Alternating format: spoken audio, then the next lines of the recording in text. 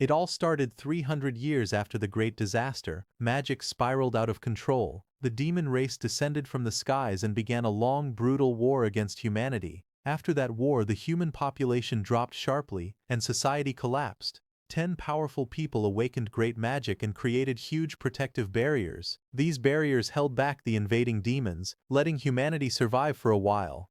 Humanity then entered a new age. When people reached adulthood, each person awakened a profession. The 10 original powerhouses turned their professions into inherited professions. Each of these inherited professions could exist in only one person at a time, becoming pillars for all of humanity. At Faihuan City, the sky was bright and clear. It was the year 335, April 1st, on the Cataclysm calendar. The profession awakening ceremony was about to start. A cart stopped in front of tall buildings, and someone called out that they had arrived. A young man named Feng stepped down from the vehicle and thanked his uncle Zhang. The large plaza was crowded. People gathered for the annual awakening test. Feng looked around in amazement, thinking the annual awakening test truly lives up to its reputation. It's packed. When people reached adulthood, they took the awakening test. Professions had different ranks: N rank, R rank, SR rank, and UR rank. Higher rank professions had stronger combat power, and those who awakened rare professions could directly enter elite academies. Young people walked among tall statues of past profession holders, praying for good luck. Feng watched them quietly. A voice from the crowd prayed to one of the statues, asking the great berserker to bless them so they could awaken at least an SR rank profession. But another loud voice came from the crowd, telling the people in front to hurry because the speaker's test was coming soon. Nearby, Feng stood silently watching the line. A girl prayed toward a statue, saying that she admired Lady Tianu since childhood and asking her for a blessing to awaken the most noble inherited profession. Hearing this, others thought it was funny and wondered who would daydream like that in broad daylight. Seeing those students, Feng then turned to someone beside him and asked what the people were doing. The other person looked surprised and asked Feng if he didn't know. He explained that there was a rumor that this year's test would produce a new inherited profession holder. He added that there were currently 4 vacant inherited professions, so it was natural that everyone was praying hard. Hearing that, Feng felt that everyone's eagerness to advance seemed stronger than usual this year. To him, that meant business would be good. Suddenly, bright magical fireworks burst in the sky, signaling the start of the testing. Someone shouted for everyone to hurry because the tests had officially begun. Inside the hall, the examiners read out the results one by one. They announced that Lin Hu awakened an R-rank profession at level 10 with 13 magic power. Then they reported Winza as an N-rank profession at level 8 with 8 magic power. After that, they announced Ji Fei, who awakened an S-rank profession at level 34 with 55 magic power, and Ji Fei was accepted. A student with short hair was shocked to hear that Ji Fei actually had 55 magic power, and he wished he had that much magic power too. When Feng heard that, he immediately held up a bright red tomato and asked that short-haired man if he would like a tomato that could increase magic power. The short-haired man looked shocked at the offer. He asked in disbelief if it was really a tomato that increased magic power. Feng explained that he was a spirit plant doctor and this tomato was a premium variety he had carefully cultivated. He also said that each tomato increased magic power by 5% within 5 minutes, and that each one cost only 5 gold coins. He then showed a bag filled with different spirit plants, tomatoes, long cucumbers, sweet potatoes and small yellow beans. He said that he also had hunger sweet potatoes that kept someone full for a whole day, fat-burning cucumbers, and strongman beans that increased attack power by 10%. Hearing that, 2 people nearby whispered among themselves. One of them wondered if this was a scam because he had never heard of spirit plants like these. Another person questioned how something could increase magic power and help someone lose weight. The short-haired man holding the tomato told them to just buy one and try it for themselves. He said they could check the buff effect after eating it, and complained that he was tired of eating energy bars every day. Feng leaned forward with a confident smile. He announced that it was first come, first served. He said the quantity was limited, and once they were gone, they were gone. Then he added that the first customer could try one for free. Hearing that, the short-haired man stared at the tomato in his hand with a doubtful face. He looked tense and unsure. He then took a bite of the tomato. His face was still hesitant, but he bit into it anyway. Right after eating it, his expression changed completely. He clenched his fists with excitement as a bright glow of energy appeared behind him. He shouted that his magic power really increased and that his body felt lighter. A blond young man nearby stared in shock and asked if he was seeing things because he knew that the spirit plant vegetables were developed by the Extraordinary Academy's agricultural department, and he heard they were usually supplied to SR rank professions. Feng told that man that this was a special promotion for the test convention since everyone here had the potential to become academy students. Hearing that, the blond man's eyes lit up, and he quickly asked Feng to wrap all of the vegetables for him. Hearing that, a small crowd gathered around to buy those vegetables and grew angry. One person complained loudly, saying he was here first. Another shouted that he wanted 10. Someone else praised the tomatoes, calling them extraordinary produce. Another excited person said that his magic power really did get a boost. Feng watched the scene with a small smile. He thought about his situation. He knew that even though he had only a farmer profession, ever since he maxed his level, all the vegetables and fruits he grew gave beneficial buffs. He admitted to himself that he used some marketing tactics, but the effects of his produce were real. After selling all of his vegetables, Feng sat alone in front of a certain shop. He was packing his bag quietly and was about to leave but suddenly noticed someone coming toward him. When he looked up, he saw that same blond man from before approaching. Seeing that blond man, Feng listed the things he sold: chestnut pumpkin seeds for 5 gold, flour rhino manure for 7 gold, grape winemaking sugar for 10 gold, and some magic power boosting potions worth 257 gold. After listing everything, he handed over 10 gold to that blond man and said it was his payment. This blond man was Feng's friend who helped him sell his vegetables by boasting about them as a customer. As the blond man accepted the coins, Feng complained that he didn't have enough money left to buy premium fertilizer for improving his fields. The blond man thanked him, calling him Brother Feng. He said the spirit plants were very useful and asked why he didn't grow more. Hearing that, Feng got annoyed and hit the blond man, asking if he thought growing spirit plants with such effects was easy. Later, the two of them walked together under a clear blue sky. The blond man said it was a shame because Feng had high talent since childhood, yet he was only. But before he could complete his words, Feng interrupted and told him to hurry home, saying Aunt Zhou was waiting for him. Then Feng walked alone under a bridge, thinking about what that blond man was saying. Although people called him a genius since childhood, he only awakened an N-rank farmer profession. He recalled that when he went to burn paper offerings for his deceased father, who had been an archdruid, he was scared his father might jump out of the coffin. Thinking positively, he said that maybe this was karmic balance, since he had a herbalist mother and an archdruid father, yet he became a farmer. But in truth, he was satisfied with his peaceful life. He felt relieved that he did not have to go to the battlefield and die like his father, and that his mother would not have to worry. As he walked forward, he said that even if it was only for his mother's sake, he must take care of their family farm properly. But suddenly a single drop of water fell on his face. He looked up in confusion. He asked himself why it was raining when the sky was clear, but wind suddenly swirled around him and a man came falling toward him from the sky. That man fell toward the street with a terrified face. Feng watched in shock as the man crashed into the ground. He panicked and wondered what was happening. He asked if the wall had broken or if demons had invaded. But before he could understand anything, that fallen man lying on the ground suddenly woke up. He was surrounded by broken stone pieces. His bag and a lantern lay beside him. The injured man on the ground held a small device tightly. With panic in his eyes, he spoke quickly that the inherited profession holder, Necromancer He Shao, had betrayed them and was trying to transfer his profession inheritance to the demon race. That injured man thought to himself that he needed to notify someone as soon as possible. But before he could act, a huge dark claw wrapped in purple light appeared above him. The claw's power made the air shake as it moved toward him. The man looked terrified as the purple energy surrounded him. Feng, watching from a distance, was shocked, wondering what was happening. He could not believe that someone could transfer an inherited profession to the demon race. He questioned if that was even possible.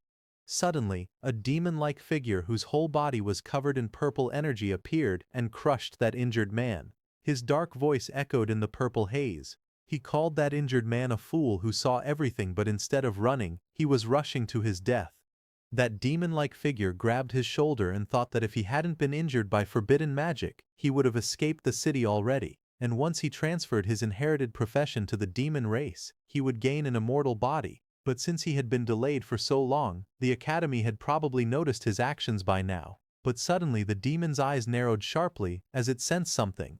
At his side, Feng, while trembling, tried to sneak away from there slowly because he had stumbled into a murder scene. He thought that since the demon had not noticed him yet, he should quietly slip away. He began tiptoeing backward, trying to leave without making a sound. But before he could, that demon surrounded by swirling purple energy extended his hand toward Feng, asking if he had ever said Feng could leave. He grabbed Feng by the collar and lifted him into the air. The demon told Feng that the person who had just died was the famous Dean Yu Yi of the Extraordinary Academy. He said the dean died pitifully and asked if he should use Feng's blood and bones as an offering to honor the dead dean. Feng gritted his teeth as purple energy wrapped around him. He thought that this twisted pervert demon's magic power was terrifying. He could not break free at all.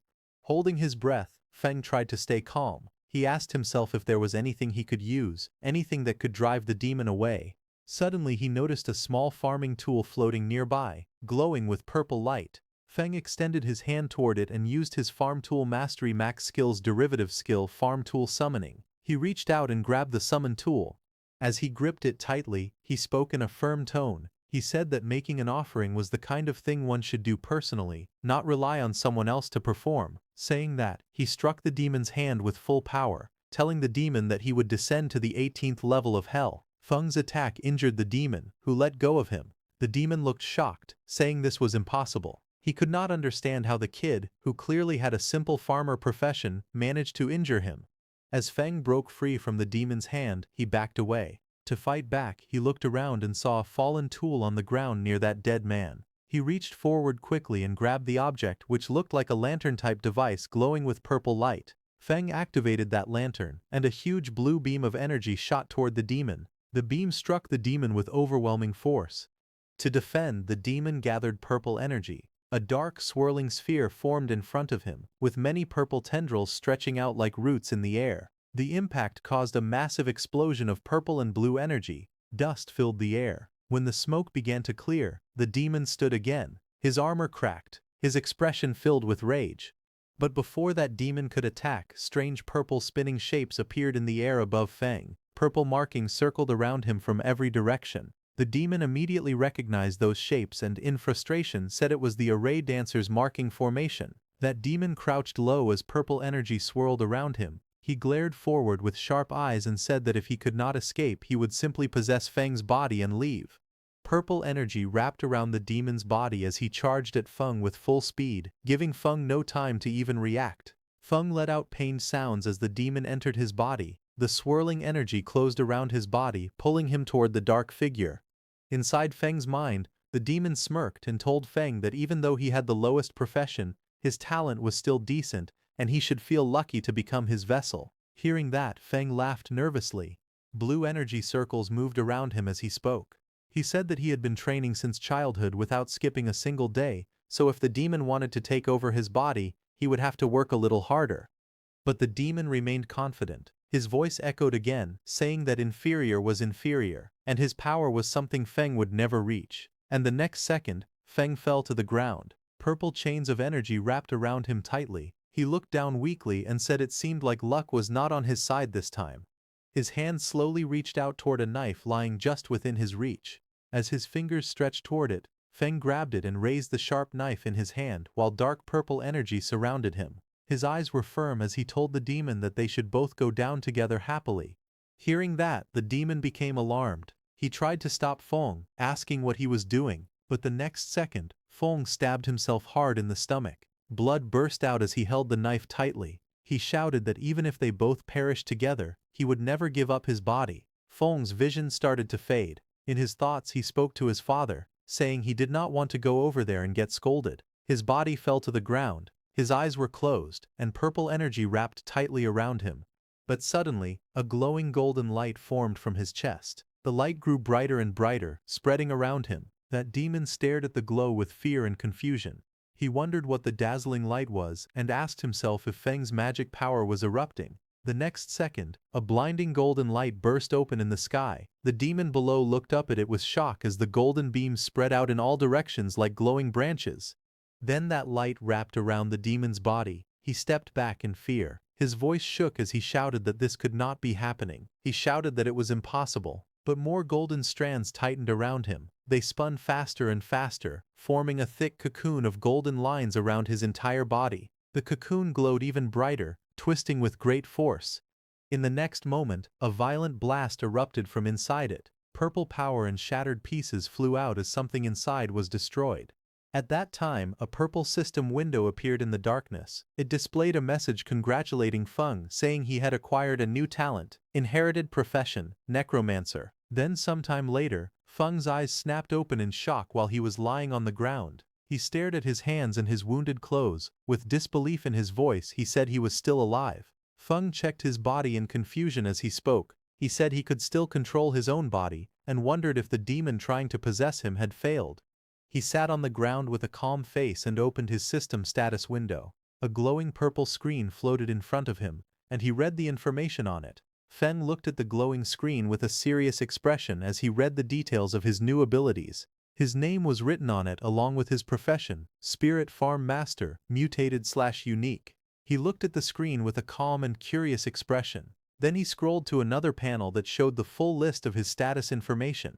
His name was Lin Feng, profession, Spirit Farm Master, which was mutated and unique. He was level 1 with 300 strength, 300 constitution, 100 agility, 110 magic power, 100 spirit, and 300 luck points. His skills were rapid land clearing, efficient planting, rapid harvesting, yield increase, farm tool mastery at max level, undead affinity passive, transcendent growth basic, undead summoning basic, and soul extraction passive. Feng stared at the screen closely. His eyes widened as he realized that his level had reset to 1, but all his maxed-out farmer attributes were still there. Looking closely, he found that his magic power had increased as well because of that demon's soul force. With this, he realized that once he leveled up again, his attributes could break past the old limits of the farmer class.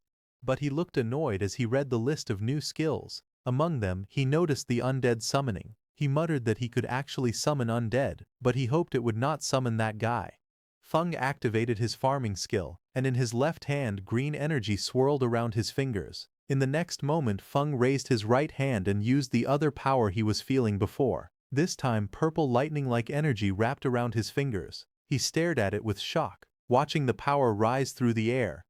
Then Feng combined both of those energies and saw green and purple energies mixing inside his hand. He slowly realized what was happening.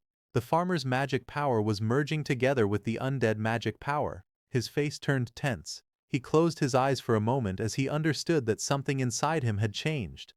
He saw his glowing profession chart filled with symbols. He saw a green calm chart, and then he saw another chart releasing violent purple lightning. His profession tree was forming new branches. With a worried look he realized that his profession tree had split.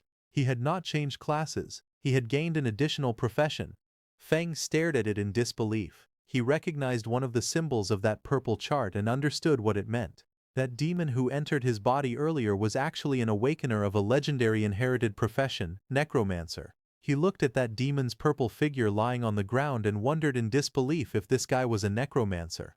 The profession tree continued glowing. Purple electricity ran across it. Feng looked at his own hand again. A swirling green-purple power pulsed inside his palm. He could feel that the power still did not belong to him. He became anxious. He knew that if he couldn't tame this energy and fully turn it into his own power, something dangerous would happen. His farmer profession would collapse, disappear, and his consciousness might be devoured by that demon again. Feng covered his face embarrassed. He glanced at the profession tree and thought that the yellow color on his own farming icons looked dirty and earthy.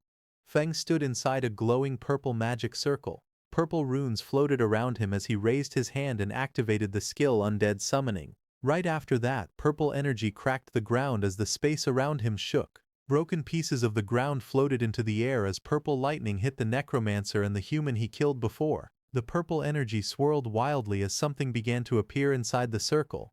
Two figures slowly formed from the purple light. One had a body shining like a pale blue phantom. He was Yue, level 1 undead sage. The second figure appeared glowing bright purple with sharp armor and long hair. He was He Xiao, level 1 undead wild hunt. Feng looked at them and realized it was really that human and the necromancer. Even though their levels had been reset, all their abilities were still preserved and they could level up again. After all that commotion, he knew the law enforcement squad was on the way, so he needed to leave quickly. He immediately turned to leave because he also understood that no one would believe an ordinary farmer could kill two extraordinary individuals. Instead, if anyone found out about his current situation, it could bring serious danger to him. So Feng walked away with his backpack. But he was determined, and said that the urgent priority was to find a place that could give him protection, resources, and high-tier land. He wanted a place where he could test and control his dangerous new power and turn his dad's theories into reality. Then one day later, Feng went to his family farmland, which was clear and bright. Feng walked along the open fields, looking troubled. He thought about how a full day had passed, yet the necromancer's influence on his profession still had not faded. But leaving that aside, he opened his laptop to watch the news. A man in a suit appeared on the finance channel. He greeted the audience and announced that the day marked the birthday of a veteran agricultural teacher. Back on the farmland, Feng inspected a young plant in his hand. Purple lightning wrapped around his fingers as he examined the sprout closely. He noticed that every crop affected by his new power was turning strange. Around him, the mutated plants grew unnaturally. Green vines thickened, stretching under a sky filled with purple energy. The stems twisted into complex shapes, forming net-like structures that shimmered under the sun. Soon, one plant swelled into a large cabbage-like bulb. Purple energy pulsed from within its leaves. The bulb shook and then burst open, releasing thick smoke. Suddenly, a long dark vine shot out and grabbed a small bird mid-flight. Sharp purple spikes rose from the plant as the bird struggled in the air. Feng looked at it in shock. His mouth hung open as he stared at the monstrous plants spreading across the field. He raised his voice in disbelief, wondering what he was even looking at. Panic crept into his face as he realized the danger.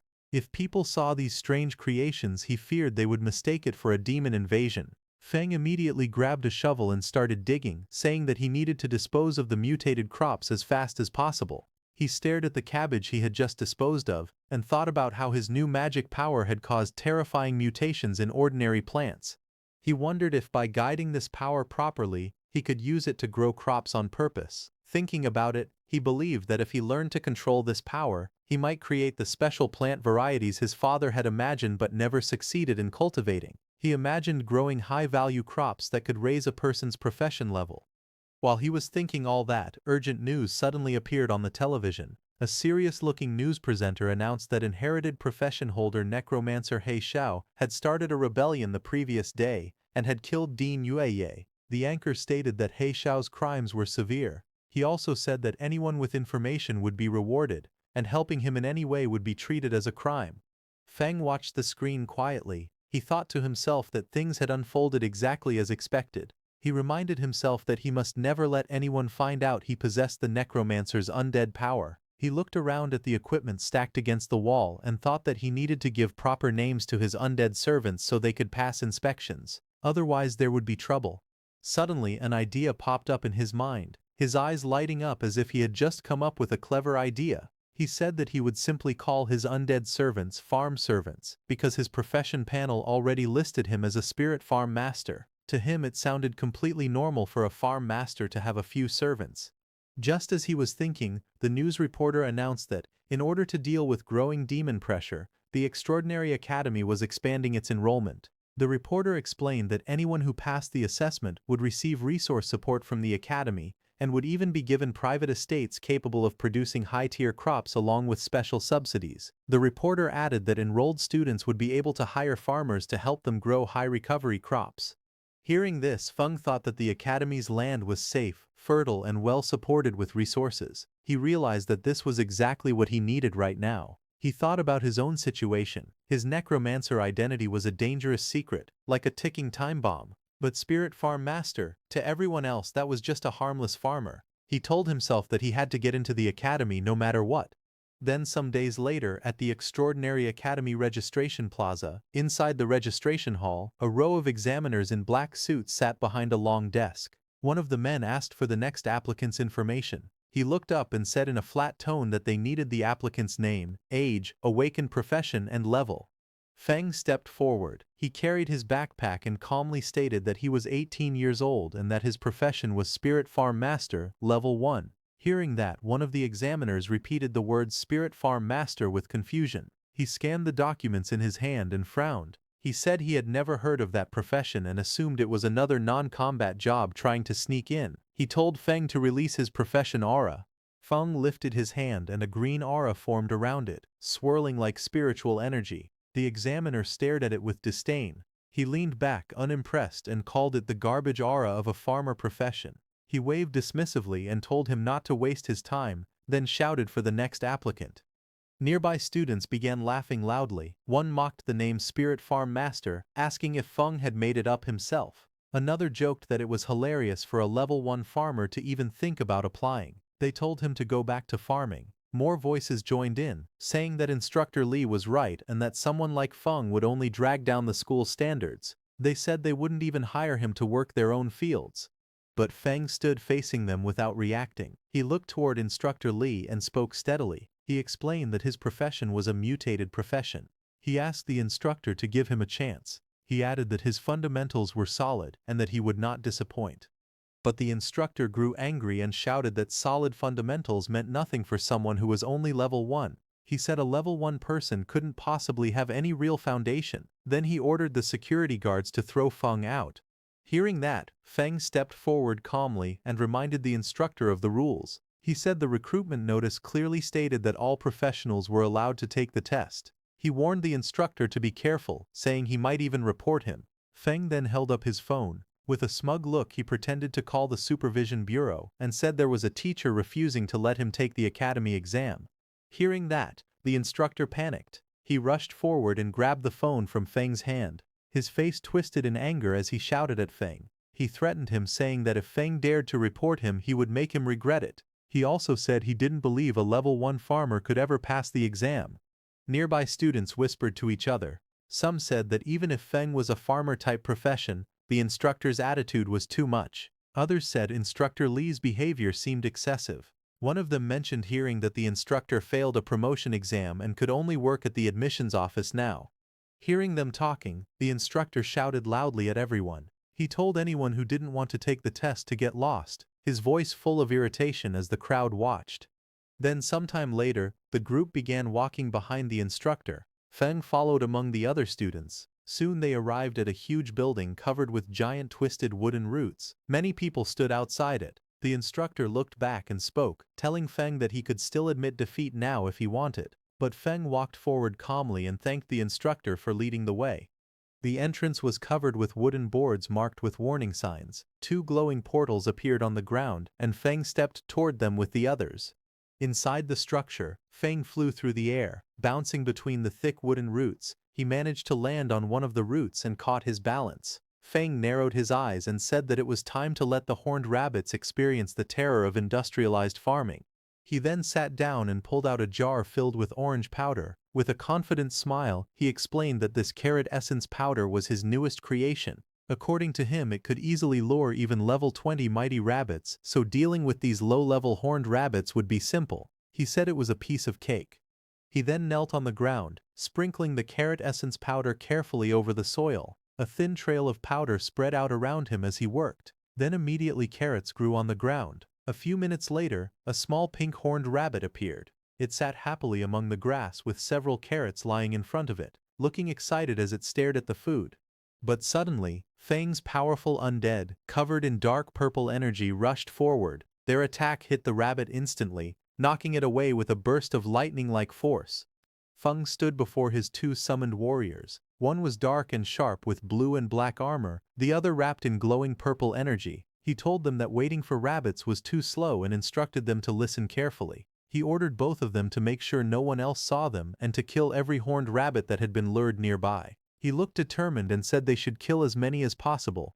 Right after that, the 2 undead warriors burst out with bright blue and purple energy, shooting forward through the giant wooden roots. The purple undead used its massive sword and cut down many horned rabbits in one slice. Meanwhile, many horned rabbits flew into the air, trapped inside glowing blue bubbles. The dark blue armored undead floated among them, controlling the swirling energy around the captured rabbits. And then, with a flick of his finger, he killed all of them. Feng watched them and whispered to himself that the 2 undead following him were still incredibly strong, even though they were only level 1. He felt he had really gotten lucky. But suddenly, a loud bell rang and a voice announced that time was up.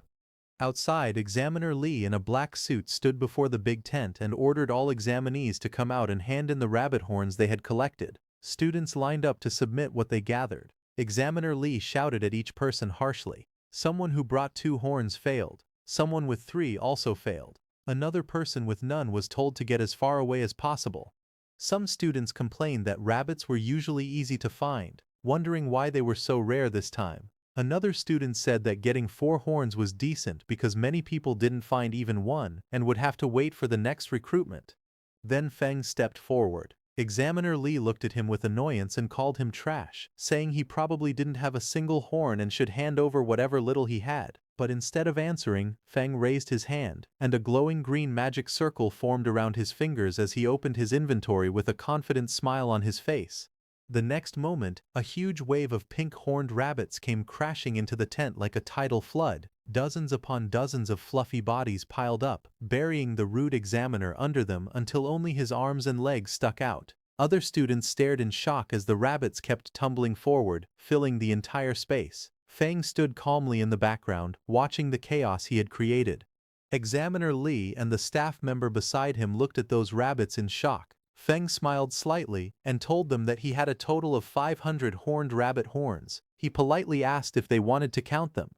The examiner's face twisted in disbelief. He stuttered in panic and accused Feng of cheating. But suddenly, the teaching director appeared. He stepped forward with a stern expression and scolded the examiner, asking how someone his age could still bully a child. The examiner froze and nervously asked why the director was there.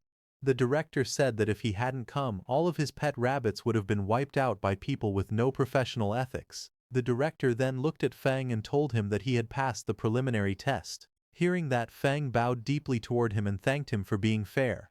But when the director saw Feng's face, he got shocked. He stared closely at Feng and said that Feng gave him a familiar feeling and asked if Feng knew why. Hearing that, Feng's eyes narrowed slightly. A tiny bead of sweat slid down his cheek. He stayed silent, but his expression showed clear unease. He walked back as his thoughts surfaced. He wondered if he had been exposed. His face hardened with worry as he looked ahead, unsure of what the director had figured out.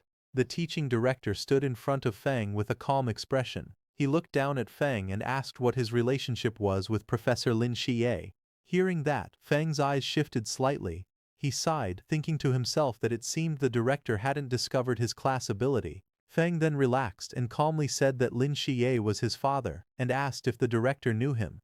Hearing that, the director's expression softened. He leaned forward with interest and said that Feng was the son of an old friend.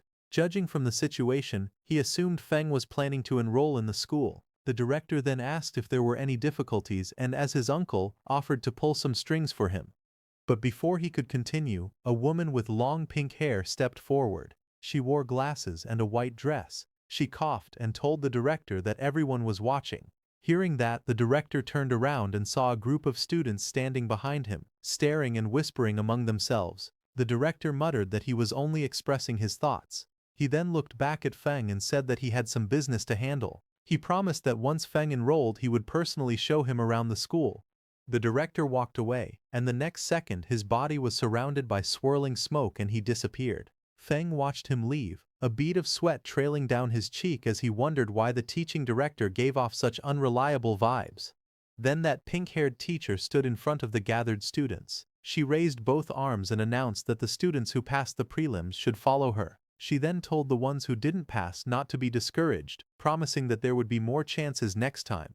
The scene then shifted to a large meeting room inside the Extraordinary Academy's solar branch. Several people in suits sat around a long table while a man at the front prepared a briefing. A man with long hair stood before a large display board filled with silhouettes and images. He explained that Dean Yue and He Xiao had gone missing at the same time. He said Dean Yue had likely discovered He Xiao's secret and had been spotted during the pursuit. He continued, saying the two eventually perished together, but there was still an unknown mastermind who had taken He Xiao's legacy talent. With growing excitement, he declared that if they found the person who took the undead talent, they would uncover the truth behind everything. He pointed at the display board and insisted this had to be the answer. Hearing him, another man grabbed his head in frustration. He told the excited man, named Tuka, that they understood he wanted to earn merit, but asked him to stop making brainless guesses. Hearing him, Tuka slammed the table. His voice shook with anger as he shouted that none of them believed him. He warned them to just wait, because he would definitely find the evidence. Across from him, the two people seated at the table stared back nervously, sweat dropping down their faces. As Tuka left the room in anger, a woman asked her companion if it wasn't bad to let Tuka leave like that, since he was connected to the Duke. Hearing that, the man turned to her in surprise. But suddenly the teaching director stepped forward through swirling white energy. He said it was better that the troublemaker was gone because the Solar Academy existed to train real elites, not to give out empty positions. The director then explained that a mission had been issued from above. Once He Xiao was found, he must be killed on sight. He asked if the two officers understood. The woman hesitated and asked what they should do if He Xiao was already dead. The director looked away and said that maybe He Xiao had changed his appearance. So anyone who used necromancer skills, he said coldly, would be wiped out completely. Meanwhile, in the mission hall of the Extraordinary Academy, many students gathered under the bright lights. A glowing blue portal floated behind the podium, casting light across the room as students chatted and waited. Then suddenly that pink-haired teacher came out of the portal and stood at the podium and began announcing the mission. She stated that the re-examination task required all new students to clear a level 5 special dungeon called the Magic Horned Beast Lair, located outside the city. She also announced that the time limit for the mission was only 3 hours. Hearing her, the crowd in front reacted with shock. Some students panicked, saying they were only level 4 or 5, wondering how they could possibly finish such a dungeon in such a short time. One boy asked if anyone could actually do something that difficult. Another said grinding down the final boss might be possible, but completing everything within 3 hours seemed too hard. The pink-haired instructor smiled calmly. She told them that they were not required to clear it solo. She explained that they were allowed to form parties, but each team could not exceed 5 members. After forming a group, they had to return and register their starting time. Hands immediately shot up throughout the hall. Some shouted that their team of 4 needed one strong frontline warrior. Others called out that they were elemental mages with explosive damage. A girl introduced herself as Zhou Nanliang and asked if any strong seniors would be willing to carry her. Among the lively crowd, Feng stood off to the side, carrying his backpack. He looked down at a glowing system screen in front of him, reading the mission details displayed on it. While Feng was standing quietly, suddenly a pair of red high-heeled boots stepped toward him. Feng lifted his head slightly, noticing someone approaching. A pink-haired girl with twin buns stood in front of him, smiling warmly. She introduced herself as a level 7 magic class student. She told him she had watched his prelims and saw how he managed to kill so many magic-horned rabbits. She said he must be very amazing and politely asked if she could team up with him. Feng listened calmly. In his thoughts, he noted that a level 7 student was definitely strong enough to solo the dungeon. He thought that if he were still just a farmer class, he would happily accept such an invitation. But his necromancer abilities absolutely could not be exposed, so he needed to avoid teaming up. He rubbed the back of his head with a relaxed smile and told her he preferred acting alone, gently refusing her offer. Hearing that, the girl kept her pleasant expression and wished him a smooth clear. She then turned and walked away in her red heels. Feng also walked off in the opposite direction, ready to face the mission alone. He went to that pink-haired instructor and leaned over the counter. When she heard that he wanted to go alone, she told him that this dungeon's difficulty wasn't low, but Feng said it was fine and asked her to give him the mission directly. Next, she handed him a scroll. As she did, she guessed that he wanted to solo the dungeon for its special solo reward, the Black Bear Gallbladder. She explained that the reward was a huge boost for low-level students like him, but warned that he still needed to understand his limits. Feng accepted the scroll with a small smile and thanked her for the reminder. The scene then shifted outside the Magic Horned Beast Lair dungeon. A massive portal shaped with jagged bone-like structures swirled with bright blue energy. Several academy staff members stood guard in front of it. Feng walked toward them. One staff member stepped forward and asked where his teammates were, but Feng replied that it was just him. Hearing that, both staff members looked at him with concern. One of them told him that a level 5 dungeon was too dangerous for a single person and advised him to find teammates before entering. But Feng held the rolled mission scroll in his hand and looked straight ahead. He calmly told the examiners that the rules allowed a solo entry. The 2 staff members standing near the dungeon gate whispered to each other. One of them guessed that Feng probably wanted the solo reward, the Black Bear Gallbladder. The other said that Feng had guts, but he should first think about whether he had the strength for it. Left with no choice, they let him go. As the glowing entrance activated, one examiner looked at him again and softly wished him good luck. Inside the dungeon there was a huge cavern filled with countless round eggs of different colors. scattered across the rocky ground and piled between jagged walls. A path led deeper into the lair. Feng walked forward as the blue energy light of the dungeon entrance disappeared behind him. He stepped inside with a calm expression. Immediately, two lizard-like monsters with long tongues crawled toward him from the front. He looked at them quietly and thought to himself that level 3 and level 4 monsters were no threat to him now that he was level 6. Feng summoned his undead, who immediately rushed with flashes of blue and purple energy and killed those two lizard monsters. But suddenly, more monsters rushed toward him. He looked around at their growing numbers and sighed internally. The manual had warned that the dungeon contained many monsters, but seeing this amount in front of him felt like far too many. The Feng stared at a massive cave filled with countless glowing red eyes peeking through the darkness. Lizard monster eggs covered the floor and walls around him. He looked at the sight calmly and said that this was a perfect time to try the new summoning method. A bright surge of purple lightning burst around him as he raised his hand and activated his skill, Undead Summoning. The lightning twisted through the air as monstrous shapes began forming. Moments later, those two lizards who were killed by Feng's undead before turned into lizard undead and appeared before him. Their bodies glowed with blue flames, their forms flickering like shadows as they waited for orders. Standing confidently, Feng pointed forward and commanded them to charge. From afar, the undead rushed out like a storm. Blue and purple energy streaks filled the entire passage, shaking the surroundings. Behind Feng, his two humanoid undead stood on the rocks, watching the advance. Watching those lizard undeads, Feng realized that beast-type undead kept some traits from when they were alive. They were aggressive but had low intelligence and could only follow simple commands. Feng observed them quietly. He noted that they consumed less magic power than others, but he wondered if they could do small chores like carrying water as well as fighting. Feng then sent his humanoid undead too. Those humanoid undead rushed forward, leaving trails of blue and purple light behind them. Both moved with sharp, deadly energy. The purple undead took out his long swords and struck first, swinging his long sword through the air. Powerful purple lightning wrapped around him as he slashed at the flying creatures in front of him. His attack scattered feathers and light everywhere. The blue humanoid undead formed hand signs and cast a spell. Blue energy gathered around him as countless glowing projectiles shot forward like energy balls, trapping those flying bird-like monsters. Watching those humanoid undead, Feng realized that they had higher wisdom. They could use the skills they had when they were alive and fought with more flexibility. Feng smiled with his hands on his hips, thinking that in the future he could let them handle chores like weeding and fertilizing the fields. By now, Feng's lizard undead had finished killing. Feng raised his hand and used his undead summon skill again. Sharp spear-like streams of magic shot outward as several lizard-shaped monsters' dead bodies blasted with necromancy energy. Suddenly, a bright system window appeared in front of him. It displayed a message saying he had leveled up to level 7. Now behind him many lizard and bird undead emerged. Their bodies burned with blue flame and their eyes glowed sharply as they floated around him. Feng looked calm and simply said that the efficiency was not bad.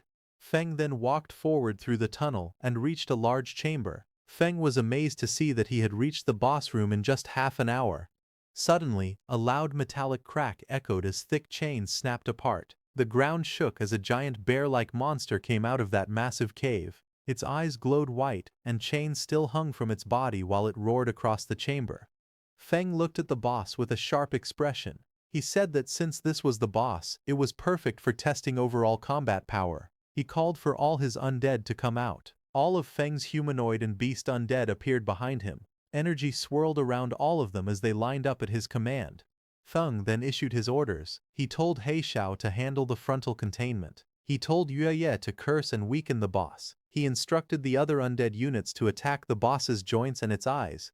On his command, all of his undead charged at the giant bear monster standing in front of him. They continuously attacked across its fur as it struggled and roared. In front of it, Feng sat calmly on a mat, a small snack box and his backpack beside him as if he were having a quiet break while the battle raged. He watched the ongoing fight and noted that the coordination of his undead was getting smoother.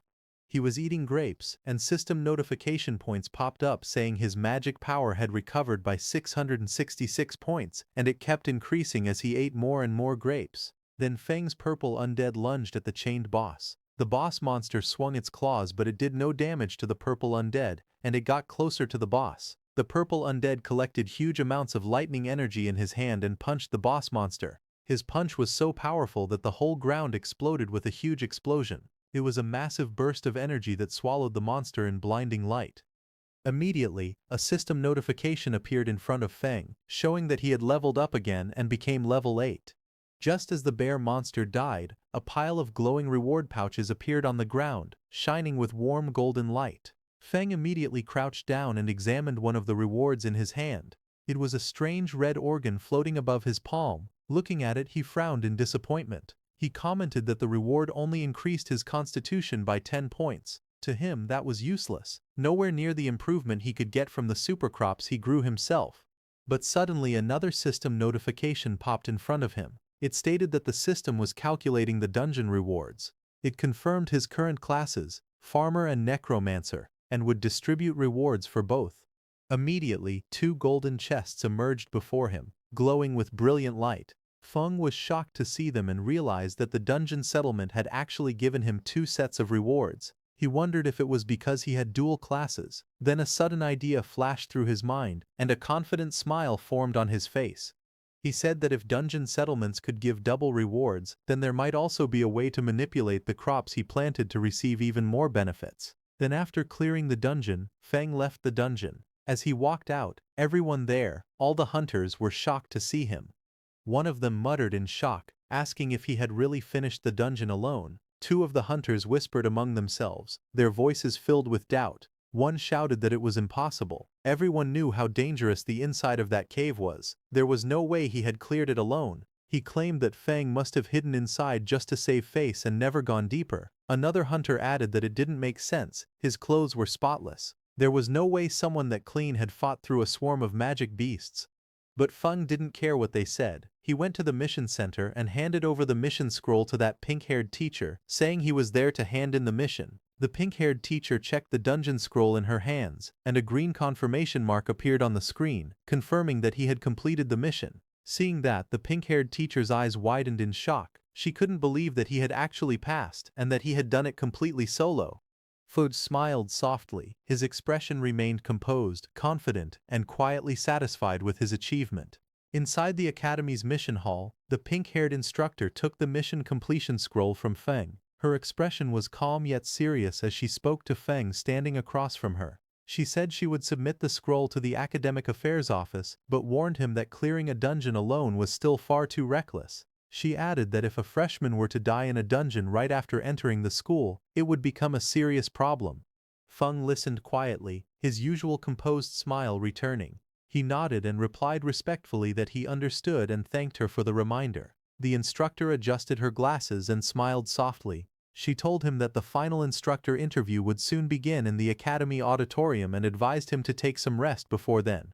Feng nodded again and turned away, walking down the bright hallway with his hands in his pockets. Behind the glass walls, a few upperclassmen noticed him leaving.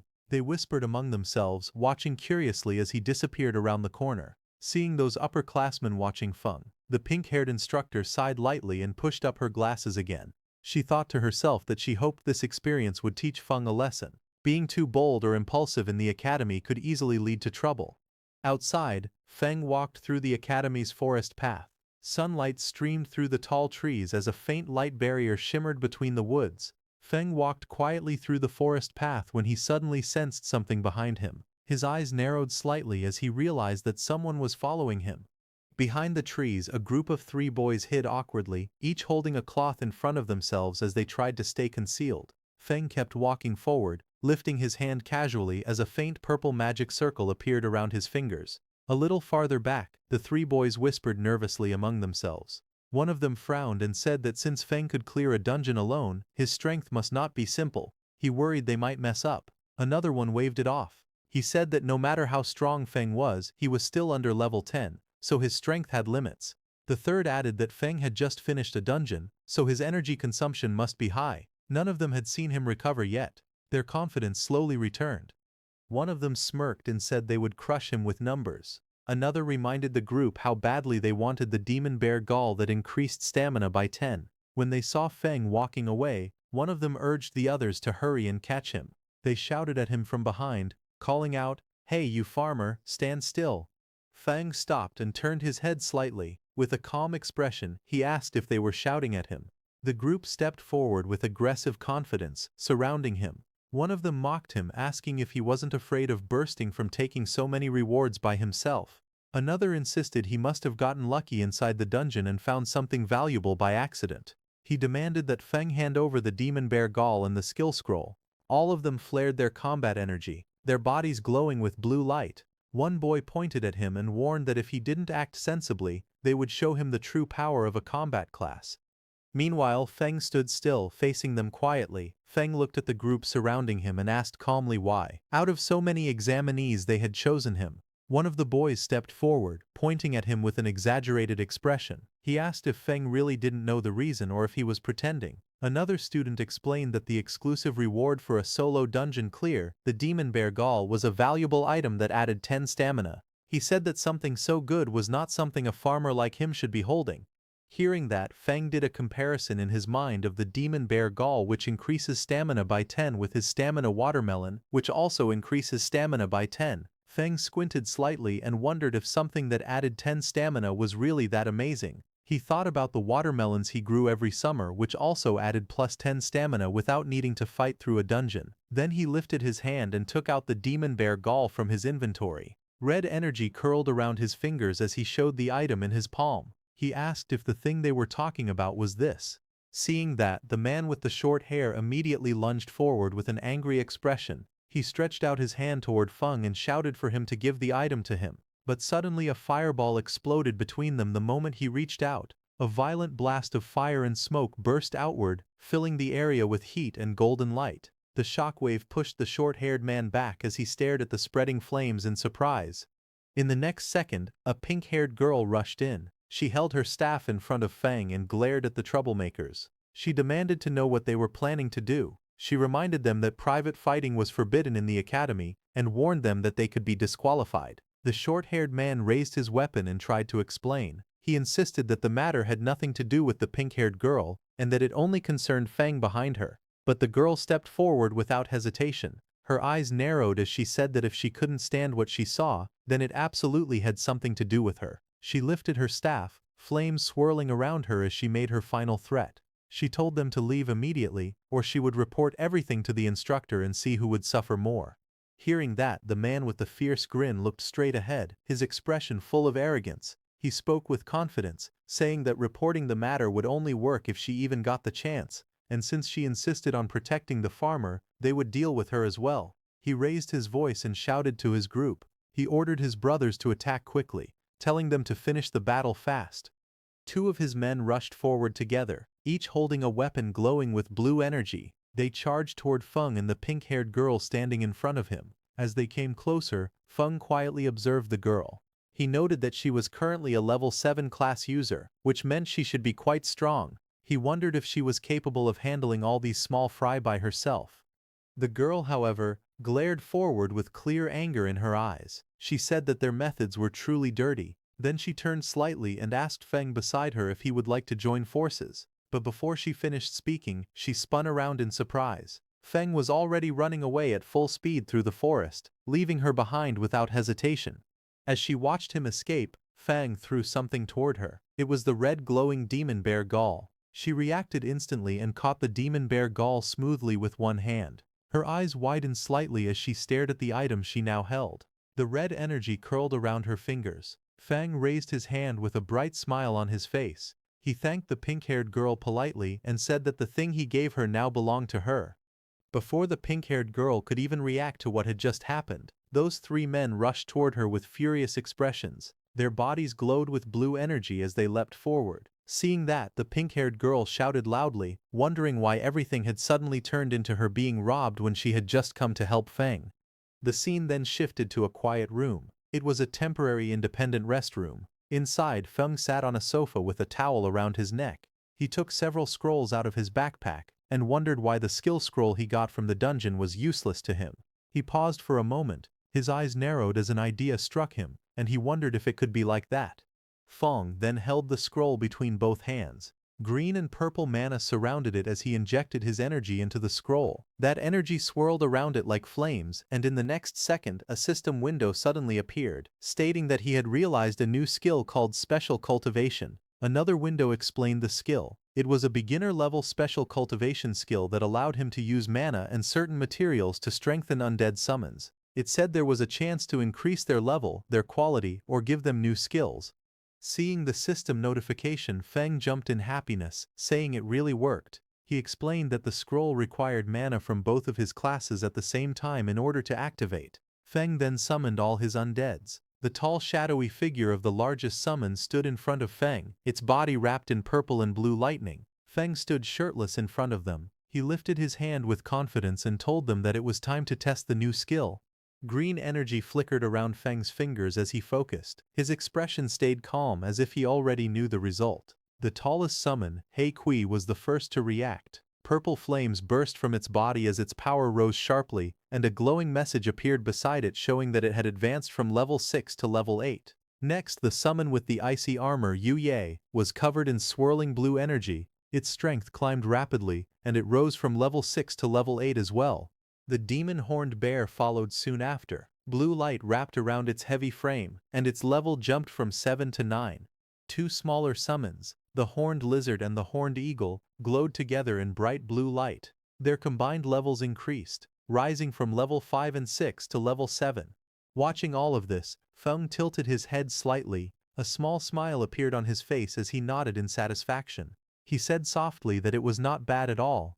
He stood facing his newly empowered summons. Purple and blue energy stormed around their bodies. The huge figures of Hei Kui and Yue Yu towered in front of him, both stronger than before as they waited for his next command. Watching them, Feng lowered his eyes, and a quiet thought formed in his mind. He said that the only bad thing was when he would be able to obtain new fields because he couldn't bring himself to ruin the fields at home just to experiment on new crops.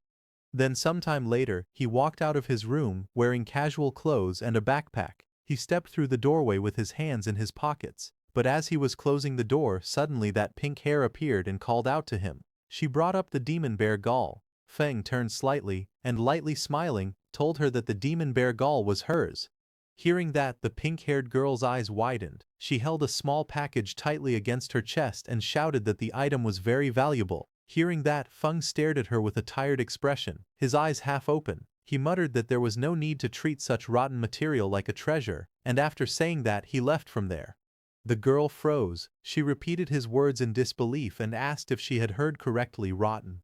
Feng left the resting area and walked deeper into the forest where tall trees covered the area. He was very deep in the woods. He looked left and right and thought that there shouldn't be anyone around. After confirming that no one was around, Feng activated his skill and purple energy gathered around his hands. He wondered what effect the new skill had on crops.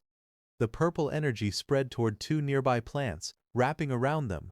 The plants reacted as the power hit them, growing in some strange way. Feng looked at the plants with a confused face and commented that they looked no different from before when he used his skill on his farm. But suddenly, his eyes widened as he realized something was different.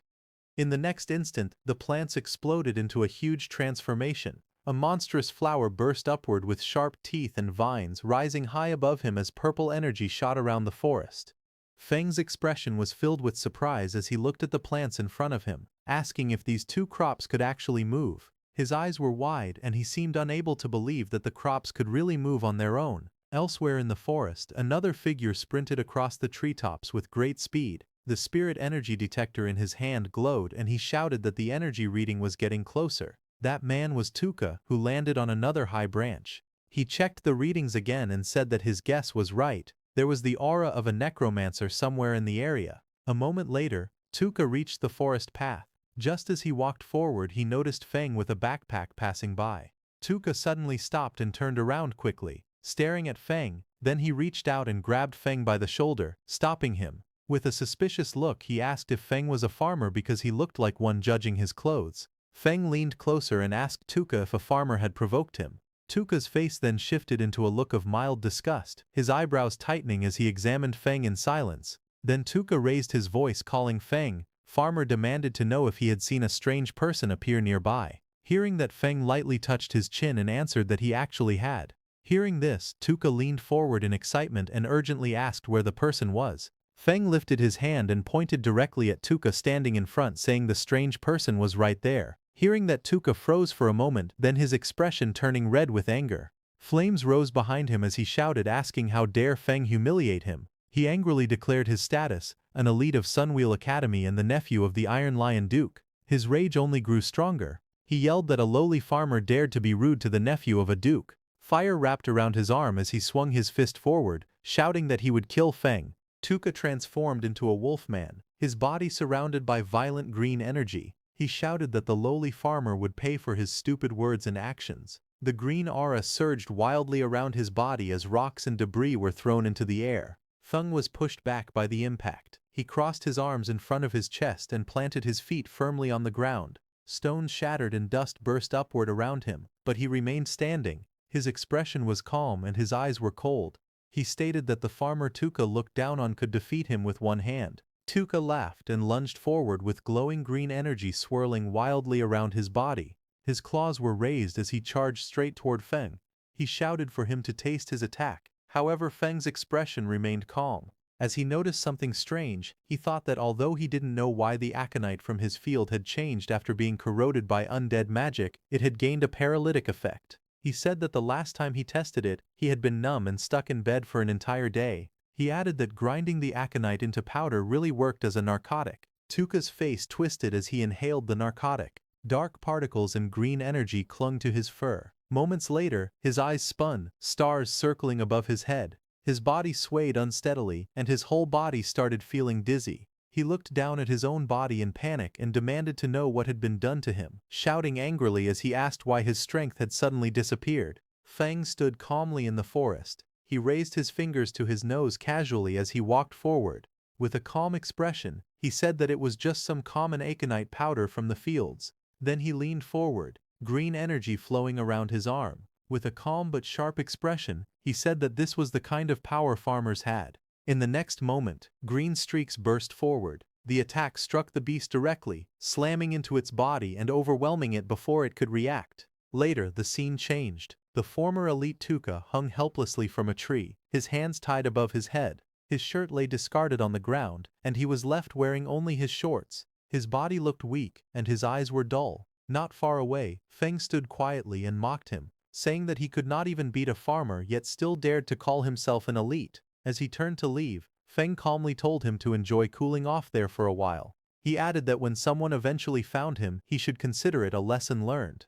Just then, an announcement echoed through the area, calling all candidates to gather in the auditorium for the instructor interviews. Standing in the forest, Feng paused. Realizing the interviews were starting, he muttered that he needed to hurry. The scene then shifted outside the Extraordinary Academy auditorium. Groups of candidates stood around, quietly whispering among themselves. As Feng walked forward calmly, voices followed him. Someone whispered that he was the one who had solo cleared the level 5 dungeon. Another voice replied that they heard he only ran away and leeched off women.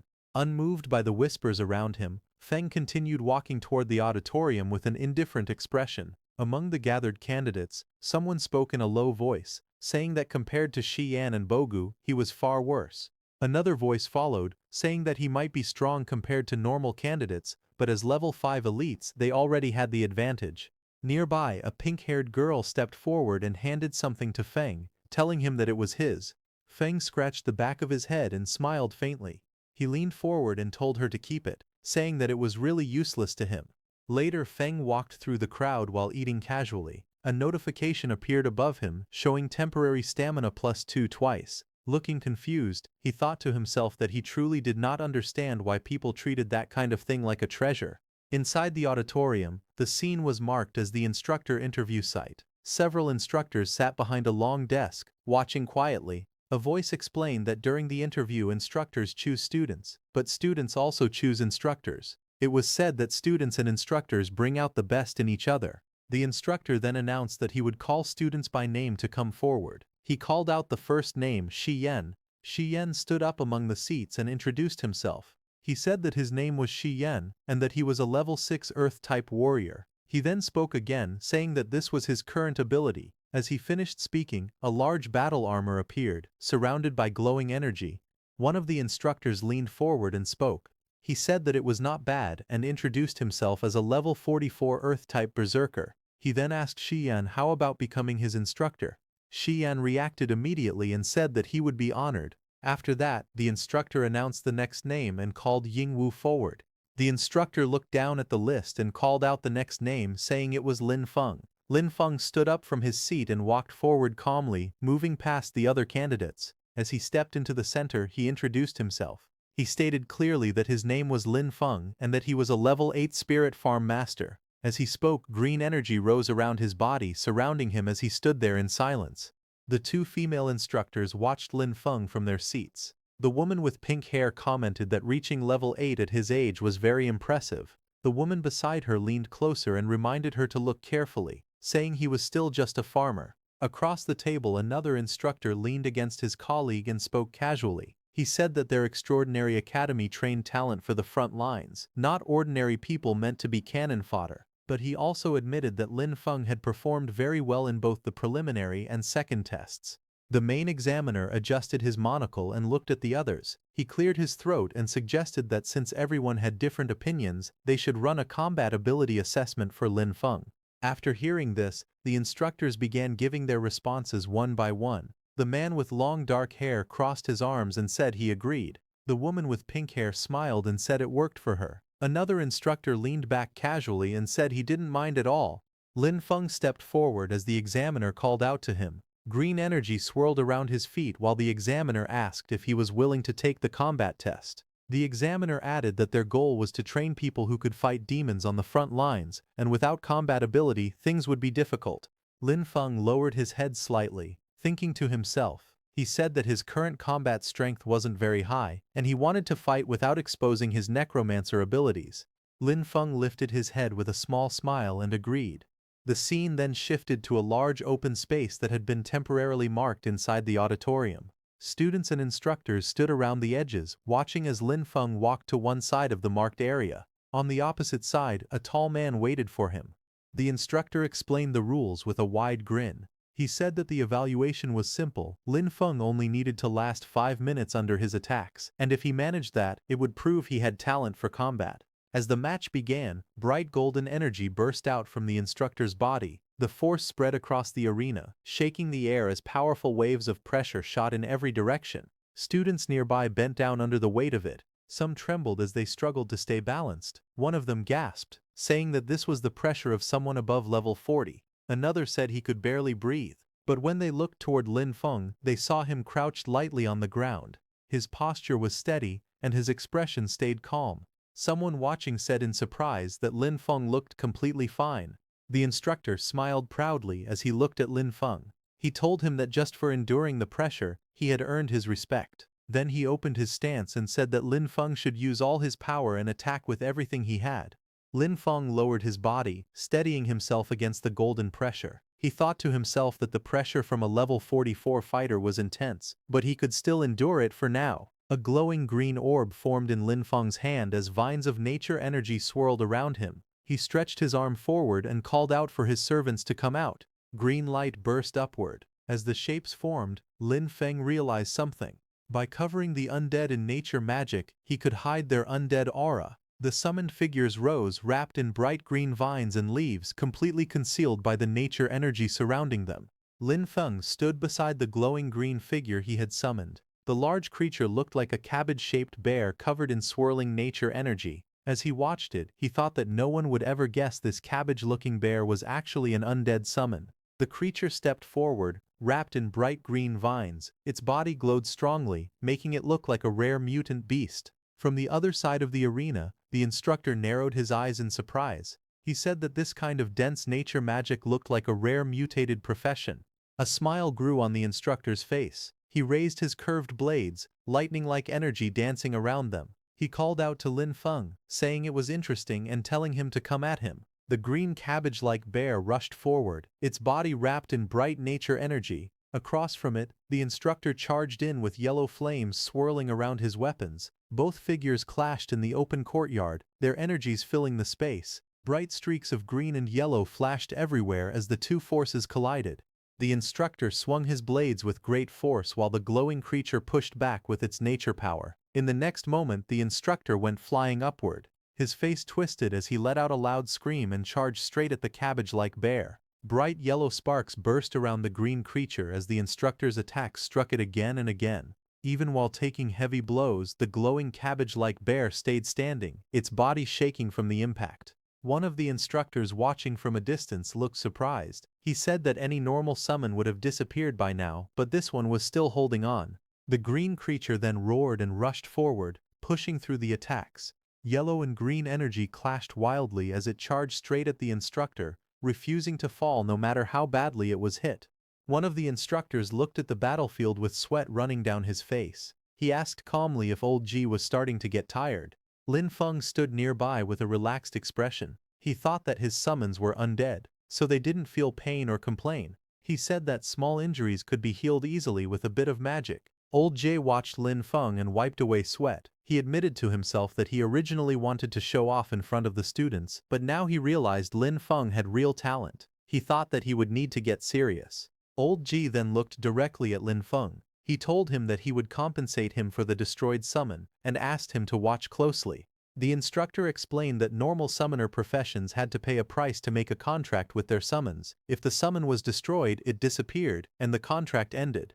The instructor activated a powerful skill. Golden energy exploded around him as the words Berserk skill Bloodthirst appeared. He rushed forward with overwhelming force and struck Lin Feng's green summon. The impact shattered the creature's body. Pieces of green energy scattered everywhere as the instructor stood in the center of the blast, holding his curved weapon. After the attack finished, the instructor stood proudly with his arms crossed. Golden flames wrapped around his entire body. He looked completely confident, satisfied with the result of his strike.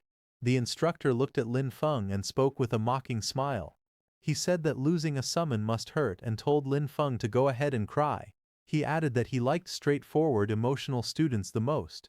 Lin Feng stood behind him with one hand near his eye, pretending to wipe away a tear. But in the next moment, green energy slowly rose around him. His face turned calm and blank, showing no sadness at all. The instructor stared at Lin Feng in confusion. He wondered why the boy didn't look upset at all. He questioned if Lin Feng was so overwhelmed that he had gone past the point of showing emotion. Just then, green energy suddenly spread out from Lin Feng's body, stretching across the ground like long twisting shadows. The green energy then rose sharply, wrapping around the instructor. The vines and shapes tightened around him, lifting him slightly as he shouted in surprise. He complained loudly, asking how many summons Lin Feng actually had and accusing him of playing dirty. The atmosphere turned tense. A burst of golden energy exploded around the instructor. He destroyed the green energy wrapped around him and the force pushed him backward. He shouted in panic as the green power twisted violently through the air.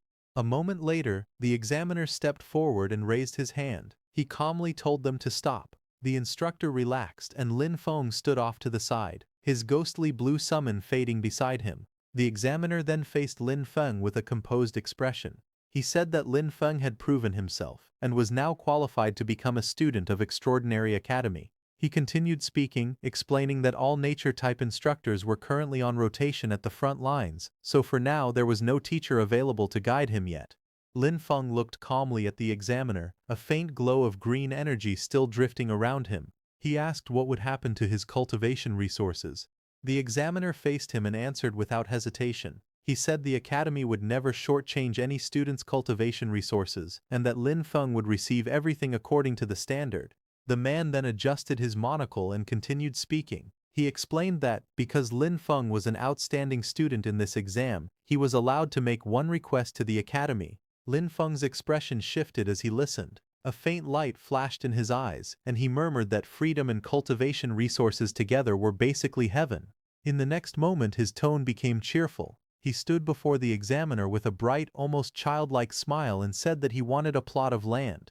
The examiner froze. He stared at Lin Feng with a confused expression. With disbelief on his face, he asked if Lin Feng really didn't want rare resources, high-grade gear, or top-tier items and only wanted land. Lin Feng scratched the back of his head with a bright, carefree smile. He explained that his profession was spirit farm master and said that he couldn't be a master without land. With a cheerful expression, he asked the director if he agreed. The director sighed in defeat. He stood with his hands in his pockets and said there was a training wasteland on the west side of the city that had been unused for a long time. He told Lin Feng he could do whatever he wanted with it. He also added that if Lin Feng had other requests in the future, he could come find him. Lin Feng stood opposite him with his backpack, bowing slightly as he thanked the director. The director told Lin Feng to go rest in the back and called for the next student. The scene shifted to a view of the school courtyard, where groups of students were gathered below the tall buildings. Images of the sky flashed by, and then the view moved to a wooden door with a sign that read Principal's Office. Inside, a file was opened, showing Lin Feng's photo and his information. Sitting at the desk, the principal looked through the documents. He raised his eyes slightly and commented that Spirit Farm Master was quite an interesting profession. Just then, a woman with pink hair rushed into the principal's office and announced that she had an urgent report. The principal looked up from his desk and asked what it was. She handed him a document. The report stated that Tuka, a member of their investigation team who had been tracking He Xiao, had been brutally killed by a necromancer. She explained that the body was found close to the auditorium and they now suspected that a necromancer had already slipped into the academy. The scene shifted to the Western City training wasteland. Lin Feng walked alone through a quiet forest path, holding a paper map in his hand. While studying the map, he muttered the location to himself and then smiled when he finally found the place marked on it. A moment later, green flames rose from his hand as the usage rights document activated. A glowing message appeared, stating that he now had permission to use 100 moments of training land in the west of Fengchuan City, granted by the Extraordinary Academy. Another message followed, explaining that a temporary lease agreement had been activated. The duration was 1 year, and a repulsion barrier had opened, allowing only the student Lin Feng to enter the area. Lin Feng touched his ear with a bored expression and complained that 1 year was really stingy. Then he added that most students would be heading to the front lines after a year anyway, so the limit made sense. Lin Feng raised his arms toward the sky with excitement. Purple energy swirled around him as he shouted that a full 100 moosh of land was his for at least a year. With joy on his face, he said that this finally felt worthy of the title Spirit Farm Master. A burst of purple light erupted around him. Lin Feng stood at the center of the glowing formation, pointing upward as the energy expanded across the wasteland. One by one, powerful spirit creatures appeared within the purple mist, towering shadow figures, glowing armored beings and various small floating sprites. They surrounded Lin Feng, filling the sky with bright energy. Lin Feng looked at them with confidence and stretched out his hand. With a fierce smile, he pointed forward and declared that everything was ready. It was time to get to work. A dark, shadowy spirit released a violent burst of purple energy. The force shook the ground and sent rocks flying in all directions as the creature landed with immense power. Not far away, another summoned spirit, one made entirely of blue water, rose into the air. Waves erupted around it as it flew forward, controlling the water beneath it. On the field, a large fluffy beast with a horn rushed across the soil. Its body glowed with bright energy as it dashed ahead, followed by several small floating spirits carrying tools. The scene then shifted to Lin Feng relaxing under the sun. He lounged on a chair with sunglasses on, eating a slice of watermelon. With a satisfied smile, he commented that magic really did change life, and said the ancients hadn't lied. Lin Feng rested in the shade, calmly drinking from a straw. A small blue spirit tapped his shoulder to get his attention. Without changing his relaxed expression, he spoke softly and said that the land had been reclaimed.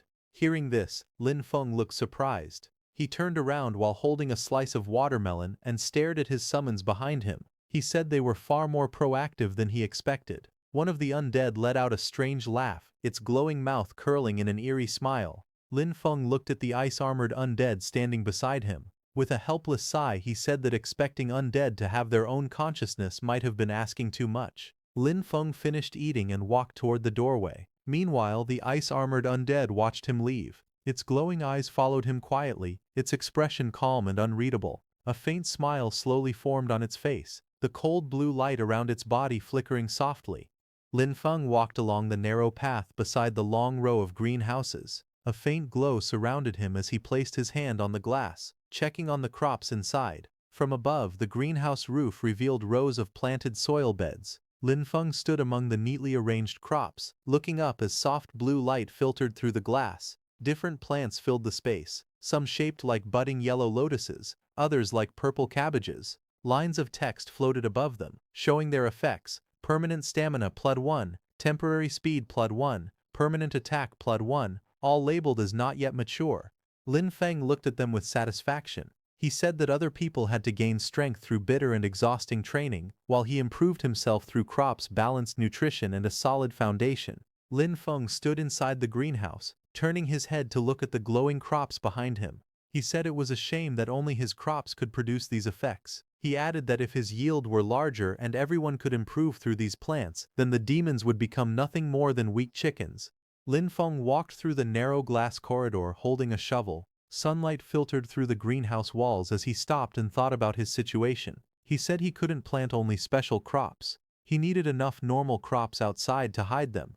Otherwise, the strange plants inside the greenhouse would be discovered too easily. He tightened his grip on the shovel and said it was time to get back to work. One day later, the scene returned to the greenhouse under a bright blue sky. Inside the soil, a cluster of round potatoes sat packed together as Lin Feng used his tool to dig them up. Lin Feng stood beside the field with a shovel in hand. He faced the shadowy summoned figures beside him and demonstrated the motion, telling them to dig like this and instructing them to watch carefully. The shadowy helpers immediately followed his example, shovels in hand, digging quickly in a neat line. Seeing their work, Lin Feng smiled. He said that ever since he got these helpers, the speed of planting vegetables had increased dramatically. But suddenly Lin Feng shouted in surprise, asking what his helper was doing. One of the shadowy undead creatures held a potato in its hands, taking a bite out of it. Lin Feng leaned forward with a confused expression. The undead creature froze, startled as it looked up at him, still holding the half-eaten potato. A glowing system window then appeared beside it, showing its status. Undead lizard, level 6, temporary. Bone density temporarily increasing. Defense temporarily increasing. Lin Feng stared silently at the notification, looking down in thought. He thought that all of his undead lizards came from the dungeon and the only difference was that this particular one had eaten a potato. Lin Feng then raised his hand to his chin, thinking seriously. A burst of realization formed in his mind as he wondered if the original crop effects could also work on undead creatures. In the days that followed, Lin Feng continued running systematic experiments. He carefully recorded how different crops affected the undead he controlled. However, he was not aware that someone was watching his field. A shadowy figure with glowing red eyes stood in the darkness outside the farm, staring toward the sheds. Under the moonlight, he muttered to himself that the place looked bizarre. He noted that several structures weren't there the last time he had been spying on the area. He crouched forward and looked again, repeating that those things definitely hadn't existed before. Then his expression hardened. With a smirk, he drew a sharp blade and scoffed that a paper-thin wall like that would fall apart with a single slash. He paused after seeing something else inside.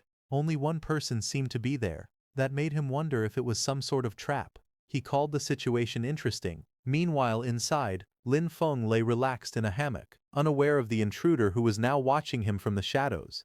As the intruder crept across the rooftop in the dark, moving closer to the greenhouse, suddenly the ground beneath him cracked. A sharp impact struck the edge of the roof, forcing him to jump back in surprise. He landed and sprinted forward, but more blows slammed into the concrete, sending chunks of rubble flying everywhere. The man dropped low, bracing himself as the ground shattered around him.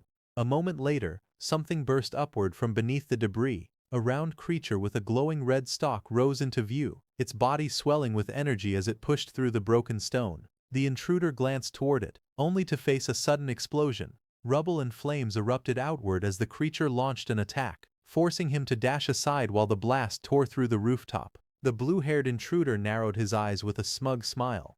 He looked completely confident as he mocked the defenses around him, saying that this level of protection could never stop him. He charged forward and kicked through the round creatures blocking his path. As his foot struck them, red liquid splattered out, and more of the creatures burst open under the impact. Suddenly, his expression changed. Sweat formed on his face as he realized something was wrong. He gritted his teeth in panic and shouted in frustration. A moment later, a massive chain of explosions erupted beneath him. Bright yellow flames burst outward, scattering debris, and red burst through the air as the detonations consumed the entire area around him. As the blast faded, a strange green light rose from the darkness below. A glowing tree-like figure slowly appeared, its branches twisting like veins of light. The green glow spread across the space, and long streams of energy gathered around it. In the next moment, the figure began to change shape. The branches wrapped together, forming the outline of a woman made entirely of green light. Her hair flowed like living vines, moving with the energy surrounding her. The man burst through the smoke, cursing under his breath. He shouted in frustration, saying he wouldn't have come back a second time if it wasn't to gain the Grand Duke's trust. He lowered his body and charged forward through the thick dust. His face twisted in anger as he raised his blade. Blood marked his cheek, but his grip tightened. He growled that once he chopped the creature into pieces, he wanted to see if it could still explode. He swung down with full force, his body glowing with power. Blue energy trailed behind his movement as vines and explosions burst up from the ground beneath him. Then his expression changed. He stared ahead in shock as he noticed something strange. He realized the monsters carried traces of an undead aura. Confusion and alarm filled his face while purple light flickered beside him. He remembered that the Elder had told him that on this scouting trip to Fenchuan City, his main mission was to find the Necromancer Heishao. He explained that Heishao had disappeared right after their last contact, even though he had made a deal with their clan. But now, seeing traces of undead energy from here, he realized this location was actually Heishao's hiding place. Confusion crossed his face as he wondered why Heisha was hiding here and whether he had betrayed their clan. He continued walking forward with a knife in hand. Purple mist drifted around him as he muttered that Heisha had no shame when it came to his immortality techniques. Finally, he looked up toward the moonlit sky and decided he shouldn't stay in this place any longer. Finding Heisha was what mattered most, so he jumped away from the area. The next day, Lin Feng stepped out of the building with a hoe over his shoulder. He wiped his face and said that he had already catalyzed and fertilized most of the plots yesterday. He added that he only needed to take care of the remaining areas. But when he saw his field, his expression suddenly changed. Sweat ran down his face as he looked toward the distance in shock. He rushed forward and saw a collapsed greenhouse surrounded by broken rocks and shattered ground. Standing at the edge of the destruction, he stared at the ruins and shouted in disbelief that his greenhouse was gone. Just as he was worrying about his greenhouse, suddenly, a huge shadow crossed the bright sky as a black dragon flew overhead, its wings cutting through the sunlight. Lin Feng looked up from the ruined greenhouse, his expression tightening as he turned toward the sky. He let out a quiet sound of confusion as he stared upward. Moments later, the dragon descended, and two figures stood firmly on its back. One was tall with long black hair, and the other stood beside him with a calm posture. The dragon's red eyes glowed as it hovered above the ground. Lin Feng stepped forward, staring at them in disbelief. He wondered aloud why law enforcement officers had appeared here. The two law enforcement officers stood side by side, red energy swirling around their bodies. The man holding a folder looked at his device and reported that the magic detector showed the source of the magic aura was right here. The tall man beside him listened with a serious expression as the other wondered how a place that used to be a training wasteland had turned into something like this, questioning whether a demon might be hiding there. A small device floated in the air, displaying a message that the land had been leased. The officer with glasses read from his notes and said that although someone had already rented the land, they still couldn't rule out demon activity. He reminded his partner to stay cautious. The two law enforcement officers stood outside the barrier. One of them raised his hand and greeted Lin Feng inside, saying they were from the law enforcement team. Inside the barrier, Lin Feng looked confused and wondered why the law enforcement team had come here. The officer with glasses stepped forward holding his device. He explained that their instruments had detected a magic aura in the area and asked Lin Feng to open the barrier so they could inspect it. The two officers waited as the barrier glowed between them. The taller officer said they didn't know the exact situation yet. Lin Feng stared at them through the barrier and questioned how there could be magic aura on land he had only rented a few days ago. Meanwhile, outside, one of the officers grew impatient and complained that even getting a farmer to open a barrier took this long. The tall officer then spoke again, saying that Tuka had just been killed by demons, and now demonic energy had appeared here as well. Flames rose behind him as he stepped forward, his eyes glowing red. He looked toward the barrier and declared that, in his opinion, the man inside was clearly a demon spy. Inside the barrier, Lin Feng stayed silent, a drop of sweat running down his cheek as he watched them with a tense expression. Outside the barrier, Haru shouts at Lin Feng, ordering him to surrender. Lin Feng looks up calmly, his expression steady. Nearby, two law enforcement officers watch the situation. One of them says that Haru acted too impulsively. He adds that Tuka has just died, and now demonic energy has appeared here. Because of that, Lin Feng looks very suspicious. One of the men steps forward and speaks directly to Lin Feng. He tells him to cooperate with the investigation and asks him to open the barrier. Lin Feng looks to the side and thinks that he needs to find a way to make them leave. He then speaks calmly. He says that his profession is lowly and that no one has ever truly respected him. He explains that he only wanted to find a quiet place and work hard on his cultivation. But now even the law enforcement team wants to place suspicion on him. One of the men beside the captain looks at Lin Feng with hesitation. He touches the captain's shoulder and says that Lin Feng already looks very pitiful. Suddenly the captain's expression changes. He loses his temper and explodes in anger, flames rising behind him as he charges forward. The captain clenches his fist and says that anyone can pretend to be pitiful. He suddenly rushes forward and throws a punch at Lin Feng with full force. The punch lands, creating a loud impact and sending waves of power through the air. Lin Feng staggers slightly, then reaches up and touches his cheek. A drop of sweat runs down his face. He realizes that this is bad. His body has been strengthened so much that the captain's punch did not even hurt him. Lin Feng narrows his eyes and thinks to himself that he will have to act a little to get out of this situation. Lin Feng falls to the ground and clutches his chest, acting weak. The captain stares at him in shock and says that he used so much strength in that strike. He cannot understand how Lin Feng is still alive and says that Lin Feng is very suspicious. Lin Feng looks up calmly and asks if they are trying to beat a confession out of him just to close the case quickly. Before the situation gets worse, another man steps forward and stops the captain. He tells Haru to calm down and look carefully. He points out that there is nature magic on Lin Feng's body, and demons hate anything related to nature, something even a child would know.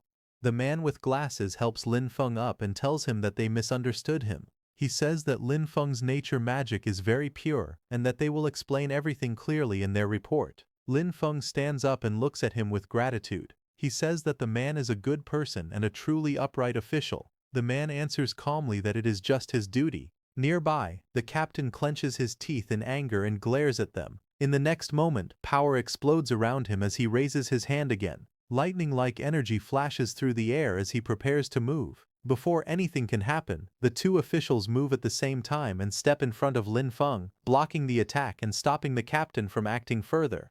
The captain stays silent, his teeth clenched, unable to say anything. After that, the law enforcement officers ride on their dragons and leave. Lin Feng watches them quietly. After a moment he lowers his gaze and thinks to himself that this is troublesome. He realizes that just farming is not enough anymore, and that he will need enough strength to protect himself as well. Just then golden light flickers in the air and the paper cranes slowly fade away. Lin Feng hears an order telling him to report to the academy training ground the next morning to take part in the freshman ability test and ranking battles. Attendance is mandatory. He walks forward quietly, his hands in his pockets. As he looks ahead, he lets out a soft sigh and wonders why it is so hard to live a peaceful life. Not far away, two figures stand together under a tree and watch him leave. One of them quietly remarks that Lin Feng's nature magic is incredibly pure and powerful. The woman looks at the man beside her and asks if the boy is really just a farmer. The man replies that he is not sure. He says the system shows the boy's registered profession as Spirit Farm Master. The man narrows his eyes and wonders if even the great level 50 nature archmage Vela is tempted. The woman says it sounds like a mutated profession. She also feels that the boy is hiding another secret. She adds that this display of nature magic alone is enough to clear him of any suspicion of working with demons, as demons could never fake such life energy because it disgusts them too much. The man agrees and says this should silence some people for now. He adds that the real show is still ahead. After that, green nature energy rises and spreads around them, and in the next moment they teleport away.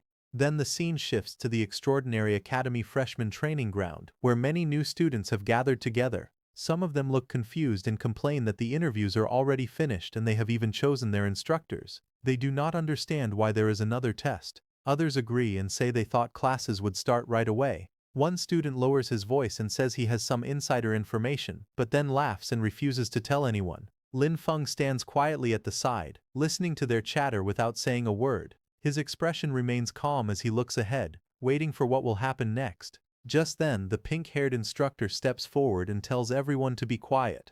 She says she knows they all have many questions. She explains why the academy is holding an academy-wide entrance test after the instructor interviews. She says that yesterday urgent military news arrived from the front. Demon attacks have become stronger, and the fortress outside the third barrier is close to collapsing. She announces that the academy has received orders and must quickly send a group of fresh forces to support the front lines. The students react in shock. Some shout that they have just started school and ask why they are being sent to the front so soon. Others question whether they were not supposed to study and cultivate first. The instructor speaks coldly and says that when a nest is overturned, no egg survives. If the fortress falls, the demon army will march straight toward Fengchuan City. She asks if anyone really thinks they will still be able to cultivate safely then. She ends by saying that this is not a request but a conscription. In humanity's time of crisis, no one can stand aside. Meanwhile, a pink-haired student stands among the crowd with a young boy beside her. The boy looks up at her and tries to speak, calling her sister but hesitates. Not far away, Lin Feng stands quietly with his backpack on his shoulder. His expression is calm and he looks straight ahead without reacting to the noise around him. The pink-haired girl turns back to the boy and gently tells him that it is okay and not to worry. She glances in Lin Feng's direction, her cheeks slightly red, and quietly says that he is very outstanding. She wonders if he will be chosen in the draft. After that, the pink-haired instructor raises her voice and orders all freshmen to enter the training grounds and prepare for live combat testing. The crowd begins to move forward. Lin Feng walks with them, his hands in his pockets. He quietly thinks that as a farmer-type profession, he probably will not be sent to the front lines at a time like this. Soon the test begins. Lin Feng stands on the field, facing a female student holding a staff. She looks at him and calls him a spirit farm master. She says she has heard that he is good at dodging. The girl suddenly raises her staff and attacks. Flames burst out and rush toward Lin Feng as she shouts that he will turn to ash under her fire. The pillar of fire roars forward, but Lin Feng calmly steps aside. The flames miss him completely. Lin Feng looks at the attack without any panic. He says calmly that it is too slow and that her magic is not condensed enough. He adds that the fire could not even roast the sweet potatoes in his field. The girl frowns and begins chanting, speaking of a flame spirit sleeping at the end of the world. She raises her staff and says she will command it. Lin Feng watches her quietly without saying anything. Before her spell can finish, Lin Feng suddenly moves. Green light flashes around his arm as he strikes. He tells her calmly that her casting time is far too long. The blow lands. The girl cries out as she is sent flying backward, crashing into the ground. Green energy spreads across the arena as the dust settles. A voice announces the result of the match. Lin Feng is declared the winner. The results are displayed one after another. Lin Feng defeats opponent after opponent, and every match ends with his victory. Lin Feng scratches the back of his head and thinks that beating this many people should be enough. He feels that he can lose the next few matches on purpose. Just then, the black-haired woman steps forward and hands him something. Lin Feng looks up at her and politely thanks her. The woman smiles and tells him that with his talent and potential, he is more than qualified to aim for a much higher stage. Lin Feng looks slightly surprised and asks what she means by a higher stage. She explains that if he earns enough credits and passes the assessments, he can be promoted into the more advanced Sun Wheel Academy. The woman explains that the Advanced Academy has better cultivation techniques, stronger instructors, and even chances to obtain legendary weapons or powerful mounts. Lin Feng listens quietly, then calmly says that he appreciates the offer, but he does not really need any of that. The woman looks surprised and asks what he wants instead. Lin Feng smiles lightly and answers that he only wants a bigger and better piece of land so he can farm in peace. The woman looks at him and says that he misunderstood her. She explains that she meant his final goal, what he plans to do after finishing those fields. Lin Feng answers honestly. He says that he plans to farm even more land so more people can have land to work on. He wants everyone who wishes to farm to have fields. The woman smiles slightly and says that wanting more land means wanting to reclaim all the land. She calls him an ambitious child. Just then, the principal walks over and asks if Lin Feng is not already developing the wasteland in the west of the city. He asks if that is still not enough. Lin Feng laughs loudly and scratches his head. He says that when it comes to farming, the more land there is, the better. A new announcement appears, calling out the next match. The next match is Lin Feng versus Ailing. Lin Feng raises his hand slightly and smiles, saying that it is time to go. As he walks toward the arena, the principal watching him comments that the boy is very straightforward. Another voice calmly says that if the child wants something, they should just give it to him. Nearby, the principal asks the black-haired woman if she plans to take Lin Feng as a student. The woman looks at Lin Feng's back as he walks away and says that he is quite an interesting boy. The announcer calls out and tells them to prepare for battle. Ailing stands across from Lin Feng and says that she really did not expect to fight him. Her grip tightens as she says that she will give this match everything she has. Lin Feng looks at her calmly and gives a small smile. He speaks honestly and says that he cannot beat her, and that he was originally planning to surrender. Ailing suddenly attacks and asks if he is insulting her. Lin Feng looks to the side and calmly questions her choice. He says that she went straight into her second phase at the start and asks if that is really how she wants to fight. Green vines burst out and wrap tightly around Ailing's body, trapping her movements. Ailing grits her teeth and swings her weapon, cutting through the vines as she struggles to break free. A woman with green eyes watching the fight looks shocked and says that a student below level 10 should not have magic this pure. The principal agrees, saying that the first time they saw it they were shocked as well. The woman with green eyes calmly says that even someone who has reached level 80 on the nature path does not have magic this pure. She says that this boy's future achievements have no limits. On the battlefield, Ailing releases a powerful attack, but Lin Feng stands calmly behind massive green vines that block everything. The two observers agree that talents like this are extremely rare. With the right teacher guiding him, his growth will be terrifying. After watching for a moment, the woman makes a firm decision. She says that she has decided to take him as her teacher. The principal looks at her and says that it would not be bad if she became Lin Feng's instructor. However, he suddenly pauses and says that she said it backwards. The woman looks at him seriously and says she did not misspeak. She explains that she wants to take Lin Feng as her teacher. The man turns to her in shock and asks if demons have burned her brain or something. The woman smiles calmly and replies that even if that were true, she still wants to become Lin Feng's disciple. At the Extraordinary Academy's freshman drill grounds, the arena explodes with movement. Lin Feng and Ailing clash in a whirlwind of blue energy. Their bodies spin through the air as the force of the attacks shakes the entire platform. Ailing charges at him with incredible speed, her weapon striking the ground hard enough to crack the stone. Lin Feng narrowly dodges, the air bursting around them. In the middle of the fight, Lin Feng stays calm. He thinks that he has already shown enough of his strength. He decides that he should pretend to be weak and then admit defeat. But then a voice echoes across the arena. It warns Lin Feng that if he keeps slacking off, the academy will take back the land in the west of the city and use it for something else. Hearing this, Lin Feng slowly turns his head and looks back. The one who said that was none other than the principal. Lin Feng's expression changes as a spark of blue light flashes in his eye. He refuses immediately. In his mind he shouts that they cannot take back his land, absolutely not. That land is everything to him. Ailing's eyes widen as she watches Lin Feng. She feels his aura shift completely. Before this moment he had only been defending calmly, letting her attacks come to him. But now she can tell he is finally starting to fight seriously. Green light bursts around Lin Feng as he moves his arm. Energy gathers at his palm like a swirling storm, glowing brighter and stronger with every passing second. His expression is focused and sharp. Across the arena, Ailing steps back. Flames burst from her body as she prepares her strongest spell. Fire wraps around her arms, her staff, and even her legs, rising higher and hotter as she begins chanting. She thrusts her weapon forward, and a massive ball of fire erupts from her magic. The fireball shoots across the battlefield with explosive speed, lighting up the entire arena and tearing into the ground as it travels toward Lin Feng.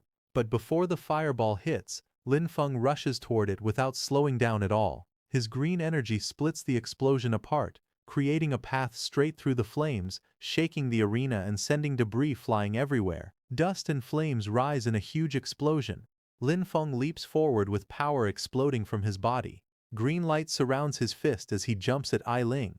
He shouts one line as he throws his punch, telling her to take his serious punch. His fist, glowing with pure green energy, drives forward toward Ailing with force great enough to shake the arena. Ailing's eyes widen in shock as her head jerks back from the blow. She gasps loudly, stunned by how strong the punch is. She shouts in disbelief, saying that the power he released is incredible. But right before hitting her, Lin Feng stops. He lands gracefully and smiles at her. His expression is calm and relaxed, as if the fight had never been difficult for him. He tells her softly that she let him win. In the audience, the students stare at him with their mouths open. One of them shouts that Lin Feng, the farmer, must have been hiding his true strength all along. Another student compares himself to Lin Feng and says that he is the one who looks like a farmer now. That woman with bright green eyes watches with excitement. She points out that Lin Feng's control over the power of nature is extremely rare. She says he commands it as easily as moving a finger, and that his mastery is close to the very origin of nature's power. Then Lin Feng stretches his hand toward Ailing as the announcement rings out clearly. The winner is Lin Feng. After the match ends, Ailing stands with Lin Feng's help, her cheeks flushed. She gently holds his hand and looks up at him with admiration. She tells him that he is strong and that she accepts her defeat completely. Lin Feng looks down at her calmly. He tells her that she is the one who is truly strong and that he only has a lot of physical strength, nothing more. After saying that, Lin Feng lets out a sigh of relief while sweating nervously. In his mind, he mutters that he almost had his land taken away, and that things were dangerously close. Suddenly the principal appears behind him in a cheerful tone. The principal pats Lin Feng proudly on the back and says that he did well, this is how he should be acting. Lin Feng bows his head slightly and thanks the principal for showing mercy during the evaluation. The principal waves his hand and tells him to keep working hard. He says he is looking forward to watching Lin Feng grow stronger. As the principal walks away, a mischievous smile forms on Lin Feng's face. In his mind, he grumbles that the old man dared to threaten him with his land. He quietly tells the principal to just wait. As Lin Feng walks away from the training grounds, he mutters under his breath with an annoyed expression. Behind him, that green-eyed woman walks toward a tree. As she moves, the warm evening light falls across the courtyard, and a gentle breeze rustles the leaves of a nearby tree. Lin Feng rubs the back of his neck, deep in thought. Behind him, the woman moves behind the tree, and suddenly there is an explosion of white fog. The next second, the woman comes out with a new appearance. She then approaches Lin Feng. She turned into a girl with long green hair. She wore a green dress, and her bright green eyes sparkled with excitement. She stopped in front of Lin Feng, and with a cheerful smile she called out to him. She asked student Lin Feng to please guide her in her cultivation. Lin Feng froze for a moment. His hand rested on his chin, and his eyes widened in confusion. He stared at her as if he had misheard. He asked her if she was okay, and wondered out loud why a combat class student would ask a farmer like him for guidance. The girl quickly introduced herself. She said her name was Vera, and that they had never met before. She explained that she had just watched his entire match. She spoke passionately. She said his use of natural mana was unbelievable, simple, perfect, and filled with life and strength. She admitted she had never seen anyone command the power of nature the way he did. Her bright eyes softened as she confessed something more personal. Vera said she had been stuck at her current cultivation realm for a long time. She believed that observing Lin Feng's path might give her the inspiration she needed. Hearing that, Lin Feng scratched the back of his head awkwardly. His eyes were wide and confused as he looked at the green-haired girl. He asked her if she was also a nature-type student. He explained that the nature-type instructors were still away on the battlefield and suggested she wait a little longer. He added honestly that he only knew how to farm. Vera held her hands together and spoke with seriousness. She said that the skilled were the true teachers. She did not expect him to formally accept her as a disciple. She only hoped to occasionally visit his fields to observe and learn. She bowed deeply toward him, almost pleading. She said even if she could only help with random small tasks, just being near his natural aura would be enough for her. She begged him to allow it. Lin Feng flinched and panicked internally, but in his mind he repeated that he couldn't let people know what he was growing in his fields. It was too dangerous, and it would be too easy for his secret to be exposed. He turned his head slightly and spoke with calm politeness. He apologized and said that, as a farmer, he had nothing he could teach her. He insisted that he only had a lot of physical strength and was not good at fighting. But before he could say more, the principal suddenly appeared beside him, placing an arm around his shoulder. The principal leaned in and whispered that since Vera was begging like this, Lin Feng should just agree. For his sake. Lin Feng stared at the principal in shock. The principal brought his mouth close to Lin Feng's ear and whispered a long string of censored words, clearly explaining something privately.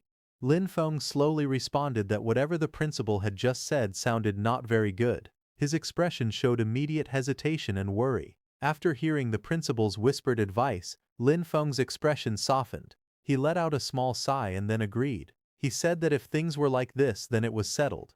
Hearing him, Vera's face lit up instantly. Her eyes sparkled with joy as she thanked him excitedly. She promised she would never disturb him and spoke his name with sincere gratitude. Unable to hold back her excitement, she suddenly rushed toward him and hugged his arm tightly. She asked in a stuttering voice if she could visit tomorrow, or no, even right now. Lin Feng looked to the side, embarrassed, but answered calmly. He said it depended on her, and explained that his land was on the west side of the city. Soon after, they arrived at the West City training wasteland, just outside his greenhouse. Vera, now in work-style clothes, moved around energetically. She asked if there was anything she could help with. Lin Feng watched her quietly and thought to himself that at least her attitude was very serious. But he also reminded himself that he could never let her see the crops growing inside his greenhouse. Trying to keep her busy, he pointed outward and told her to look around outside for now and get familiar with the place. He explained that he was currently giving some special attention to the newly bred seedlings. Vera turned her gaze toward the greenhouse. Her eyes widened slightly, as if sensing something unusual. A thought rose in her mind. These crops seemed extraordinary. She observed the fields in front of her and realized something shocking. She thought that the crops here had been nourished entirely by pure natural mana. These were high-grade plants, capable of giving temporary attribute boosts. As she stood there in awe, Lin Feng walked further into the greenhouse area, his back facing her, completely unaware of the amazement spreading across her face. Vera leaned forward slightly. A soft smile formed on her face as she looked at Lin Feng's plants and said that Lin Feng was making her more and more curious. Then, 1 hour later, Lin Feng returned. But Vera was still on the ground outside the greenhouse, carefully examining the soil and plants. Suddenly, her eyes widened. She lifted a small piece of soil to her face, staring at it in shock. Her expression tightened with disbelief, and she whispered that it was unbelievable. Lin Feng walked toward her from behind. He looked down at her calmly and asked if there was a problem. Vera stood up halfway and looked up at him, still stunned. She asked him whether the crops here were really grown using only this very ordinary soil.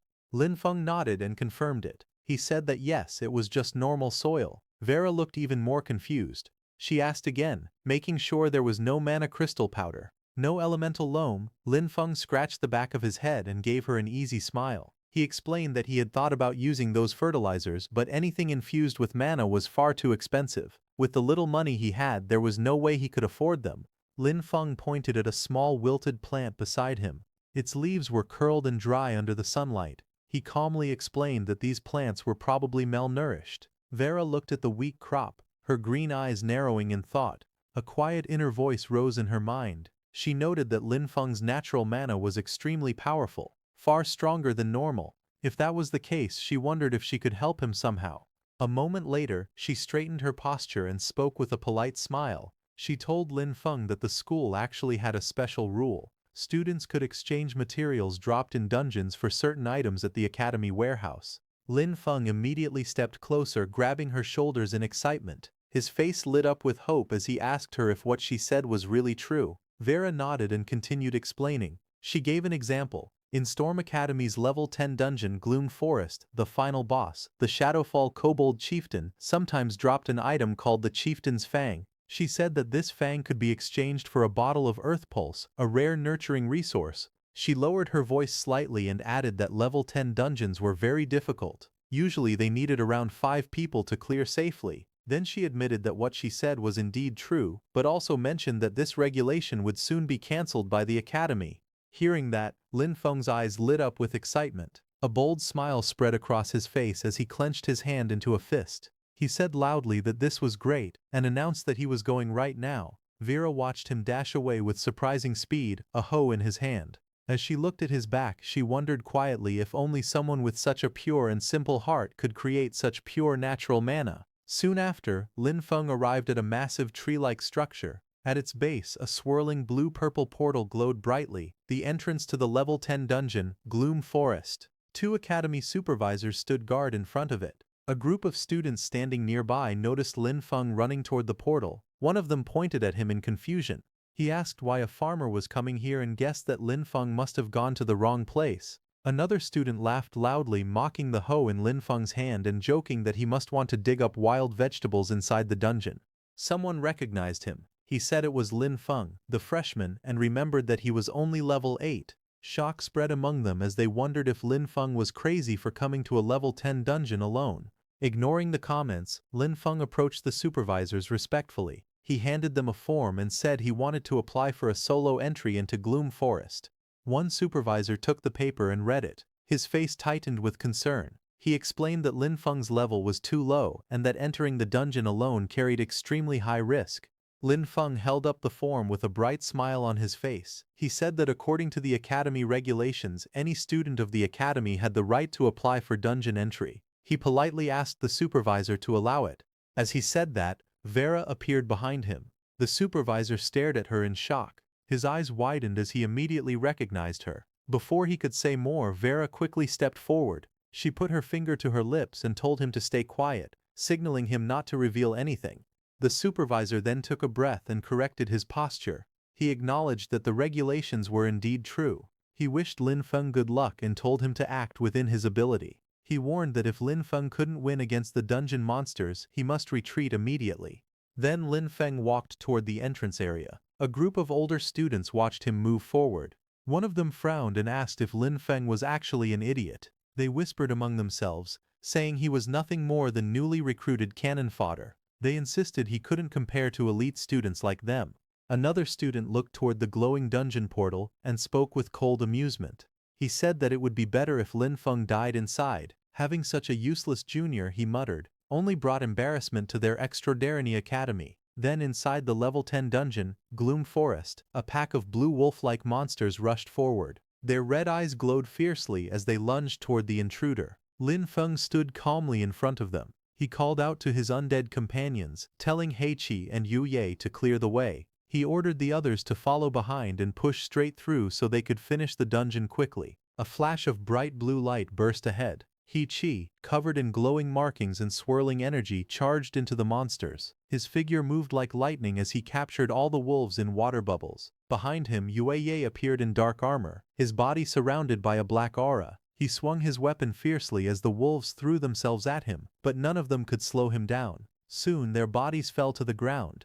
Lin Feng walked up to the corpses. Purple energy began to swirl around his hand as he used his Necromancer undead summoning power. With a cold, steady voice, he commanded the fallen beasts to rise and become his warriors. A small glowing creature appeared beside him, its body shaped like a cute dog.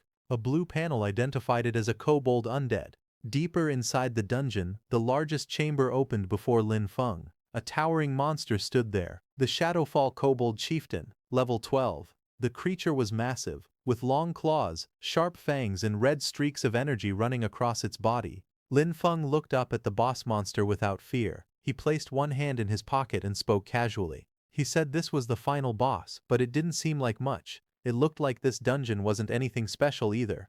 Lin Feng yawned lazily and told his undead team to go straight for the target, as if the final boss wasn't worth his effort. Ahead of him, the massive Shadowfall Kobold Chieftain raised its glowing weapon high into the air. The boss monster let out a furious roar as it swung the blade downward with full force. But before the attack could land, Heiqi, covered in black and purple flames, charged in. His body glowed with dark patterns as he struck the monster head-on. Purple lightning-like energy burst from his attack. Heiqi slammed into the Kobold Chieftain with overwhelming strength. The impact created a huge purple explosion. The force blasted through the dungeon chamber, sending shockwaves in every direction. The ground cracked, stones flew, and the air shook as the explosion blew the chieftain backward. A bright blue shockwave followed, sweeping across the entire battlefield and kicking up debris. A system panel appeared above the scene. It stated that the Shadowfall Kobold Chieftain had been defeated. Lin Feng gained experience and his level increased to 9. The panel also showed that he had obtained one item, Chieftain's Fang. Below the notification, the chieftain's body lay motionless on the ground, surrounded by glowing drops of loot. Then another system window appeared. It stated that a summonable undead unit had been detected, but the level requirement was too low. It also said that Lin Feng could not convert the Shadowfall Kobold Chieftain into an undead summon. Another blue system panel appeared. It displayed the progress of Death F2A glitch, showing that the progress bar had reached 10%. Lin Feng looked at the notification with a calm expression. He quietly concluded that he still could not summon monsters stronger than his own level. He said it was a pity that the boss could not be revived as an undead, but he noted that his goal for this dungeon had already been completed. The chieftain's fang began to glow with a strange blue and black energy, as if reacting to his system. Lin Feng said that since he had obtained the fang, he would go back to exchange it for fertilizer. After that, he turned around and walked toward the swirling blue portal behind him. His figure stepped into the spinning light as he left the dungeon. Outside the entrance of the level 10 dungeon, Gloom Forest, a group of people waited near the glowing portal, standing on the sandy ground as Lin Feng returned from inside. At the Academy's exchange station, an officer called Vera Lord and asked her if they really had to follow the rules and exchange the item for Lin Feng. He explained that the front lines were in an emergency and that their combat class resources had already been distributed. But Vera calmly reassured him. She said it wasn't a combat resource at all, it was just soil fertilizer for nature-type classes. Hearing that, the officer in the suit confirmed that they had plenty of that in stock. As he spoke, a system window appeared. It showed the updated dungeon record for Gloom Forest. It stated that the solo first clear had been achieved by Lin Feng, and his evaluation was SSS. He received the special reward, one heroic spirit fragment. Just as the message appeared, Lin Feng stepped through the glowing portal with a relaxed expression, as if he had just taken a walk instead of clearing a dungeon alone. Nearby students stared in shock. One girl shouted that the heroic spirit fragment was a rare treasure that could strengthen someone's soul origin and increase their class potential. She could not believe he had obtained such a legendary reward. Several boys erupted in anger. One accused Lin Feng of cheating. Another insisted that he must have used illegal items or abused a dungeon bug. More voices joined the crowd. They demanded a strict investigation and wanted all his rewards taken back, especially the heroic spirit fragment. Others shouted saying he didn't deserve it. Standing behind them, Vera touched her lips with a thoughtful smile. She softly admitted that she had expected Lin Feng to fight through the dungeon at least a few times. She hadn't imagined he would clear it in a single attempt. All the students and instructors surrounded Lin Feng, deciding to confront him directly. Lin Feng looked at the angry crowd surrounding him. With a tired expression, he asked who he had managed to offend this time. At the entrance of the level 10 dungeon, Gloom Forest, Lin Feng stood surrounded by several students who watched him with dark, hostile expressions. Their faces were tense, clearly still upset about his earlier dungeon clear. Lin Feng approached the instructor calmly. He held the chieftain's fang in his hand and explained that according to school rules, he was here to exchange it for resources.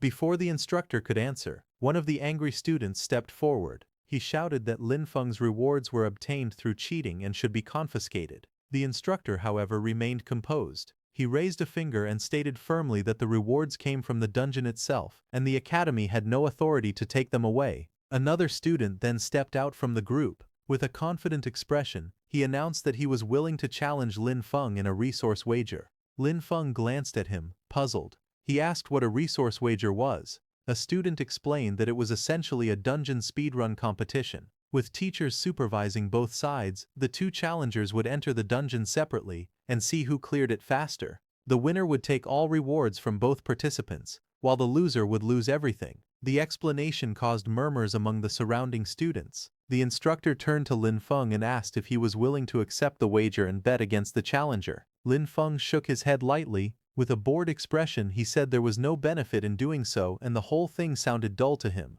The instructor looked surprised and unsure how to respond, while the students behind the challenger stared with frustration, clearly expecting Lin Feng to accept. The student wearing a headband looked angry and was sweating. He clenched his teeth as he spoke. He announced loudly that, in that case, what if he added a blueprint for the lamp of nature? Hearing that, Vera got close to Lin Feng and told him that he must get that lamp of nature blueprint. She then explained what the blueprint was. She said the lamp of nature was a special growth-type magic tool that only the nature department could use. She said that a blueprint could only be used to make one lamp, so it was very rare. She continued explaining that its effects included shortening the crop growth cycle with no side effects. The headband student smirked and leaned slightly toward Lin Feng. With a mocking smile, he asked if Lin Feng was done asking and how he felt about the proposal, and whether he wanted to bet. At the same time, the student secretly held his phone behind his back. Messages appeared on the screen. That student sent a message to someone named Senior Huru the moment Lin Feng came out of the dungeon. That Senior Huru told the student to find a way to stall Lin Feng, but the student asked Senior Huru what if Lin Feng ignored him. Senior Huru then told the student to bet resources against Lin Feng, asking if he didn't have a lamp of nature blueprint. The student replied that it was the foundation of their family's rise, but in the end, he agreed and sent a message saying that he was fine with it. Meanwhile, Lin Feng thought that his necromancer powers must not be exposed, but if there was only one supervising teacher, hiding his abilities should not be too difficult. His eyes sharpened with determination as he decided that this lamp of nature, he would take it. Lin Feng smiled confidently. He looked straight ahead and spoke with a slight grin, saying that he accepted. Hearing that, the rival student laughed loudly. He raised his chin with arrogance and declared that with the teacher supervising, he would expose Lin Feng's secrets immediately. Lin Feng stood a short distance away, hands in his pockets, appearing relaxed.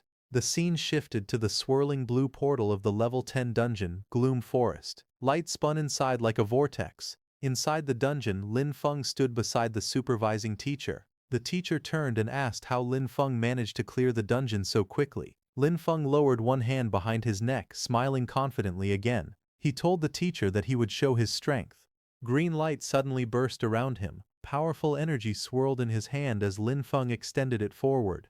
His expression sharpened as he called out for his farmhands to come forth. The green magic circles continued expanding, filling the surroundings with bright swirling light as his summons began to appear. A bright green light burst around Lin Feng as swirling energy gathered above him. From the glow, his undead covered with earth energy formed, towering behind him like a giant guardian. Green waves spun across the area as Lin Feng stood calmly beneath the summoning circle. The supervising teacher stared at the scene in shock. Sweat slid down his face as he whispered to himself. He thought the summoning was unbelievably fast and the troops Lin Feng called out looked very strong. Lin Feng walked forward with confidence and the teacher followed him, still watching the green light. The teacher thought that this would be his best chance to observe what ability Lin Feng had used to clear the dungeon alone.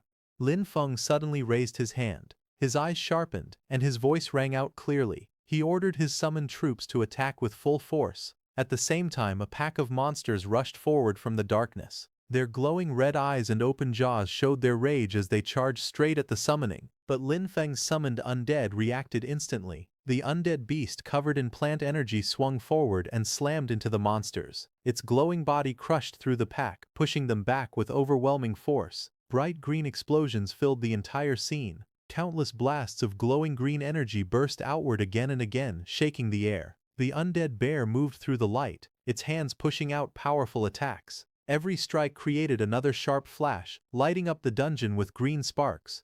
Then He-Chi walked into the swirling energy. Its face was expressionless under the hood, glowing faintly with green lines. He-Chi raised 2 fingers and magic circles formed around its palms, gathering even more energy. A series of green bubbles erupted all at once. The attacks struck the incoming enemies and shattered them instantly. The sound effects echoed through the forest as everything burst apart into pieces. He-Chi didn't stop there. It raised both hands and released a wave of powerful green lightning. Its attack shot forward like a beam, smashing into the ground ahead. Rocks flew into the air and the ground cracked under the impact. Pieces of stone scattered everywhere as the blast landed with tremendous force. The teacher stood frozen, his eyes wide and his mouth slightly open. He looked shocked as he watched the scene before him. He muttered to himself that it had taken less than a minute for Lin Feng to completely wipe out a kobold patrol squad of the same level. Cold sweat slid down the teacher's face. He stared at Lin Feng's power, unable to believe what he had just witnessed. In his mind, he wondered if this terrifying strength came from some special class, because the power felt far too overwhelming for an ordinary student. Ahead of him, Lin Feng stood calmly in front of a pile of shattered glowing rocks, the remains of the defeated kobolds.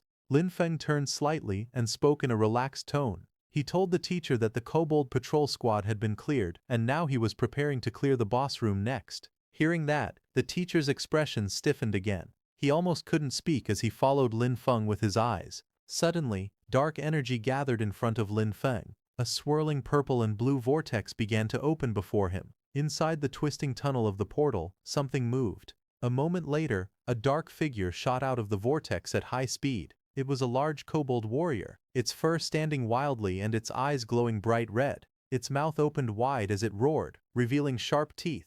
Red and pink energy flared around its body as it lunged forward with full force. The massive kobold leaped straight toward Lin Feng, its claws extended and its body filled with killing intent. Lin Feng stood at the front and gave orders with a calm but firm voice. He told the undead bear to raise its shield and move forward. He said everyone else should follow behind. He warned that if any kobolds tried to attack from the sides, they must strike back hard.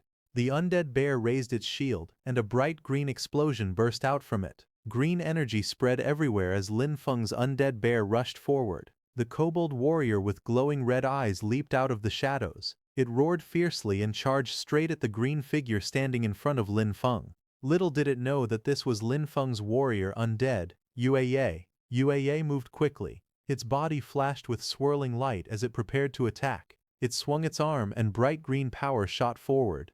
Its punch landed directly on the chest of the giant kobold. The energy formed a wide circular blast that pushed the monster backward with great force. The impact sent the kobold flying backward. Waves of energy spread across the ground, shaking the stones and blowing dust into the air. The teacher stared wide-eyed, his face filled with shock as sweat rolled down his cheek. He shouted that someone with such amazing war potential had to be reported to the principal immediately. Then green light spiraled across the battlefield as Lin Feng stood at the center of the glowing vortex and called back all his summons. The teacher slowly walked forward, stunned by the sight in front of him. The monster's huge body lay lifeless on the ground, completely immobilized. Lin Feng stood calmly beneath it, surrounded by swirling green light. From behind, the teacher stood on a large rock, looking up at Lin Feng, who towered above him in the middle of the shattered battlefield. Lin Feng turned his head with a confident smile. He asked the teacher if he had finally proven himself. The teacher replied without hesitation, telling him that without a doubt, student Lin Feng had proven himself. Later, the two of them walked side by side across the battlefield's broken ground.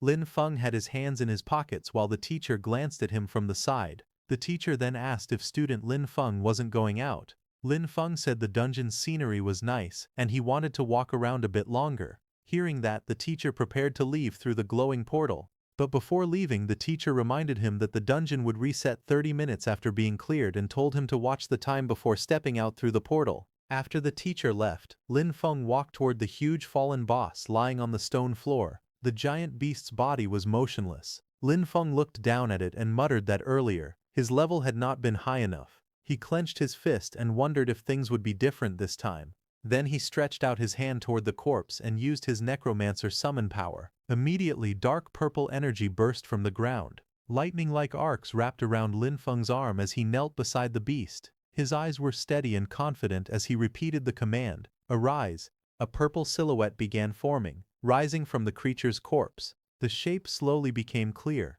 Glowing eyes, sharp fangs, and a huge beastly outline made of pure shadow and purple light. The monster's shadow form towered over Lin Feng, its presence powerful and overwhelming. The giant beast stared down at Lin Feng with glowing, violent eyes.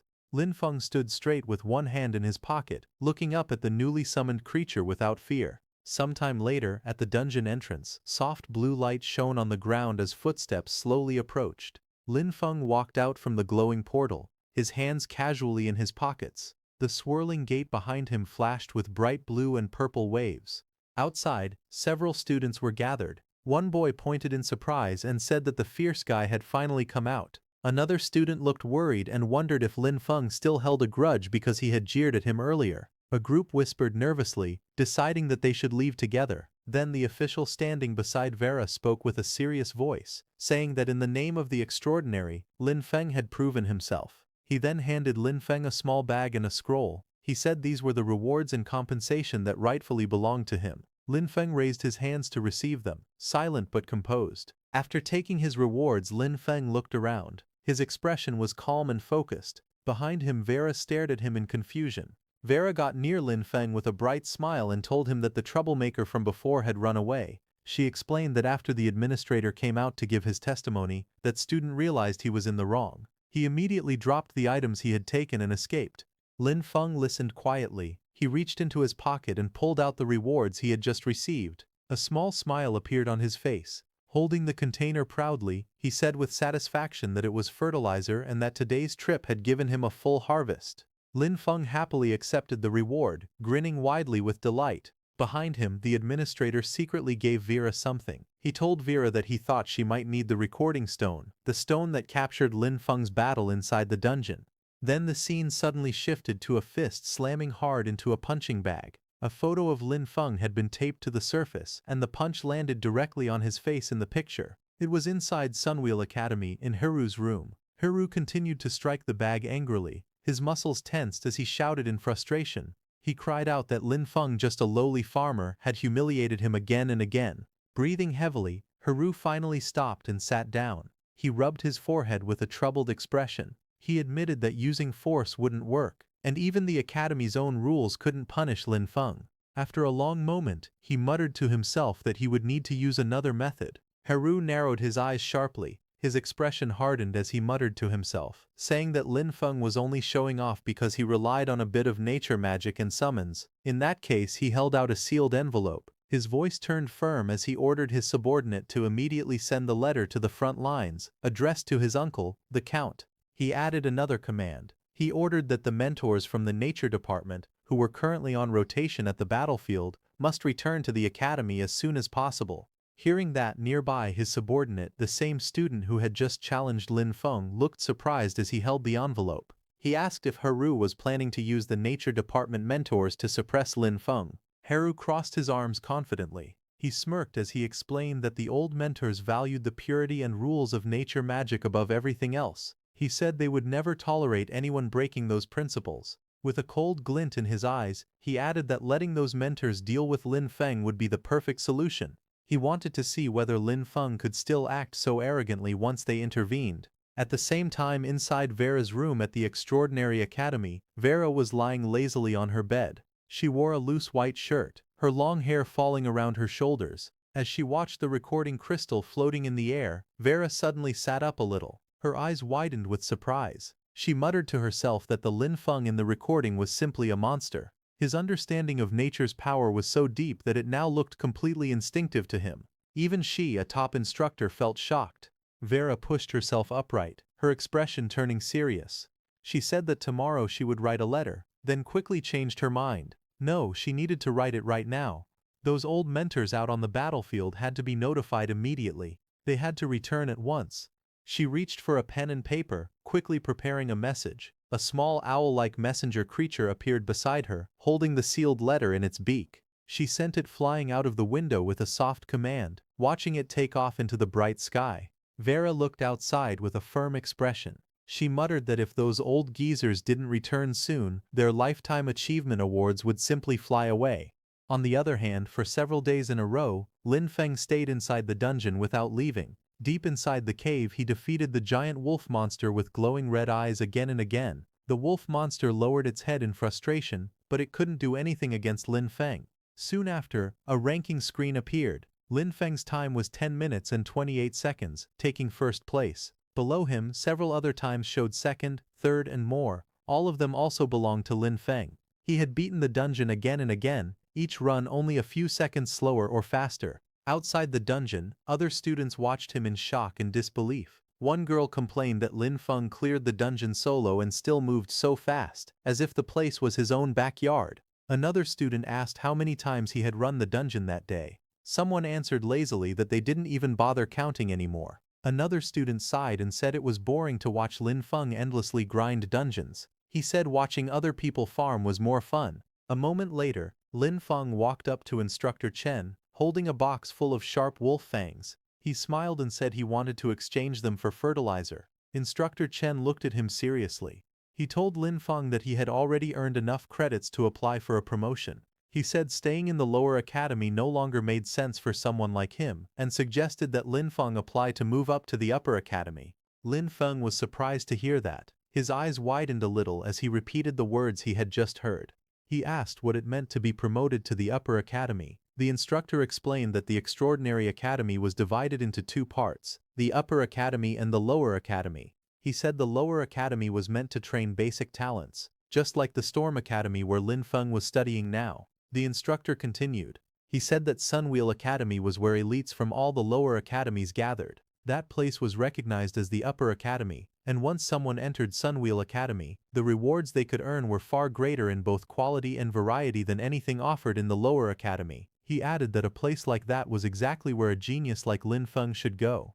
Lin Feng listened silently, his eyes narrowing thoughtfully. He quietly repeated the name Sunwheel Academy, the upper academy. Then he smiled slightly and thanked his teacher for explaining all that to him. The scene then changed to the academy mission hall. Lin Feng arrived there. He walked up to the counter and spoke politely. He said that he wanted to apply for promotion to Sunwheel Academy. The woman sitting behind the desk looked up at him with a relaxed smile. She asked for his name, department and credit voucher. He handed over his credit slip and she took it to check.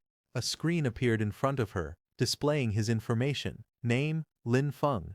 Department, Nature Department. Affiliation, Storm Academy. Current credits 30,135 euros weighing. A few students nearby noticed it and began whispering. One of them said in surprise that Lin Feng actually had 30,000 credits. Another recognized him, calling him the guy who had crazily farmed Gloom Forest again and again. They wondered aloud how many times he must have cleared it to reach that number. The woman behind the desk finished checking his information. She told Lin Feng that his credits were verified and handed him a promotion mission scroll. She explained that once he completed the mission and passed the final review, he would officially become a member of Sunwheel Academy. Lin Feng accepted the scroll. Then he asked calmly if after his promotion, he would be able to exchange for gold-grade supplies. The red-haired woman explained that since Lin Feng was still part of Storm Academy, he could only exchange his credits for supplies ranging from bronze grade to silver grade. The blue-haired woman sitting at the table added on. She said that after Lin Feng completed his promotion, he would be able to exchange his credits for gold grade to even platinum grade rare supplies. Hearing this, he nodded politely and said his thanks. Lin Feng then walked through the academy mission area. He was surprised to see that his mission only required going to the defensive line area outside the city to look for something. Lin Feng thought that the location was close to the manor, so the task shouldn't be difficult. However, before he headed there, he said he needed to pick up something first. Lin Feng then walked alone through the academy's bright corridors and open walkways. Light reflected off the white buildings as he entered a nearby room. Inside, an older man with a blunt, straightforward tone handed Lin Feng a glowing star-shaped object. The man told him that although the Lamp of Nature was only a silver-grade item, its effects were not weaker than many gold-grade items. He warned Lin Feng to maintain it properly and be extremely careful not to let it touch or absorb necrotic energy. Lin Feng smiled calmly and thanked the senior for the reminder. His expression was relaxed and confident as he held the glowing lamp in his hand. After that, Lin Feng went outside and checked left and right to see if anyone was following him as he walked across the grass near the academy. Lin Feng walked deeper into the forest. As he moved between tree trunks and bushes, a thought appeared in his mind. That blacksmith had said that the Lamp of Nature could not be corrupted by necrotic energy. Even though the blacksmith said that, Lin Feng still felt something strange inside his heart. He didn't know why, but he had a strong urge to test it. Soon he sat on the ground and took out the Lamp of Nature which floated in front of him. Soft green energy circled around the crystal lamp as Lin Feng watched quietly. He then extended his hand toward it. A purple energy moved toward the lamp and the green nature energy of the lamp mixed with the sudden purple necrotic energy. In the next second, a huge undead skull appeared behind the lamp, glowing bright purple with fierce eyes. Bone-like structures formed around the lamp, turning it into something terrifying. Lin Feng was shocked as purple flames surged around him. He stared at the lamp closely. He then understood what had happened. The Lamp of Nature had completely changed. It had transformed from a nature-type item into an undead-type item. Lin Feng then infused natural energy into the lamp. The forest lit up with a bright flash of green light bursting through the trees. As the green energy calmed down, Lin Feng appeared sitting on the ground. With the lamp returned to its green crystal form, he quickly hid the transformed item before anyone could notice. After hiding it, he immediately stood up beside the giant trees, brushing off leaves from his hair. He acknowledged that he was lucky. The item seemed to be sentient. By channeling nature-type mana into it, he could restore it to its original state as the Lamp of Nature. Otherwise, explaining its sudden transformation would have been impossible. The scene shifted to the outskirts of the city, showing the broad exterior of Lin Feng's farm. Inside the large greenhouse-like structure, Lin Feng stretched his arms upward as he hung the restored Lamp of Nature from a wooden beam overhead. Sunlight filled the place, casting warm reflections across his back. He stepped back afterward. His expression was calm as he examined the lamp now suspended high above him. Just as he did that, he looked at the vegetable field outside. Rows of giant healthy cabbages started growing very fast, illuminating the crops in soft bright light.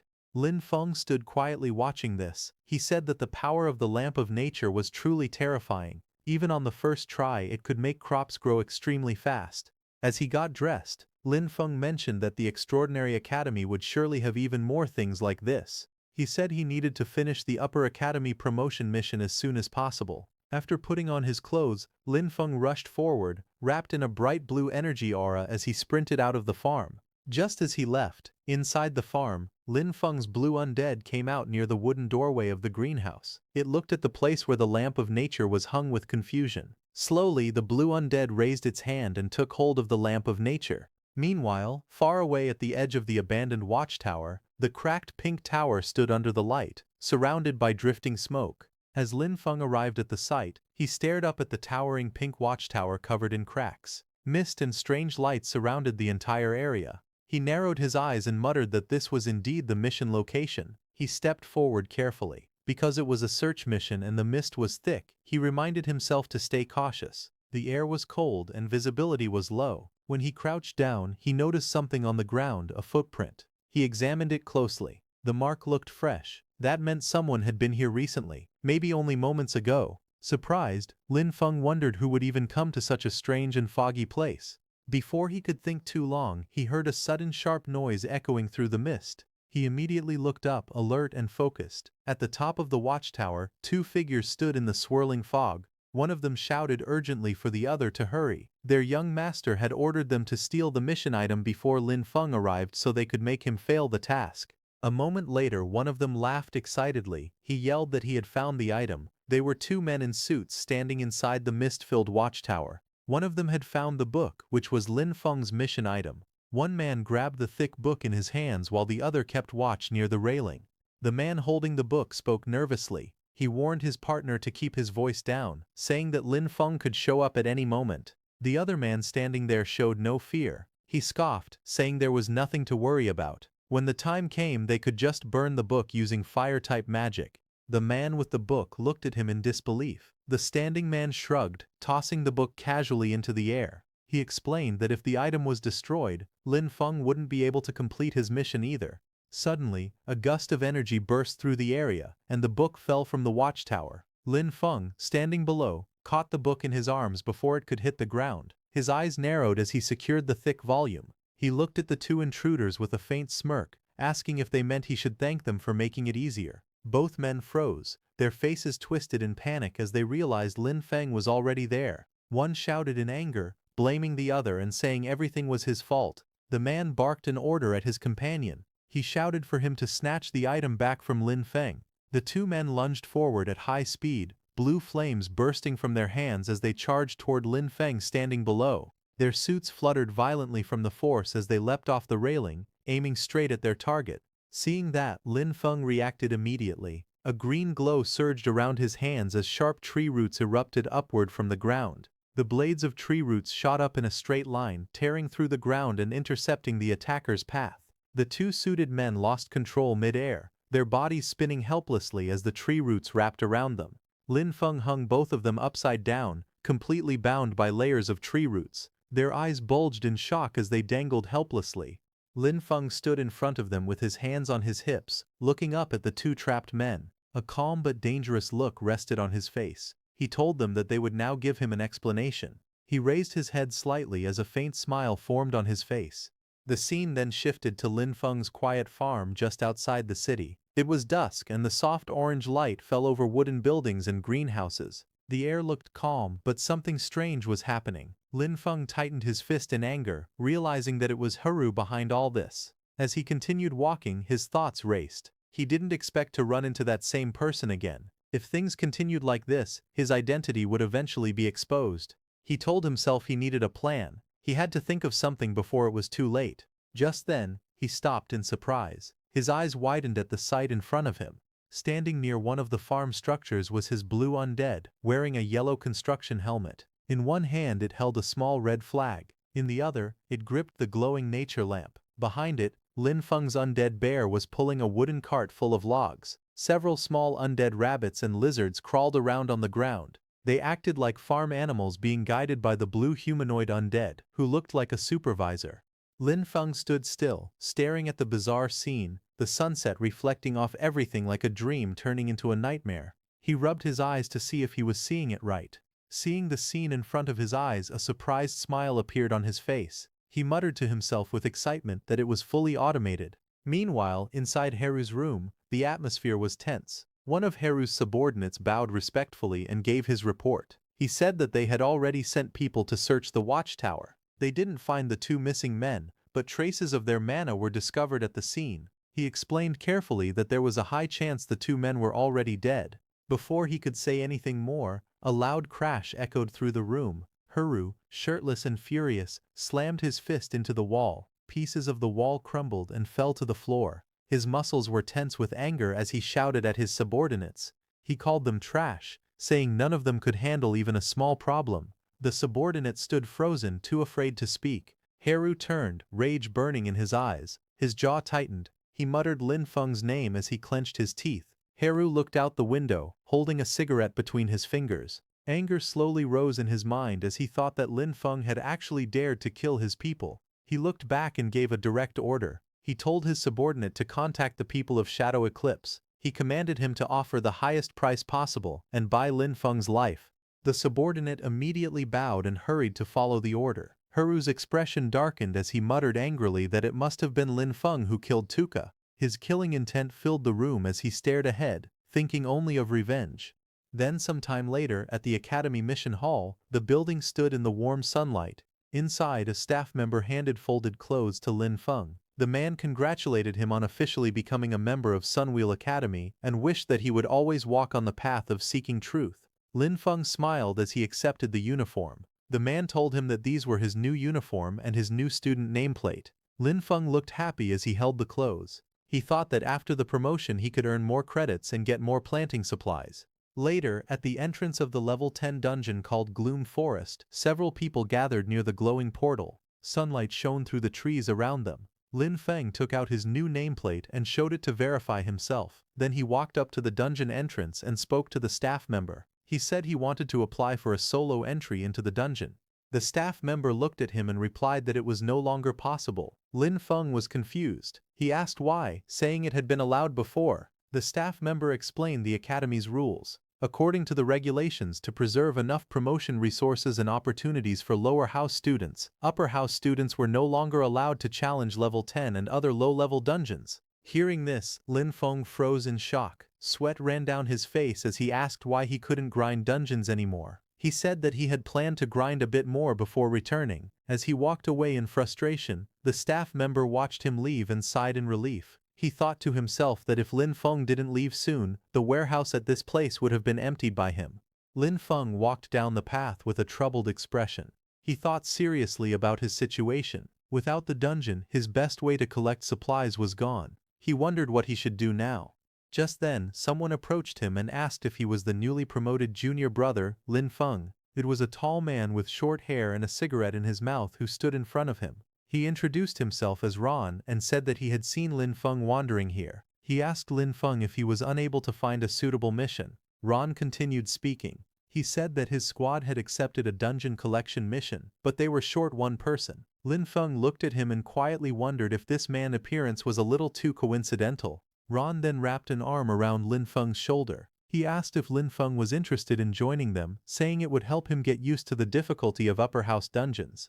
Lin Feng thought about it. He knew he needed credits to exchange for supplies, and he also needed to learn more about Sunwheel Academy's dungeons. He figured that if the mission was only a collection task, it shouldn't be too difficult. After thinking for a moment, Lin Feng nodded and said he would join. Hearing that, Ron smiled and said they should get going, because the others were already waiting at the dungeon entrance. A few minutes later, they arrived at the large tree gate covered in crystals, with a glowing portal in the center. Ron walked with Lin Feng, leading him toward a group of people. Ron introduced the girl and the tall man standing together. He pointed and said the girl was Yubei, who always had a cold expression, and the man was Carter, who always looked sour. Ron then explained their mission. They needed to collect a plant called moonlight grass, which grew deep inside the forest.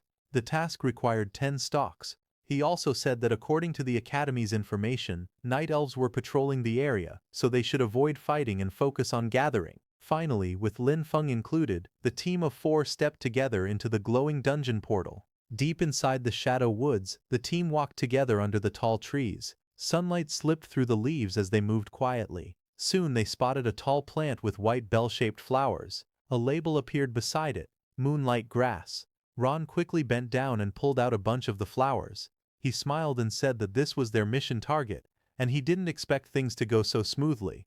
But suddenly, a loud rushing sound came from ahead. White smoke spread across the forest path near an old stone arch. Moments later, several sharp-winged creatures flew out from the smoke. They were night elf patrol soldiers. The group immediately stopped and got into fighting positions.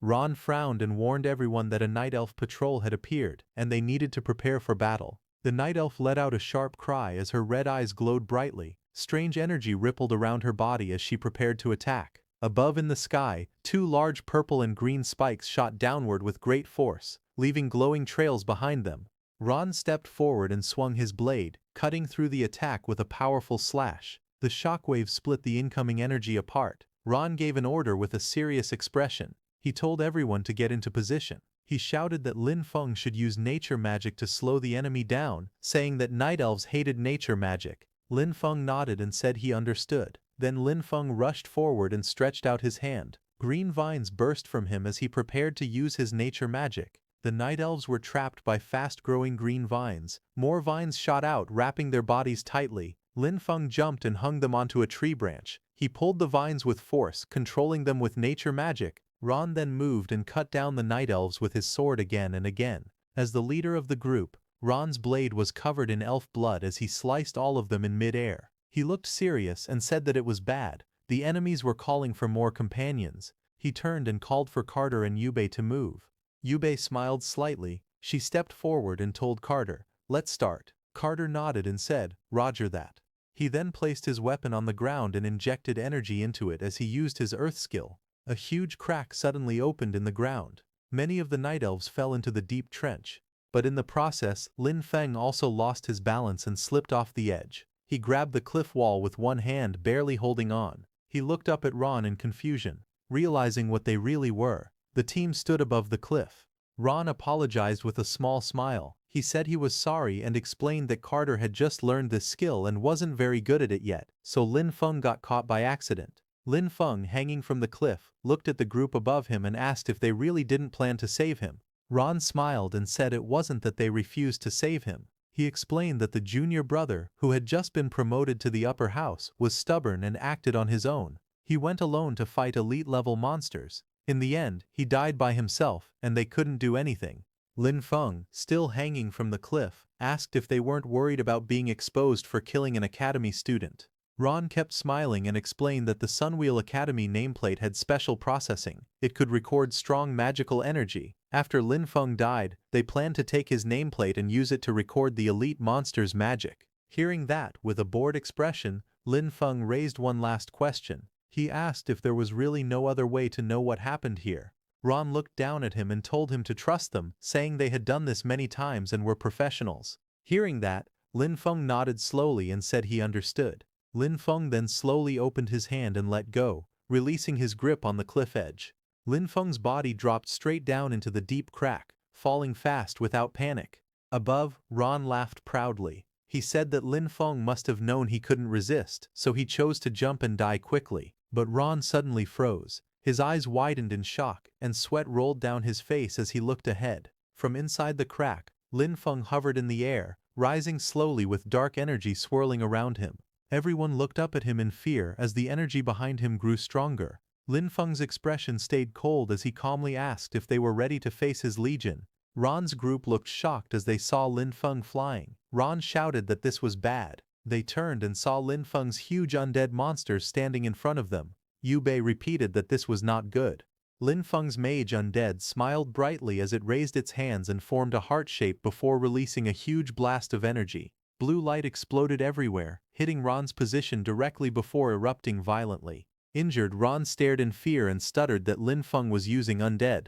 He asked if Lin Feng was a necromancer, saying it was impossible. Lin Feng stood calmly, touching his chin. He looked at the frightened Ron and asked if those were his final words. Beaten and exhausted, Ron looked up with tired eyes. He slowly said that they should talk. He told Lin Feng that they had no real conflict and claimed that everything was arranged by Hiru. He begged Lin Feng to let them go, saying they now knew they were wrong. Lin Feng looked at him calmly and replied that they didn't truly know they were wrong, they only knew they were about to die. Ron hurried to explain. He said that Haru always believed Lin Feng had killed Tuka. He offered to help Lin Feng testify against Haru. Hearing that, Lin Feng crouched down and asked Ron who Tuka was. Ron froze, sweat dripping down his face, unsure how to answer. Lin Feng straightened up and waved his hand casually. He said it didn't matter anymore and ordered his summons to bury them. A huge burst of blue energy exploded behind him as the mage undead moved forward to finish the job. Ron, at the brink of death, lay on the ground and glared weakly. He shouted that he cursed Lin Feng to die a horrible death. Lin Feng stood above him with one foot on his face. He said that their good days were only just beginning. As they all died, Lin Feng looked at their corpses and used his necromancer power, ordering them to rise. All three of their corpses pushed themselves up from the ground. Dark marks spread around them. Ron and the other two stood up in purple and blue undead forms. All three looked at Lin Feng and knelt down. Lin Feng watched them and spoke calmly. He asked if undead created from humans naturally had higher intelligence than undead from other creatures. Lin Feng then held Ron's and the other two's nameplates in his hand and suddenly felt the magic of night elves coming from afar. Seeing that, he thought that he didn't need to handle the aftermath. But then he thought that since people had died, it was best to go back and report it.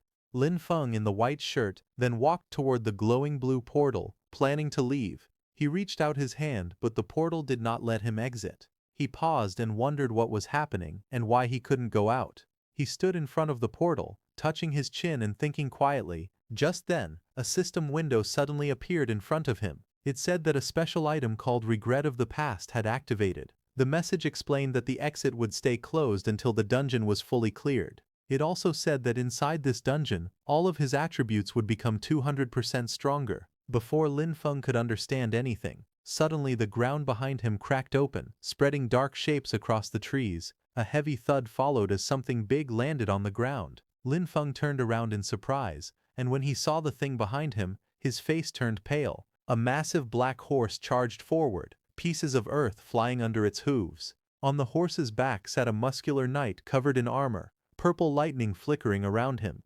Lin Feng looked up, staring at the knight as the powerful creature stopped right in front of him.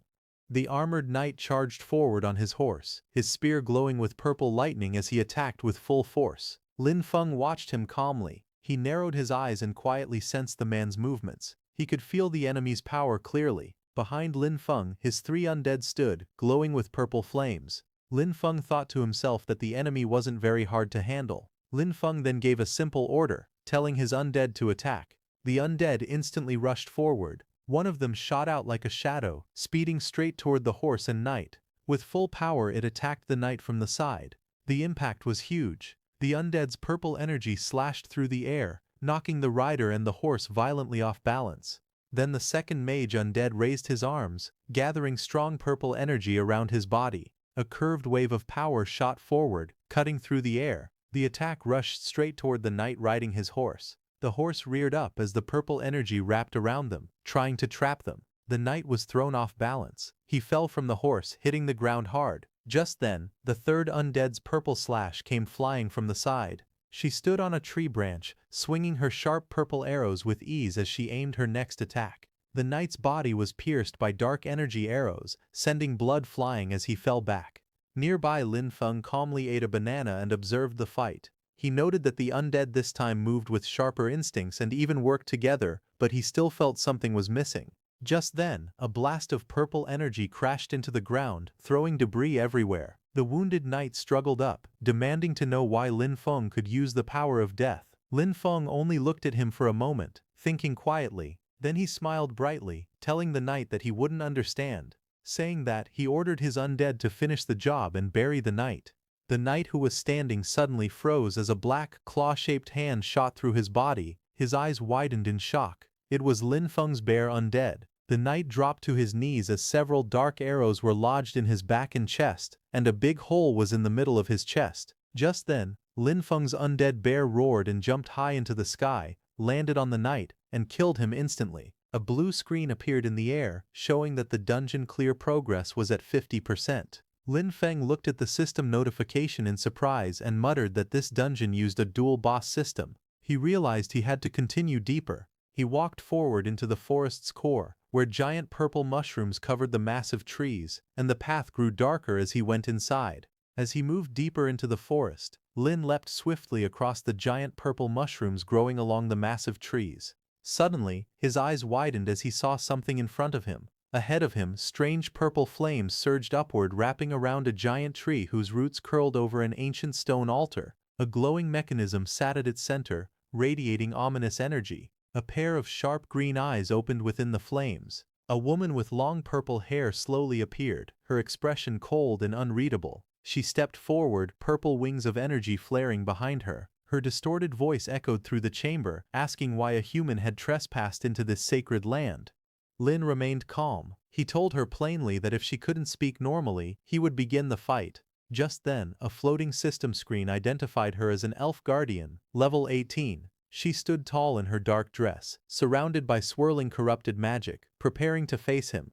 The elf guardian lifted her hand, purple flames gathering around her fingers. Across the chamber, Lin Feng faced the rising red energy that filled the hall. Light particles floated upward as he stood firm, ready for battle. Just then, a blue screen appeared before him explaining the dungeon's combat rules. The spore domain would erode all non-undead and shadow creatures every few seconds, while his undead would regenerate mana on their own. Seeing this, Lin Feng realized that this meant his summons could stay active without draining his energy in this dungeon. A small smile formed on his face. He called the effect regret of the past a good thing.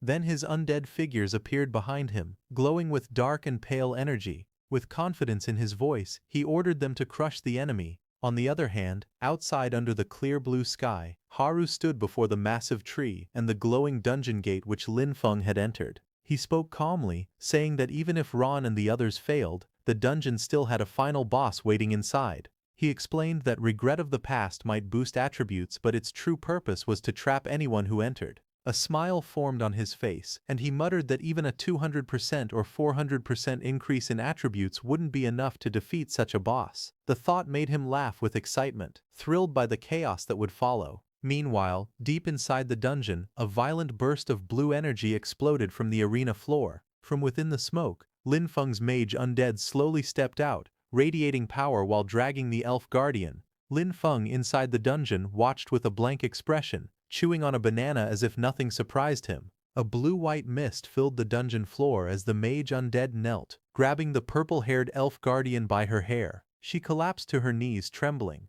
Lin Feng walked toward them calmly. Seeing him, the elf guardian suddenly fell back in shock, staring at him.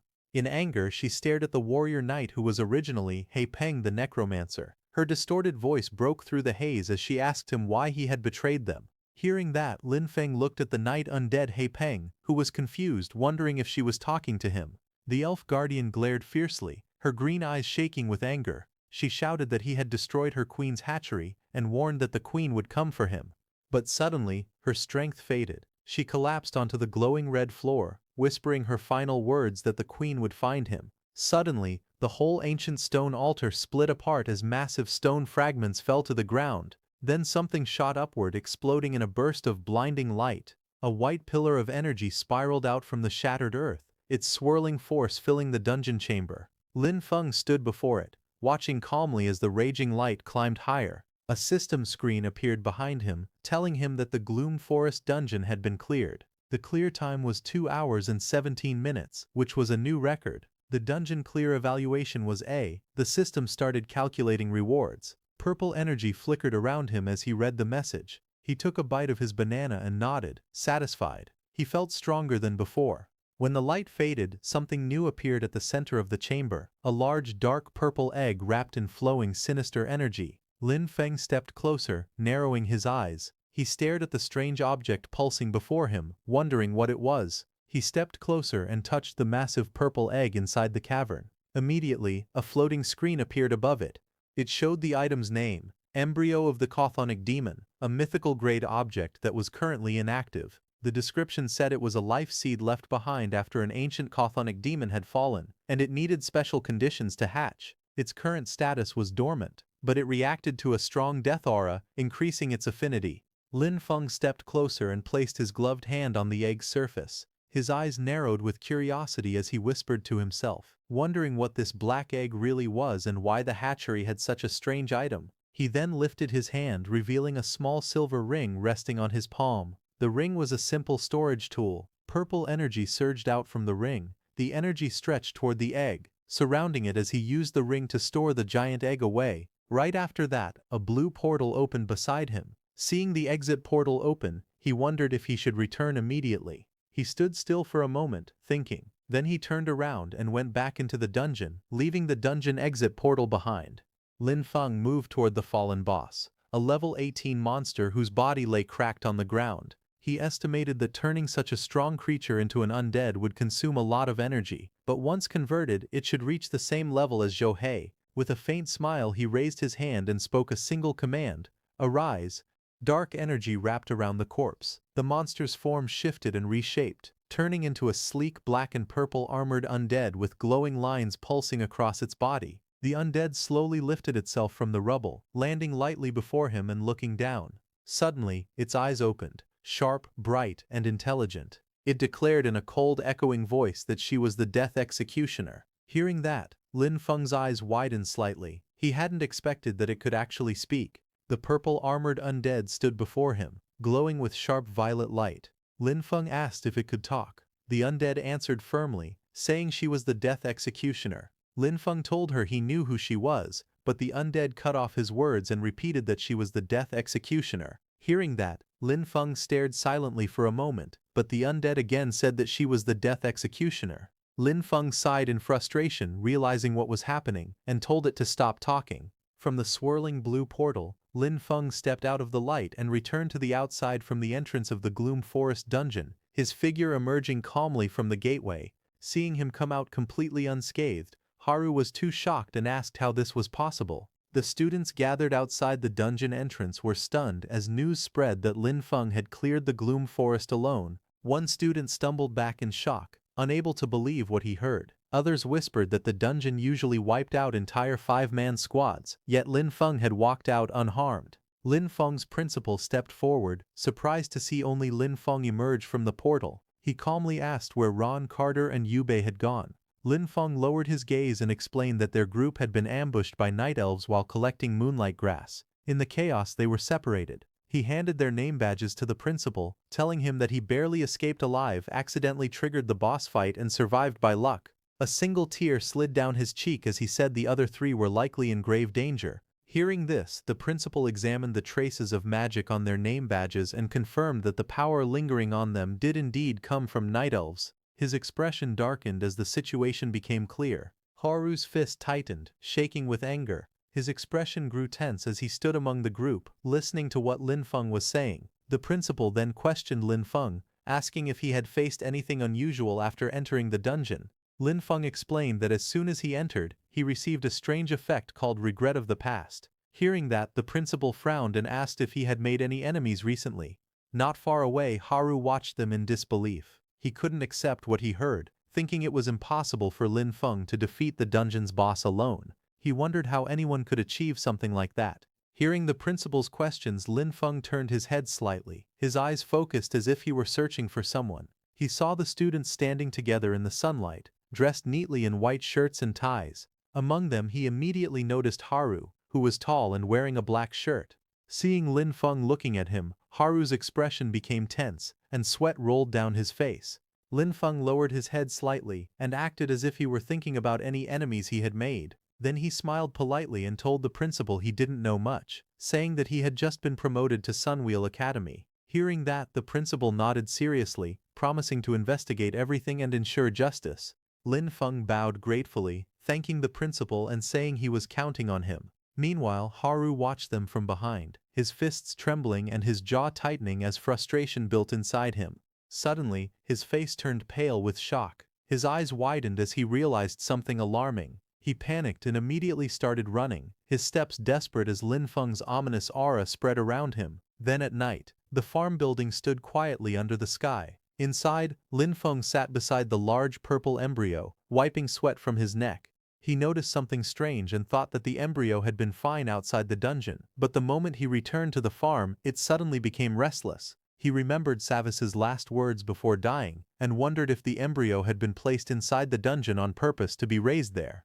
He touched the glowing shell and was shocked when the light reacted to him. Both his magic types, undead magic and nature magic, seemed to influence the embryo at the same time. He stared in confusion. Normally, those two kinds of magic could never coexist. He stepped back and wondered why this was happening. Just like him, the embryo seemed able to contain both magic attributes within itself. He crossed his arms and walked with a stubborn expression, thinking to himself. He noted that he was human, yet the embryo clearly looked like something created by the demon race. Not understanding anything, he raised his hand and put the embryo back into his storage ring. He stared ahead and came to a conclusion. He rolled down his sleeves and tightened his tie, preparing himself. He decided there was only one way to handle the situation. Later, Lin Feng walked through the hallway and knocked on a door marked Principal's Office. A voice from inside told him to come in. He stepped into the room. The principal looked up from behind his desk and asked why Lin Feng was still awake so late. Lin Feng took out the embryo from his storage ring. The principal walked toward the strange purple embryo floating in the room. Lin Feng said that it was difficult to explain, so the principal should see it himself. The principal examined the embryo closely. His expression tightened as he asked where Lin Feng had found it. The principal cast a sound barrier around them. Lin Feng then explained that he had gotten it inside the Shadowwood dungeon. It had dropped after he defeated the final boss. He said that at first he thought it was only a normal item drop, but something later made him realize it was different. The principal lowered his head while thinking. He then said that this was definitely the embryo of a primordial demon. He continued speaking, saying the demon race had managed to avoid their detection and was secretly cultivating these things inside dungeons. Lin Feng looked shocked, asking what a primordial demon was. The principal began explaining. He said primordial demons were a special unit of the demon race, and they fed on humans. By feeding on humans they gained great power, some even strong enough to cross space. He explained the types of demons. Small creature-like demons were standard type 1. Then came larger muscular demons who even fought with weapons. They were type 4 demons. Next came giant dragon-like beings that appeared in a swirl of blood-colored energy. They were blood-lair lords. The principal continued speaking. He said that some primordial demons who gained the ability to cross space used dungeon mechanics to plant seeds or embryos. He added that these demons used the battles, deaths, and magic energy of adventurers as nourishment so the embryos could quietly hatch. The principal spoke with a serious look. He explained that once a demon embryo matured, it would break through the dungeon and appear in the real world. He examined the purple embryo closely, his hand brushing against its surface. He said this one had only just entered its growth phase. If it had remained inside the dungeon absorbing nutrients, it would have hatched in 6 months at most. He continued, saying that after hatching, it would become a very high-level primordial demon, and if chaos erupted inside the academy, the consequences would be unimaginable. Then he added that what puzzled him most was how deeply hidden this kind of embryo normally was. It should not appear unless there was a similar aura nearby. He asked if Lin Feng understood what he meant. Hearing that, Lin Feng suddenly stiffened, sweat forming on his face as the principal's words sank in. His eyes widened in shock. But then the principal smiled and told Lin Feng he was only teasing him. He said Lin Feng had done a good thing by handing over the embryo. For personal and professional reasons, he wouldn't punish him. He explained that everyone had secrets and the academy respected that. As long as Lin Feng didn't harm the academy or break moral rules, geniuses like him would always be given room to grow. Then the principal became serious. He said he needed Lin Feng's promise. No matter what power Lin Feng gained, he must remember that he was a student of Sunwheel Academy and a member of the human faction. Lin Feng nodded and said he would remember. The principal was satisfied. He patted Lin Feng happily on the head. Next, a glowing item appeared in his hand, a small golden flag. The principal explained that it was a territory banner, given to Lin Feng both as a reward for turning in the embryo and as an investment in his potential. He said that if Lin Feng planted the banner on any land he found suitable, it would create a territory barrier with a 500-meter radius and even allow some modification of the terrain. Lin Feng held the glowing banner in his hands. He could feel the strong laws and energy inside it. His eyes lit up with excitement. He said that his farm needed this exact kind of power. The principal leaned back on the sofa and told Lin Feng that if there was nothing else he could go rest. He said he would send someone else to handle the matter. Lin Feng nodded and replied that he understood. Before he left, the principal added that there would be a freshman exchange meeting in the academy auditorium in 3 days and told Lin Feng that he could go there to meet other students. The principal also mentioned that a nature-type instructor had submitted an interesting research topic before going to the front lines. The topic was about plant cultivation and hybridization. Hearing this, Lin Feng looked at the small golden flag in his hand and softly repeated the words, wondering about hybridization and breeding. He then thought to himself that before this, he had only combined undead and plants in a rough way. He wondered what would happen if he fully hybridized them instead. Later he returned to his farmhouse. He crouched on the ground with the glowing flag and prepared to plant it into the earth. Just as he planted it, a green light from a magic circle shot upward, filling the area with nature energy. Lin Feng looked at it and said that after using the territory banner, the amount of nature magic was increasing. He stood inside the greenhouse and complained that mixing undead powers with hybridization was still extremely hard to understand. He looked at his undead lying on the ground and was lost in thought. But suddenly, he paused and narrowed his eyes. He sensed something unusual and wondered aloud if something was happening to Savis, whom he had sent after Haru. The scene then shifted to Haru's room. Haru sat alone on a long couch, looking frustrated. He slammed his hand on the seat and shouted angrily that his subordinates were useless, unable to handle even a kid who had just been promoted. He spoke with a tense expression. He said they could not wait any longer. The investigation at Sunwheel Academy had already found clues. He clenched his teeth and added that if anyone discovered he was the one who killed Tuka, things would become dangerous for him. He quickly moved toward a door and pulled it open. Behind it, another door shifted aside with a mechanical sound. He stepped inside and went down a staircase lit by a small flame on a pedestal. Soon, he entered a large underground hall. A giant dark statue with many arms and floating spheres stood before him, surrounded by burning torches. He knelt down in front of the statue. Then he suddenly raised a knife and slashed his own hand. Blood dripped onto the floor as he held his injured hand tightly. A dark armored figure with glowing red eyes spoke in an angry voice. He asked why Haru had disturbed him, and reminded him that he should only be called if something urgent happened. Haru, lying weakly on the ground, addressed him with respect. He called the being Great Goladosa and said he needed guidance. He explained that someone named Lin Feng was ruining Goladosa's plan, and he asked how he should eliminate him. Hearing this, Goladosa grew angry, and his eyes shone brighter. He said that anyone who tried to defy fate would be punished, and that he would send someone to deal with Lin Feng.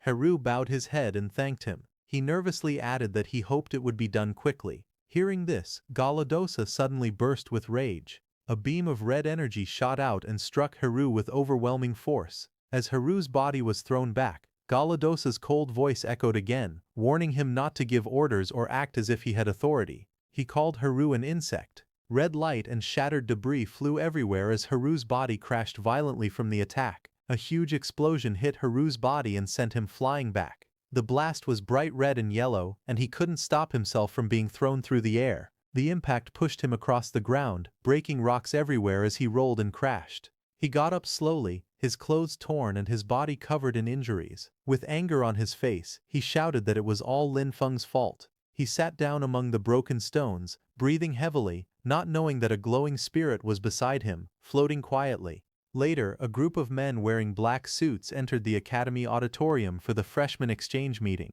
Lin Feng was also among them. Some distance away, Lin Feng sat alone on a bench, wearing a black suit. He looked calm but bored. He thought to himself that this was too dull and that he should not have listened to the principal's long talk. He complained that he could have used this time to research hybridization on his farm instead, which would have been better. He slowly chewed his food and said that the taste wasn't bad.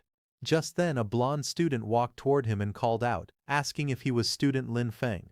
Lin Feng paused while eating and looked toward the blonde student. The blonde student smiled politely. He asked Lin Feng if it was true that he had solo cleared the Shadowwood dungeon by himself. He said it was amazing and asked if he could get some advice. Lin Feng narrowed his eyes slightly. In his thoughts he said that this person felt strange. Everyone else had been avoiding him. Yet this student approached him on purpose. Lin Feng lowered his head and covered his face with one hand. He told the blonde student that he didn't want to talk about the dungeon, saying that 3 seniors had died there. He squeezed out fake sobs while holding a piece of bread in his other hand.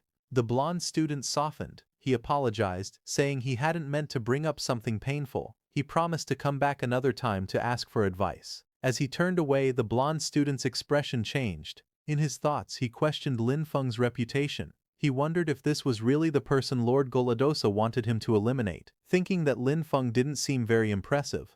Lin Feng watched the blonde student walk out of the room. His face remained calm and unreadable as he stayed seated. Later the scene shifted to Haru's room, where Haru was lying alone on the bed in his dimly lit room, the space quiet and still around him.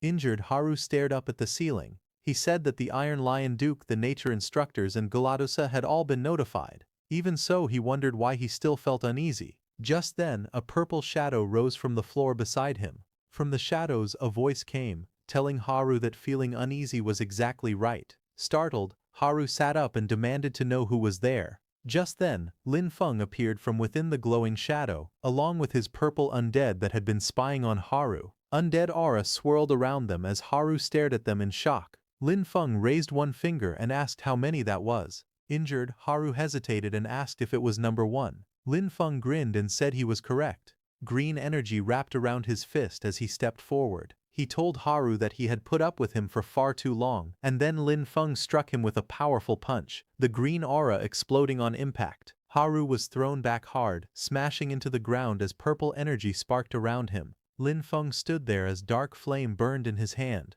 Injured, Haru lifted his head and stared at Lin Feng, anger flashing in his eyes. As he struggled to get up, his body trembled with the same purple light. Lin Feng watched him without moving. Haru pushed himself up on one arm and asked Lin Feng how he got in. Lin Feng stepped forward with his undead floating behind him. He asked Haru if the events in the Gloom Forest dungeon were done by him. Hearing that, Haru clenched his teeth and shook with anger. Purple sparks flickered across his body as he shouted, asking how Lin Feng dared to hit him. Haru's body trembled as dark purple energy wrapped around him. His muscles bulged, veins lit with demonic light, and his fingers curled like claws. In front of him, Lin Feng stood calmly, his summoned undead glowing with the same kind of energy. Haru then bent forward, his back cracking as more energy surged out. Flames of purple rose around him, twisting like living shadows while markings spread across his skin. He raised his head and with red glowing eyes used his Demon Clan forbidden technique, flesh sacrifice. His body transformed further, ears sharpening, energy spreading, and power overflowing from every limb. He stood tall in his new demonic form, surrounded by swirling flames of purple and black. Seeing that, Lin Feng narrowed his eyes. He recognized the technique immediately and asked sharply if Haru was a spy of the Demon Clan. Hearing Lin Feng call him demonized, Haru only laughed. He declared that he was a devout believer of Gullediosa. Hearing this, Lin Feng grew serious, realizing that Haru was connected to the 7th Demon King Gullediosa. Demonized Haru glared fiercely, purple flames twisting around his body. He shouted with rage, demanding how Lin Feng dared to speak his lord's name so casually. Without warning, he lunged forward. Darkness wrapped around his arms as he roared, telling Lin Feng to die. But Lin Feng stood his ground, his undead floating beside him and coming forward, surrounded by swirling violet energy. As Haru charged at full speed to attack, Lin Feng's undead responded instantly. She swung her glowing scythe upward, releasing a crescent slash of bright purple light that blocked Haru's attack. But Haru didn't back down and released more demonic energy, causing the female undead scythe to start cracking. The next second, purple fire came out of Haru's hand and fell on the female undead's scythe, shattering it instantly. The female undead looked at her weapon, which was completely destroyed, and Haru's corrosive power was extremely strong. Lin Feng watched her with a serious face. In his mind, he admitted that he had only wanted to test Haru a little, but now things had gotten bad. The female undead created and raised her huge scythe again, releasing huge amounts of necro energy to attack Haru. As that energy hit Haru, he let out a loud roar. Now blue and purple flames burst from his body as he spread his arms wide. He shouted that he had been thinking about how to deal with Lin Feng, but he never expected Lin Feng to walk right into his hands. Seeing Haru unleash more and more energy, Lin Feng also got ready to release his energy as he made up his mind. In his thoughts, he decided that the only way now was to use Haru's distraction and finish the fight as quickly as possible. Haru, covered in blue flames, stood in front of Lin Feng. Seeing that, Lin Feng hid his hand behind him and used his summoning skill. The next second, several shadowy undead appeared behind Lin Feng. They all had sharp ears, dark bodies, and strange glowing flames. They stood like an army at his side, making his presence even more dangerous. Seeing that, Haru was shocked. He immediately recognized that Lin Feng was using undead magic. His face twisted with anger as he shouted that Lin Feng really was problematic. Tears streamed down Haru's face as he said that Tuka's sacrifice was not wasted, because they had discovered a human genius. While he was lost in thought, one of Lin Feng's undead stepped forward and attacked Haru with its huge spear. He moved fast and struck, sending his glowing spear straight toward Haru. That sharp purple spear of energy pierced Haru's chest. Haru fell to the ground before he could understand anything. His body was bruised, but his eyes still burned fiercely. From the shadows ahead, Lin Feng's cold voice questioned him if he was the one who killed Tuka. Haru clenched his teeth. Dark energy wrapped around his limbs as he placed a hand on his chest. His voice trembled with ritualistic intensity as he began chanting that with blood as the guide and the soul as the bridge, he welcomed the master's will to descend upon his body. Immediately, black veins pulsed across Haru's skin and his eyes glowed red. A violent surge of purple fire burst outward and a magic circle lit up beneath him, filling the room with swirling patterns. Haru told Lin Feng to tremble and welcome the descent of the Demon King. He announced her name Gullediosa, As he said that, a towering figure of shadow and horns appeared above him, surrounded by floating spheres and blazing violet flames. Haru knelt before her, lowering his head. He addressed the being reverently as Lord Gulladiosa. But before Haru could continue, Gulladiosa punched him, asking how a mere ant dared to call her true name. Injured, Haru sat on the floor, purple flames drifting around him. He looked up with confusion and called her lord. In front of him, Lin Feng stood calmly, and behind him all of his powerful undead appeared, their glowing forms filling the room. Haru pointed at him and asked his lord to kill him. Lin Feng's mage undead came forward and raised his hand, gathering bright purple energy. He attacked the Demon King with an energy beam. Demon King Gulladiosa was surprised to see that Lin Feng was a necromancer. She immediately realized that Heikui had already been defeated. She then raised her shield, which came out of the ground to block Lin Feng's mage undead's energy beam. But this made Demon King Gulladiosa realize that her summoner was simply too weak, too frail, and because of that her mana couldn't maintain the defensive formation. Thinking that, she raised her hand toward Haru, holding it in front of him and sucking energy from his body. Before he could understand anything, Demon King Gulladiosa's massive claw descended from above. He screamed in panic, shouting as demon energy ripped through his body. His form twisted, cracking apart under the pressure of the demonic energy. Demon King Gulladiosa absorbed all of his demonic energy. Its single red eye glowed fiercely as tendrils of power wrapped around its frame. After Gulladiosa absorbed everything from Haru's body and threw the weakened Haru aside, then with a deep resonant voice, Demon King Gulladiosa declared that now she could fight Lin, the successor of the Necromancer, properly. Lin Feng stood quietly. He looked at Demon King Gulladiosa and thought that even if all of his undead fought together, they still wouldn't be strong enough to defeat the Demon King head-on. Charging straight in would only get them all killed. It was not a smart plan. Then he noticed Haru on the ground, who had been drained earlier and lay weak. Then he looked at the glowing magic circle in the aura, shining with summoning energy. Seeing this, Lin Feng's expression changed. A small smile formed, and he thought of a way. Then he raised his voice and called Demon King Gulladiosa a foolish demon clan member, saying that since the demon already knew he was a necromancer, he was surprised that the demon didn't run away. Instead, the demon actually wanted to challenge him. He said that was interesting. The purple flames around Lin Feng grew brighter as he lifted his hand. With a sharp gesture, he pointed forward and commanded his undead to attack. Hearing that, Demon King Gulladiosa said that if this was Lin Feng's way of provoking him, then so be it. He created a chain made of demonic energy and swung it toward Lin Feng, saying he would act as he wished. Seeing that, Lin Feng's female undead came forward and spun her staff as circles of light formed around her. A bright defensive wall flashed into existence. Lin Feng's undead mage stepped forward, summoning countless floating bubbles around his body. The bubbles shimmered and formed a protective layer.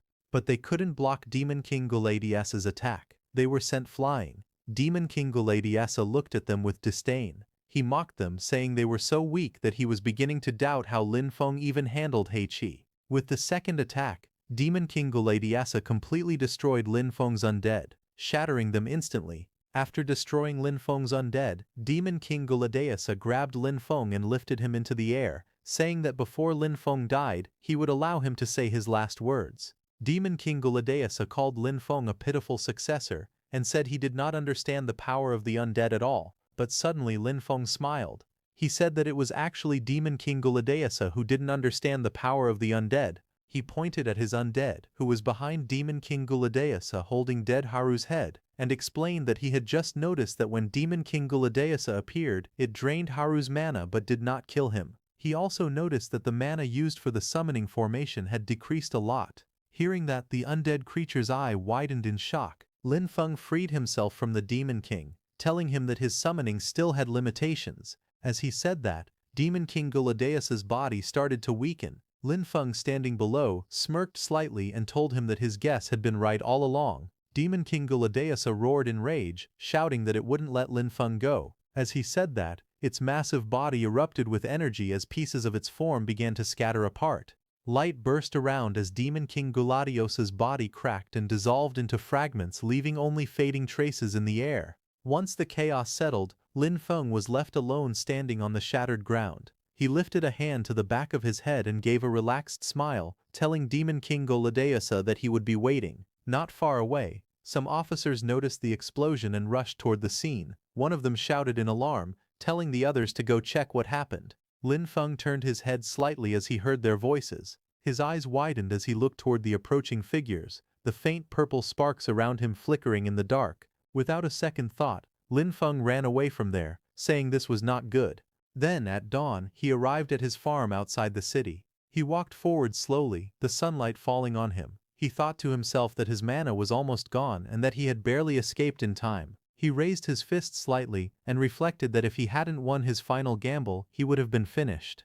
Thinking all that, he walked toward his room. But suddenly, a crack appeared in the barrier around his farm. Lin Feng stopped and turned his head sharply, asking who it was. Just then, a blond man broke the barrier and landed in front of him. When Lin Feng saw that person, he immediately recognized him. It was the same blond man whom Lin Feng had met at the students' gathering, and the one whom Demon King Guladeasa had sent to kill Lin Feng. The blond man slowly walked forward, a sword hanging on his back. His face looked annoyed. He told Lin Feng that he had been enjoying a mission where he was killing freely, but his lord had suddenly stopped him. Because of that, he was in a very bad mood. He pulled out his sword with a grin and asked Lin Feng if he could stand there and let him kill him. Hearing that, Lin Feng didn't get scared. He raised his hand slightly and calmly told all his undead to come out. He waved his hand again, expecting his undead to appear, but nothing happened. His expression changed in shock. He realized his mana was completely empty from the last fight.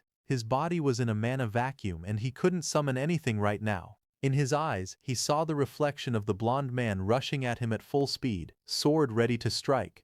The blond man leaped forward like a bullet, swinging his blade toward Lin Feng as the attack exploded with force. On Lin Feng's farm, the blond attacker rushed forward with a wide swing of his weapon. Lin Feng jumped back to avoid the strike. Lin Feng narrowed his eyes. He remembered something important. He thought about how the lamp of nature could make the undead stronger. He remembered that last time his warrior undead was holding the lamp of nature in its hand, surrounded by bright energy. Lin Feng's expression changed. He realized that if he could get the lamp of nature, he might still have a chance to turn the fight around. But he also knew time was almost gone. He ran forward quickly, but everything was happening too fast. As he ran away, suddenly his farm's powerful green earth spirit appeared, glowing brightly in the air. Its voice shouted, telling Lin Feng to fall back. The blond man swung his weapon down with full force. Lin Feng quickly moved back, the strike cutting through the air where he had just been. The blond attacker didn't stop. He swung again, creating a bright arc of light as he slashed forward. Lin Feng stepped back fast, the blow hitting the ground instead. Both of them stood facing each other under the orange sunset. The blond man held his blade ready while Lin Feng kept his stance light, watching carefully. But the next second, the ground behind Lin Feng cracked. A huge tree root rose up from beneath the earth, glowing in the sunset. The blond man's eyes widened as he jumped backward. Then a massive tree root covered in green energy rose from the broken ground. The blond man turned toward it, shocked, as green light swirled around the giant body. The huge tree root attacked, smashing down on the ground and sending rocks flying everywhere. The impact threw the blond-haired man backward as he tried to protect himself from the debris. More tree roots rose from the cracked earth. One of them slammed downward at the blond man, while others wrapped around Lin Feng. Lin Feng was shocked as the glowing tree roots lifted him into the air. Shock filled his face as he wondered what was happening. Those tree roots formed a barrier around Lin Feng. A thick wall of tree roots was created in front of that blond man. The blond man glared at the tree root wall and said coldly that this was just a cheap trick. Bright energy gathered around his sword as he swung it and activated mana infusion. The blond man then swung his blade, flames curling around him. A bright slash cut through the air as he used his off-the-charts handsome swordsmanship technique. He stepped forward and stabbed at the giant tree root in front of him. Pieces of rock and bark cracked off as the blade hit. His sword cut through those tree roots like butter as he dragged his sword down in a long fiery arc. His face stayed calm and focused. As he looked at the other side, he saw Lin Feng running away as fast as he could. His shadow stretched under the orange sunset while the blond man watched him go. Watching Lin Feng run like this, the blond man remembered something from their past in a dark hall filled with tall stone pillars. A man in black was running at that time. From behind, this blond man was also chasing him. His expression was sharp and determined as he sprinted forward, gripping the sword on his back, ready for the chase. But before he could catch up, a towering shadowy figure appeared behind the blond man. It was the Demon King Guladeasa. His voice echoed, telling the blond man to abort the mission and stop chasing. The blonde man looked up sharply. He argued that the noble they were chasing was part of their plan, and if he didn't kill him now the enforcement team would arrive and he would be the one in danger. But Demon King Guladeasa glared down at him and asked if he was questioning its decision. The pressure of Demon King Guladeasa hit the blonde man instantly. The blonde man was thrown back and crashed to the ground inside the stone hall. Struggling to rise, he pressed his hand to the floor. But suddenly blue energy started glowing around his whole body. Demon King Guladeasa told him to follow his mark, saying it would lead him forward to find the noble and kill him. Just as Demon King Guladeasa said that, a glowing emblem appeared. It was a circular crest with a coiled dragon in its center. This was the Guladeasa mark. The blonde man knelt down, holding the Guladeasa mark in his hand. He lowered his head and said softly that he would follow his lord's order. Now in the present, remembering the Guladeasa mark, the blonde man took it out and walked toward the tree root wall formed in front of him. Again golden flames started rising from his palm as he looked at the plant wall in front, asking if these plants were from that farm before. He hit the plant wall with the golden flames in his hand. A huge explosion followed, shaking the ground and scattering debris everywhere. Through the flames he walked to the other side of the plant wall, realizing how it worked. Fire wrapped around him as he stepped forward, his eyes sharp. He pointed at Lin Feng and called him a traitor. He rushed forward again, fire rising from his hands as he shouted that trying to run wouldn't be that easy. Lin Feng sprinted across the ground as fast as he could. From behind, the blonde man chased him with heavy, powerful steps, closing the distance with every stride. Dust and heat rose around them as the sun painted the entire scene orange. But as he got closer to Lin Feng, some tree vines attacked him from all directions. The blonde man leapt into the air. His body spun and twisted, dodging all those tree vines. Lin Feng kept running away in fear, but the blonde fighter was already mid-air behind him, sword drawn and ready to strike. Suddenly the blonde man jumped and with powerful force grabbed Lin Feng and yanked him downward. His body smashed helplessly onto the ground as debris floated around him. The blonde man landed on the ground with a sharp smile. He looked at Lin Feng and said coldly that it was over. Under the burning sunset, the blonde man raised his sword high above his head. His stance showed that he was ready to bring Lin Feng down with full force, ending the chase once and for all. But Lin Feng looked straight at the blonde man with a calm, confident smile and said it really was over.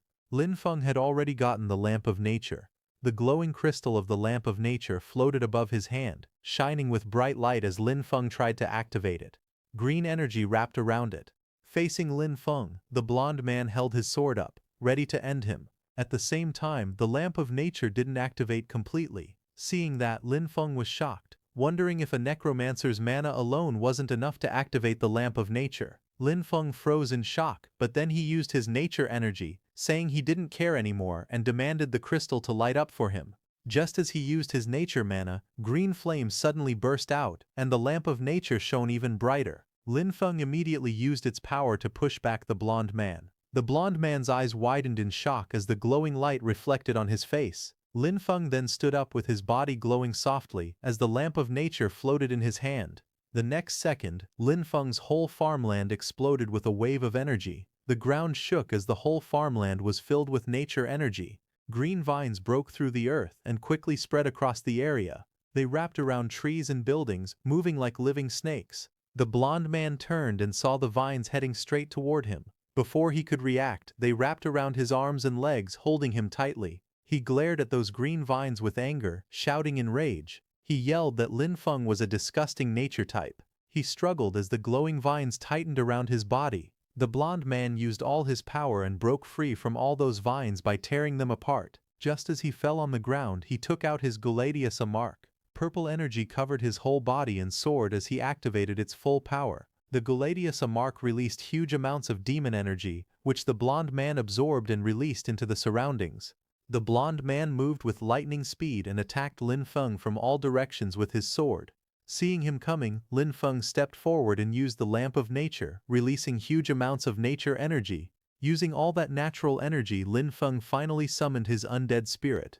Lin Feng's warrior Undead, Kui, who was the original Necromancer, appeared in front of Lin Feng. But he wasn't in his purple undead form. His whole body was covered by leaves and vines as he appeared in his human form. Just as he appeared, he used nature energy to block the blonde man's multiple sword strikes. The blonde man used his demonic energy to push He Kui with full power, but it was no use. On top of that, the blonde man's sword broke into pieces completely. He Kui, covered in vines, stepped forward through the dust, his eyes sharp as more green power gathered around his arms. Seeing him, the blonde man's eyes widened in shock. He recognized Lin Feng's undead and asked if He Kui was not dead, but He Kui didn't say anything and just stood with green flames dancing around him, ready for the next strike.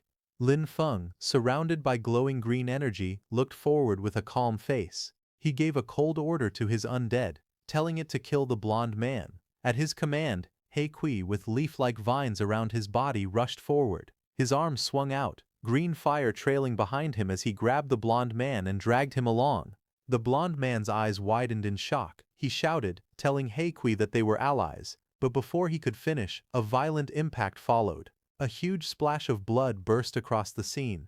The man He Kui had grabbed was smashed brutally. His broken body fell to the ground, blood leaking from it as green flames burned around him. After killing the blonde man, Lin Feng fell on his knees and coughed weakly. He was completely exhausted. The next second, Lin Feng lay on the ground as the glowing green flames started to fade from his body. He looked helpless and told He Kui that he was done for. In the next moment he collapsed completely, falling over with no strength left. His body hit the ground hard. The lamp of nature crystal floated nearby, completely drained of its power. He Kui stood beside Lin Feng, watching him with a calm expression. He let out a slow breath, seeing that Lin Feng was just unconscious. Then He Kui's body started to change. Purple flames wrapped around him, climbing across his skin. His green vine-like armor shifted and disappeared under the rising dark energy. His entire form transformed. Black, flame-shaped markings spread across his chest and arms. Purple fire swirled around him as his muscles tightened and his eyes sharpened. He completely transformed into his undead form. After the complete transformation of He Kui, his body suddenly shone brightly. Then pieces of his body began to break away. In the next moment, the purple shell covering him shattered into small fragments, and the undead aura around him faded completely, leaving nothing behind. The scene then shifted to a peaceful landscape. A bright valley stretched between distant mountains, covered in green fields and forests. In that green field, someone waved flags in the distance. The flags carried the symbol of a lion's head. It was a group of armored knights riding in formation, their white horses marching proudly. Behind them, a decorated royal carriage traveled along the road. Inside the carriage, 3 people sat together, one in blue clothing, one with long red hair, and another dressed in dark attire. The carriage moved steadily as sunlight shone over the land. Inside the moving carriage, the red-haired warrior sat with a serious face. His armor reflected the sunlight coming through the window. Across from him, the older man with long brown hair and a beard looked at him calmly, waiting for him to speak. But a quiet moment passed between them. The red-haired warrior lowered his eyes, as if thinking about something difficult. The older man watched him closely, also not saying a word. Then the older man turned his head toward the window. The bright sky and green mountains outside caught his attention as the carriage continued forward. But suddenly, a glowing green energy appeared outside, swirling around the trees that surrounded a wooden building hidden within the forest. As it appeared, the whole carriage shook violently, shocking the people sitting inside. All 3 looked ahead with tense expressions. The carriage suddenly shook again as something dark hit its roof. The impact made the whole vehicle jolt. Then from the carriage bright streaks of energy shot across the sky, rushing past the moving carriage. The horses kept running, but the disturbance was impossible to ignore. Inside, the red-haired man noticed it first. His eyes widened in surprise and he leaned forward sharply. A knight stopped the carriage and bowed beside the window. The red-haired man and a blue-haired girl looked out from inside, watching him closely. After hearing what that knight said, the red-haired man sat back on the seat. His expression was calm but thoughtful as he stared ahead, thinking about what had just happened.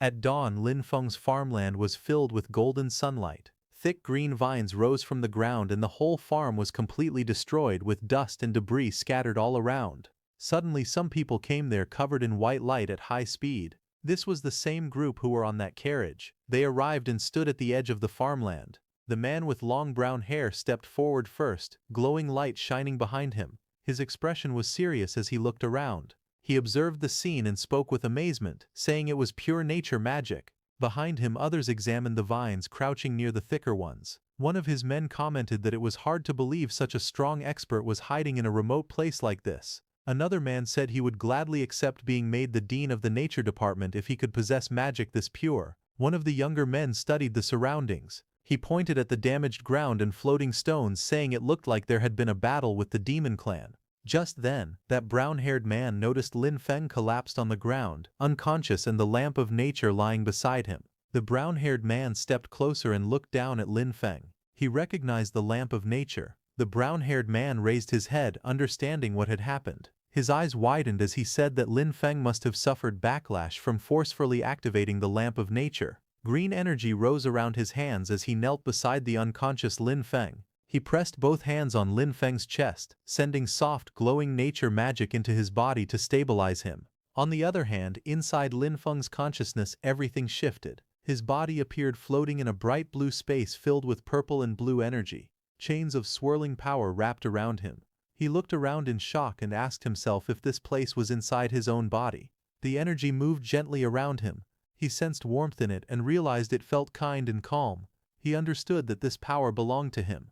He then looked in different directions. Purple flames floated around his arms as he stared forward and quietly said that this must be his own power. He reached out his hand. Purple energy swirled around his fingers as he touched the drifting aura in front of him, wrapped completely by the same purple and pink flames. His eyes sharpened as he looked at the power surrounding him. He wondered aloud if this was Necromancer power.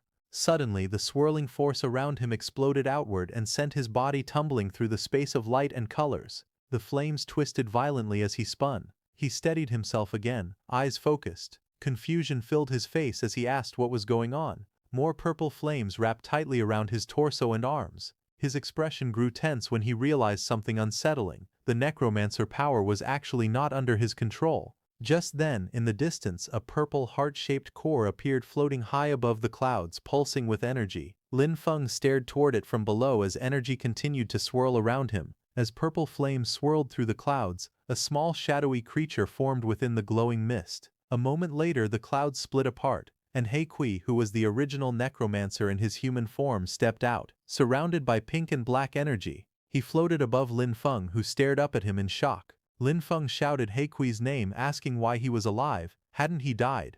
He Kui's expression stayed calm. He answered that he really did die. Then his face shifted into a smile as the purple flames wrapped around his body. He said that thanks to Lin Feng he was able to understand the true meaning of death. He Kui then stretched out his hand, dark energy curling around his arm and fingers. His body moved forward as though preparing to strike. Lin Feng was surprised when a massive claw-like hand formed out of swirling purple and black energy rushing toward him. Lin Feng looked alarmed as the purple energy tightened around him. He shouted that this was not good. Sweat rolled down his face as he struggled. He yelled that he couldn't break free at all. He Kui rushed toward him with a crazed smile, purple and black flames swirling around his arms. He laughed sharply and said that if he killed Lin Feng, his body would become his. He Kui leaned in close, speaking directly into Lin Feng's face. He said that when that time came he would be reborn.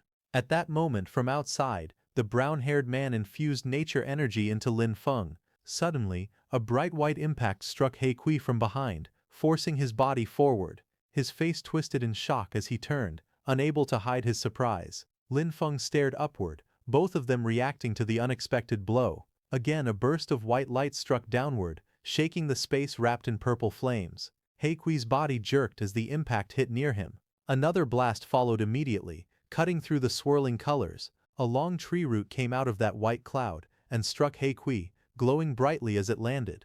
He Kui twisted, his face contorted in shock as the attack slammed into him. Lin Feng floated behind him, still bound by swirling energy. He Kui crashed downward, hitting the ground as the purple and black flames roared around him. Lin Feng, who was in his hand, also crashed down. More strikes came down from above, forcing He Kui to brace himself. He growled in frustration, calling the attack terrifying. He became very angry as he recognized the source and gritted his teeth. He cursed under his breath, saying it was nature-type power. He Kui threw Lin Feng on the ground with full power. Lin Feng hit the ground as the purple fire spread around him. He Kui raised his hand to attack, but before he could, Lin Feng's nature energy filled the whole surrounding area. Lin Feng's body drifted through a swirling space of bright colors. One side glowed purple, the other green, showing his body floating helplessly. He spun in midair, trying to regain balance. but suddenly he hit a wall separating those two spaces. Then everything turned dark for a moment. A faint glow appeared like a sunset behind trees, slowly pulling the scene back to reality. Lin Feng opened his eyes, lying on the ground with medical patches attached to his chest. He wiped sweat from his face and breathed hard. He felt that it was very close. His undead power had already run out earlier, and because of that He Kui didn't have enough strength to continue fighting anymore. But he hadn't imagined that He Kui was hidden inside the undead power. He said it was actually a dangerous threat. While he was thinking all that, he suddenly noticed the brown-haired man standing there. The brown-haired man spoke calmly. He said he had checked the injured Lin Feng's condition. He had only overused his mana and suffered light internal shocks. Nothing serious. One of his men reported that he had checked the area too. The aura they sensed earlier belonged to a high-level Demon Clan member, someone at least above level 20. But suddenly another man noticed Lin Feng and told the brown-haired man that Lin Feng had woken up. Lin Feng lay on a medical bed, confused as he slowly sat up. When the brown-haired man saw him awake, he said the surgery had gone very well. A suited officer helped Lin Feng up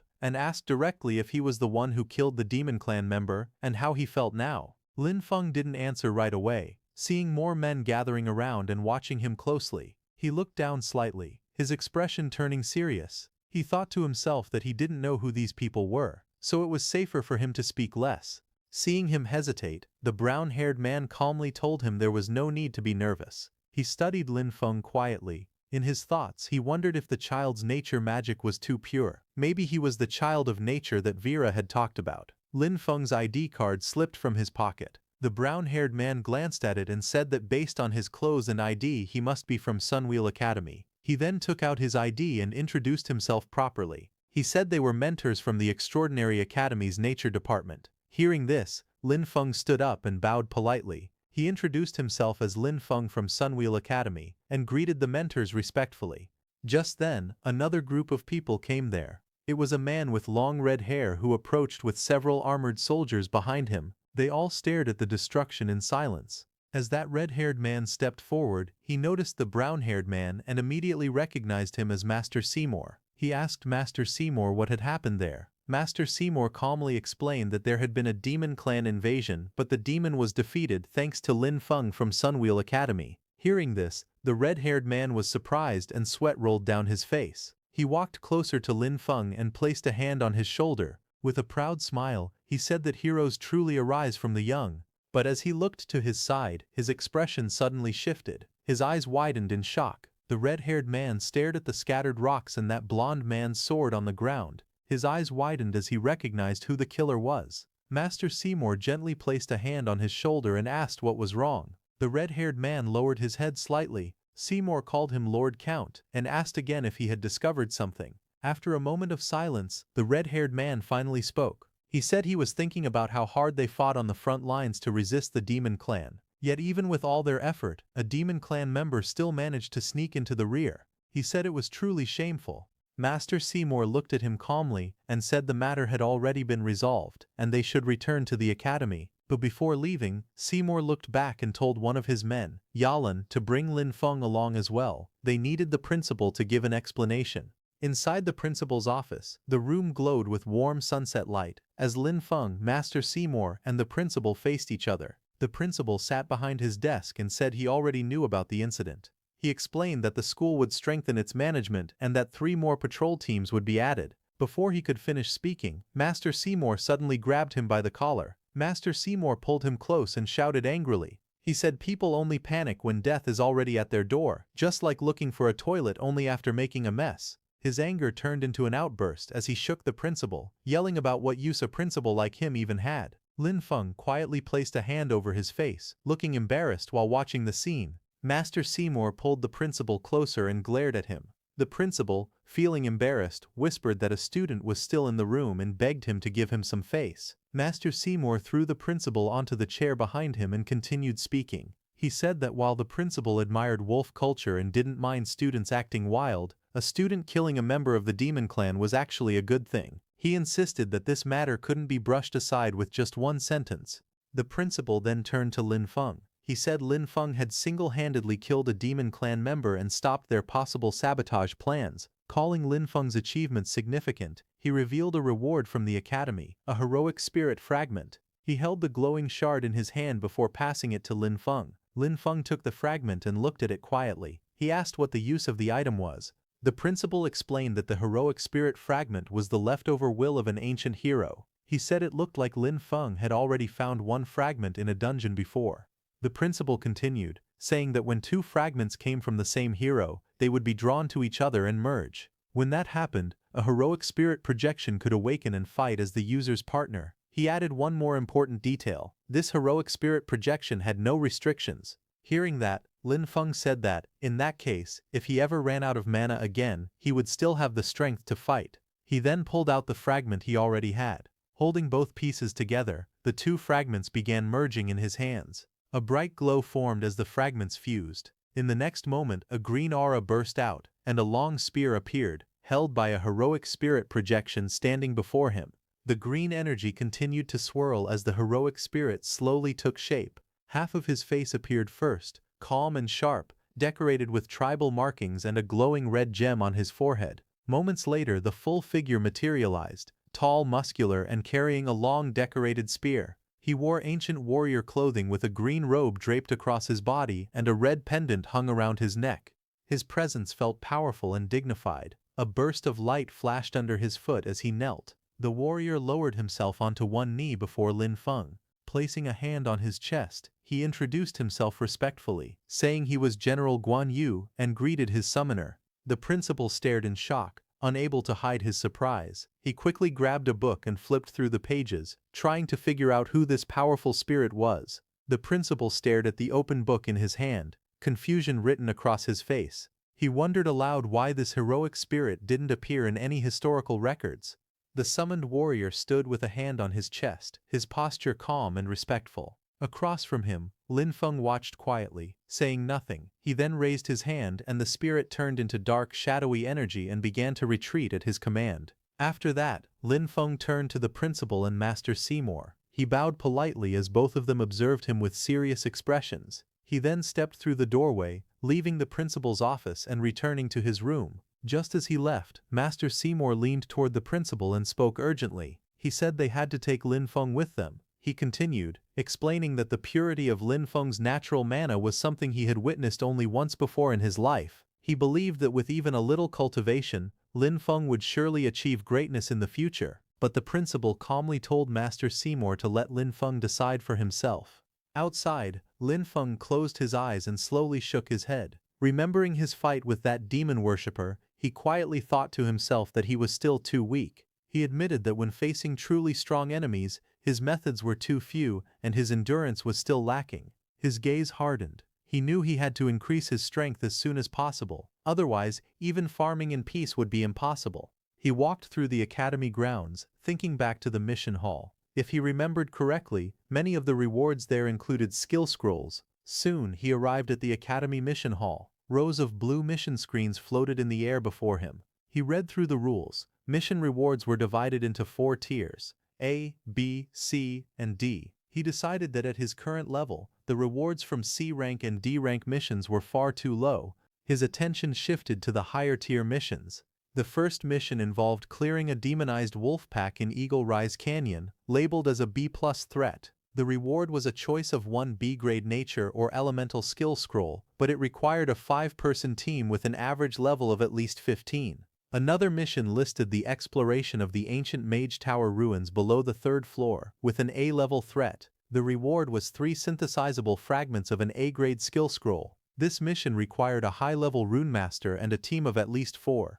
The third mission stated that supplies needed to be escorted to the eastern border, Iron Rock Town. The mission was rated at threat level B, and the reward was a B-grade general skill scroll and 100 military merit points. It also required a team of at least 2 people who had survival skills and fire-type combat abilities. After reading that, Lin Feng reached out and tapped the mission screen with his fingers. He muttered the name softly, Iron Rock Town. He remembered that it was an important military town. He recalled hearing that because soldiers stayed there for long periods, they had developed a special military farming method. This method could grow food and medicinal plants even in harsh, barren places. A small smile appeared on his face. If he could learn this method, it would be very useful. Then he looked at the requirement again. The mission needed a 2-person team. Seeing that, he sighed to himself. Finding someone with fire-type abilities would be troublesome.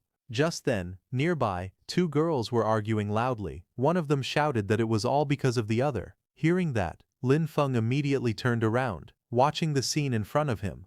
A group of students had gathered nearby. In the middle of the crowd, a pink-haired girl was arguing with a blonde girl. Behind the blonde girl, her two bodyguards were standing. When Lin Feng saw the pink-haired girl, he immediately recognized that it was Ailing. Ailing glared angrily. She shouted that the blonde girl had made fake potions for them, and because of that, she ended up hitting them. The blonde girl crossed her arms and argued back. She said that Ailing did hit her, and she demanded compensation, 1 or 2 gold-tier items before she would let the matter go. Other students watching from the side whispered among themselves. They called this group a gang, and said this was already the 3rd time this month. They wondered why new students kept falling for the same trick. They explained that the group often scammed newcomers with fake potions. Ailing stomped forward and yelled again, this time demanding that her demon bear gall be returned. The blonde girl stood with her bodyguards and told Ailing that she had already used the strengthening potion. Once someone drank it, she said, it was gone. Hearing that, Ailing stepped forward angrily. Her hand reached back, and she pulled out 2 black blades with a sharp motion. She crossed the blades in front of her, her eyes full of anger. Her stance showed she was ready to fight. The blonde girl didn't back down. She raised her voice and shouted to everyone around them. She asked if Ailing wanted to fight and told the crowd to look. Someone was being unreasonable and hitting people. A few steps away, Lin Feng watched them silently. He didn't say anything, only observed the scene with a calm expression. He turned slightly, noticing the commotion growing louder. The blonde girl pointed at Ailing and told the crowd that this woman had asked her to make a strengthening potion, but after drinking it, she refused to admit that she owed anything. The blonde girl shouted again, saying that Ailing even accused her of stealing the materials. Her face turned serious and angry as she spoke. Just then, Lin Feng stepped forward and told the blonde girl that she did embezzle the materials. The blonde girl was shocked and turned to look at who it was. Lin Feng simply looked back at her without changing his expression. Seeing Lin Feng's clothes, the blonde girl realized that he was someone from Sunwheel Academy. She pointed at him, complaining loudly. She said he could eat whatever he wanted, but he couldn't say whatever he wanted. She claimed she worked very hard and didn't deserve false accusations. Ailing just stood there, listening to the argument. Hearing the blonde girl, Lin Feng activated his natural energy. A green flame suddenly appeared in his hand. The blonde girl flinched and covered her ear, thinking she was about to be attacked. But Lin Feng simply held the green flame close to her. She slowly opened her eyes and checked herself. There was no injury. She looked confused and asked why there was no damage. Just then, Lin Feng reached toward her waist pouch. With one quick pull, he tore the pouch open. Something dropped out. Demon bear gall, which had been hidden inside her bag. The blonde girl turned around in shock, staring at what had fallen. Lin Feng held up the glowing green flame again, showing everyone the truth. Students around him whispered loudly. One said this woman always targeted newcomers to scam them. Another pointed out that the item she hid looked like a demon bear gall. The blonde girl pointed angrily at Ailing. She said that this time a senior from Sunwheel Academy had stepped in to help her. Then she warned that next time she wouldn't be so lucky. But just as she tried to storm off, Lin Feng grabbed her wrist. She froze in surprise and looked back at him. Lin Feng stood calmly and told her to hand over the demon bear gall. After she handed it over and ran away, Lin Feng held the brown demon bear gall in his hand and asked Ailing if this was the same one from last time. Ailing looked at him with a soft expression. She explained that she had originally saved it for him, but after losing to him last time she felt unwilling. She admitted she had thought about turning it into a potion to make herself stronger. Lin Feng threw the demon bear gall toward Ailing and said that since he had promised to give it to her, he would keep his word. He admitted that the demon bear gall didn't improve his strength as much as he had expected. After giving it back, Lin Feng turned to leave. Ailing called out to him gently. She thanked him, saying his name with a shy expression. He looked back at her calmly and said there was no need to thank him. If she really wanted to repay him, he asked her to help him find a fire-type ability user. As he said that, he turned around and asked if he remembered correctly. She was fire-type, wasn't she? She stopped and glanced back at him, smiling faintly. She answered with a soft yes. He smiled in return, relaxed and confident under the golden light. A few minutes later, they went to the mission hall. A staff member walked up to them, saying that his mission request had been accepted, and handed over the mission items. He asked Lin Feng to keep them safe. Lin Feng held the mission scroll in his hand and stared at it quietly. He didn't say anything, but his eyes showed a hint of speechlessness. He looked down at the scroll and thought excitedly about learning a planting method and a new skill. He also received a thick book among his mission items. On the cover, the title showed that it was an ancient array manual, a translated copy. That same night, in the Iron Lion Count's residence, the scene shifted to a secret chamber. Inside the dim, cold room, the Count sat alone, surrounded by twisting shadows. He spoke slowly, saying that both of his nephews, Haru and Tuka, were dead. Dark mist curled around him as he continued. He said the Academy's law enforcement team had tightly covered the news. Even now they still didn't know who the killer was. From within the shadowy fog, another figure spoke. The figure asked why he had been summoned. Was that all he wanted to say? The Count clenched his fist tightly as he spoke. He reminded the shadowy figure that there had been a promise. As long as he provided intelligence about the frontline defenses and helped cover the infiltration, he would receive support. His expression twisted with anger. He shouted that the other party had promised to help him rise to a high position. Then his voice cracked with rage. He yelled that because of the defeat in the war he had already been demoted from Duke to Count by that old man. His eyes widened, veins bulging as he screamed, asking how things had ended up like this. He continued shouting. He said his military power had been taken away, and his territory had been cut in half. He couldn't even protect his own nephews now. He demanded to know where the promised aid was. The dark figure answered calmly from within the swirling shadow mist. It said the battlefield was unpredictable, and their side had also taken losses. As for the nephews, the figure claimed their deaths were due to their own weakness. If the Count had sacrificed Hiru and Tuka earlier as planned, the situation wouldn't have turned out like this. The Count trembled and shouted back, asking if they thought he didn't want to follow the plan. But before he could finish, a pale, ghostly hand reached out from the shadows. Dark energy wrapped around the hand, and the scene froze with its eerie movement. The Count fell silent for a moment, his red eyes trembling with anger. He gritted his teeth but couldn't find the words to answer. Across from him, the shadowy figure spoke coldly. It said that Lord Galadiasa only cared about results.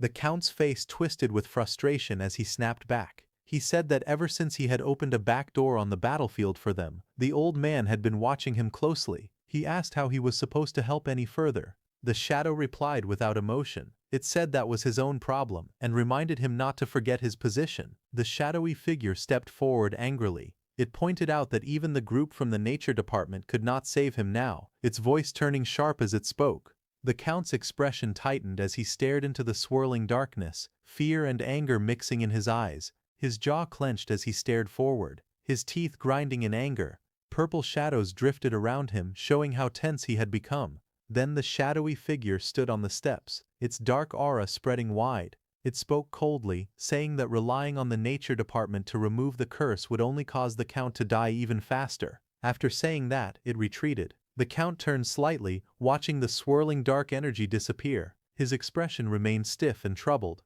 The Count lifted his coat and began walking away, his steps confident as his hair swung behind him. He spoke without looking back. He said they had already set things up in Iron Rock Town and reminded his men to move the garrison away when the time came. High in the mountains, a long winding road led toward Iron Rock Town. Two figures walked side by side along the narrow path, surrounded by endless green ridges under the bright sky. It was Lin Feng and Ai Ling walking through a sunlit forest. Yi Ling suddenly turned her head in surprise. Her eyes widened as she looked behind them. A massive wolf, taller than both of them, walked quietly at their backs, its red eyes glowing and its fangs exposed. Lin Feng didn't notice it, but Ai Ling stared at the creature in confusion. In the next moment, she jumped forward, grabbing her weapon with one hand. Her expression turned sharp and focused as dark lightning formed under her grip. She leaped into the air, her body spinning as flames erupted around her. Her weapon slashed through the sky, creating burning arcs aimed at the wolf below. The wolf raised its claws in defense as the fiery attack came down from above. But it was no use. In a single attack, Ai Ling cut down the wolf's neck. The girl looked down with a frown and said that something felt wrong. She pointed out that this was already the third attack within the past hour. Lin Feng walked up to Ai Ling and asked her what was wrong. Ai Ling stepped closer to him, still gripping her weapon behind her back. Looking at the wolf, she explained that Iron Rock Town was an important military town, so troops regularly cleared and patrolled the area. She continued, saying that under normal circumstances, in a place so close to the main road, even large wild beasts were rarely seen, let alone demonic wolves. Lin Feng listened, still uneasy as they continued down the mountain path.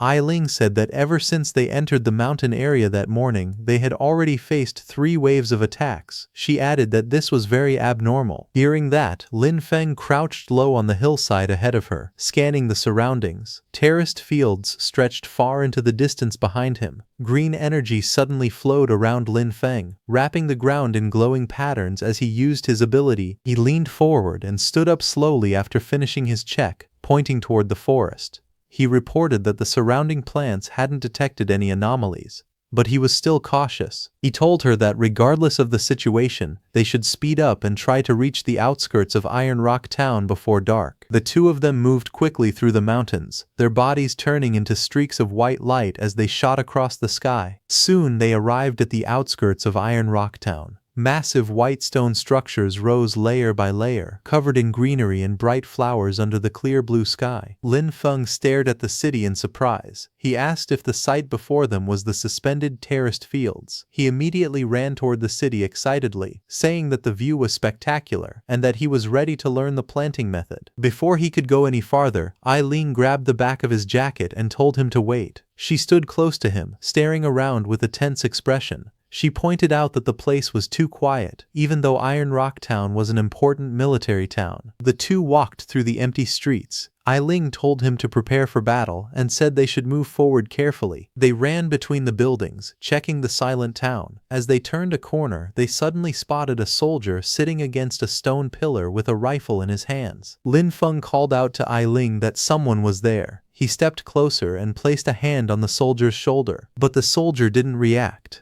Lin Feng looked at him and told Ai Ling that the soldier was already dead. They continued around the next corner and saw more bodies lying across the ground. Ai Ling looked at the scene in shock. She said it made no sense. Iron Rock Town had a garrison of 3,000 soldiers and strong defensive formations. Something like this should have been impossible. While speaking, Ai Ling suddenly froze, her eyes wide with shock. She turned toward a room and shouted that the demons were there. Inside, stone-skinned horned demons stood guard beside a stone altar covered in strange runes. Lin Feng narrowed his eyes, watching quietly from behind her. Together they peeked around the corner and saw more demons gathered around a glowing purple formation. Bones were scattered across the floor as the demons worked on the ritual. Ai Ling spoke in a serious tone. She said the demons were creating some kind of formation and that they couldn't allow them to finish. She told him she would lure the demons away and he should take that chance to destroy the formation. But Lin Feng rested his hand on her shoulder. He told her the demons were all around level 35 and asked how she planned to lure them away. Ai Ling stepped forward with a determined look, her expression firm and unshaken as she thought of something. But suddenly, purple energy burst out around them. Lin Feng noticed as the air cracked with magical power. He grabbed Ai Ling quickly, and with one strong motion he pulled her close and shouted for her to go. Together they leapt away just as purple blades of energy shot past them. A violent explosion of purple light erupted behind them, sending rocks and debris flying across the room. Lin Feng shielded Ai Ling with his arm as demon warriors rushed toward them. From inside the ritual area, a demon's voice shouted that someone had intruded. It ordered 2 others to go and kill them. One demon jumped forward, with glowing purple wings of energy spreading behind him. He aimed his spear at them and roared that they wouldn't escape, that they should die. Lin Feng quickly reached out and grabbed Ai Ling's arm, pulling her toward him as danger approached. The next second, huge purple blasts rained down from above. Explosions hit the ground around them, sending debris flying everywhere. The two of them ran together, narrowly avoiding each strike. Ai Ling stumbled and looked up in fear. A bright purple beam was coming straight toward her, and she threw her hand up in panic. Lin Feng saw the danger and shouted for her to watch out. He moved instantly and created a nature energy barrier, blocking the attack and pulling her close. Ai Ling looked up at him in shock while another blast hit the ground behind them.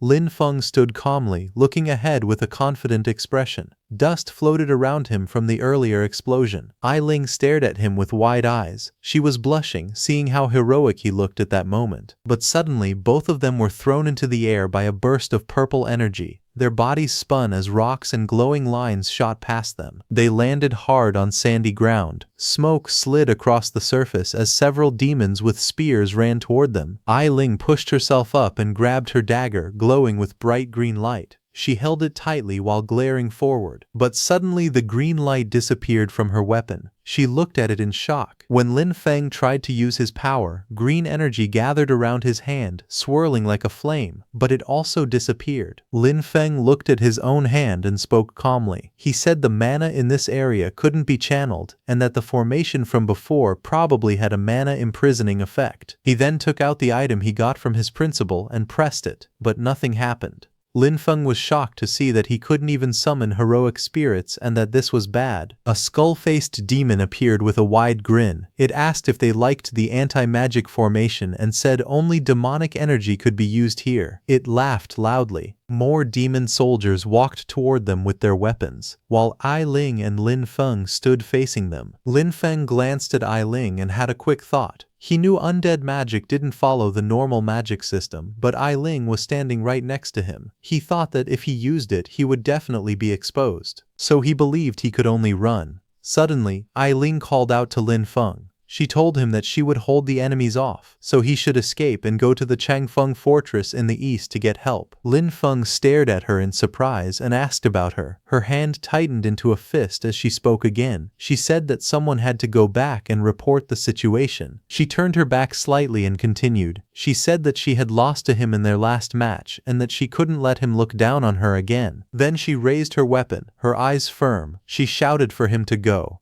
Lin Feng watched her silently, his expression serious. Then he suddenly moved behind Ai Ling and struck the back of her neck. Her eyes widened in shock as the hit landed. Green energy wrapped around her body, and her expression froze in surprise. Her mouth slowly opened as she lost strength. Yellow lightning-like lines ran across her body, and she collapsed backward, unconscious. Two skeleton demons watched and mocked Lin Feng. One of them asked if Lin Feng was trying to betray his teammate just to survive. The other said this was humanity, despicable and shameless. But Lin Feng caught her before she hit the ground. He held her in his arms and looked down at her sleeping face. He said that this way, he didn't have to worry about her seeing him make a move.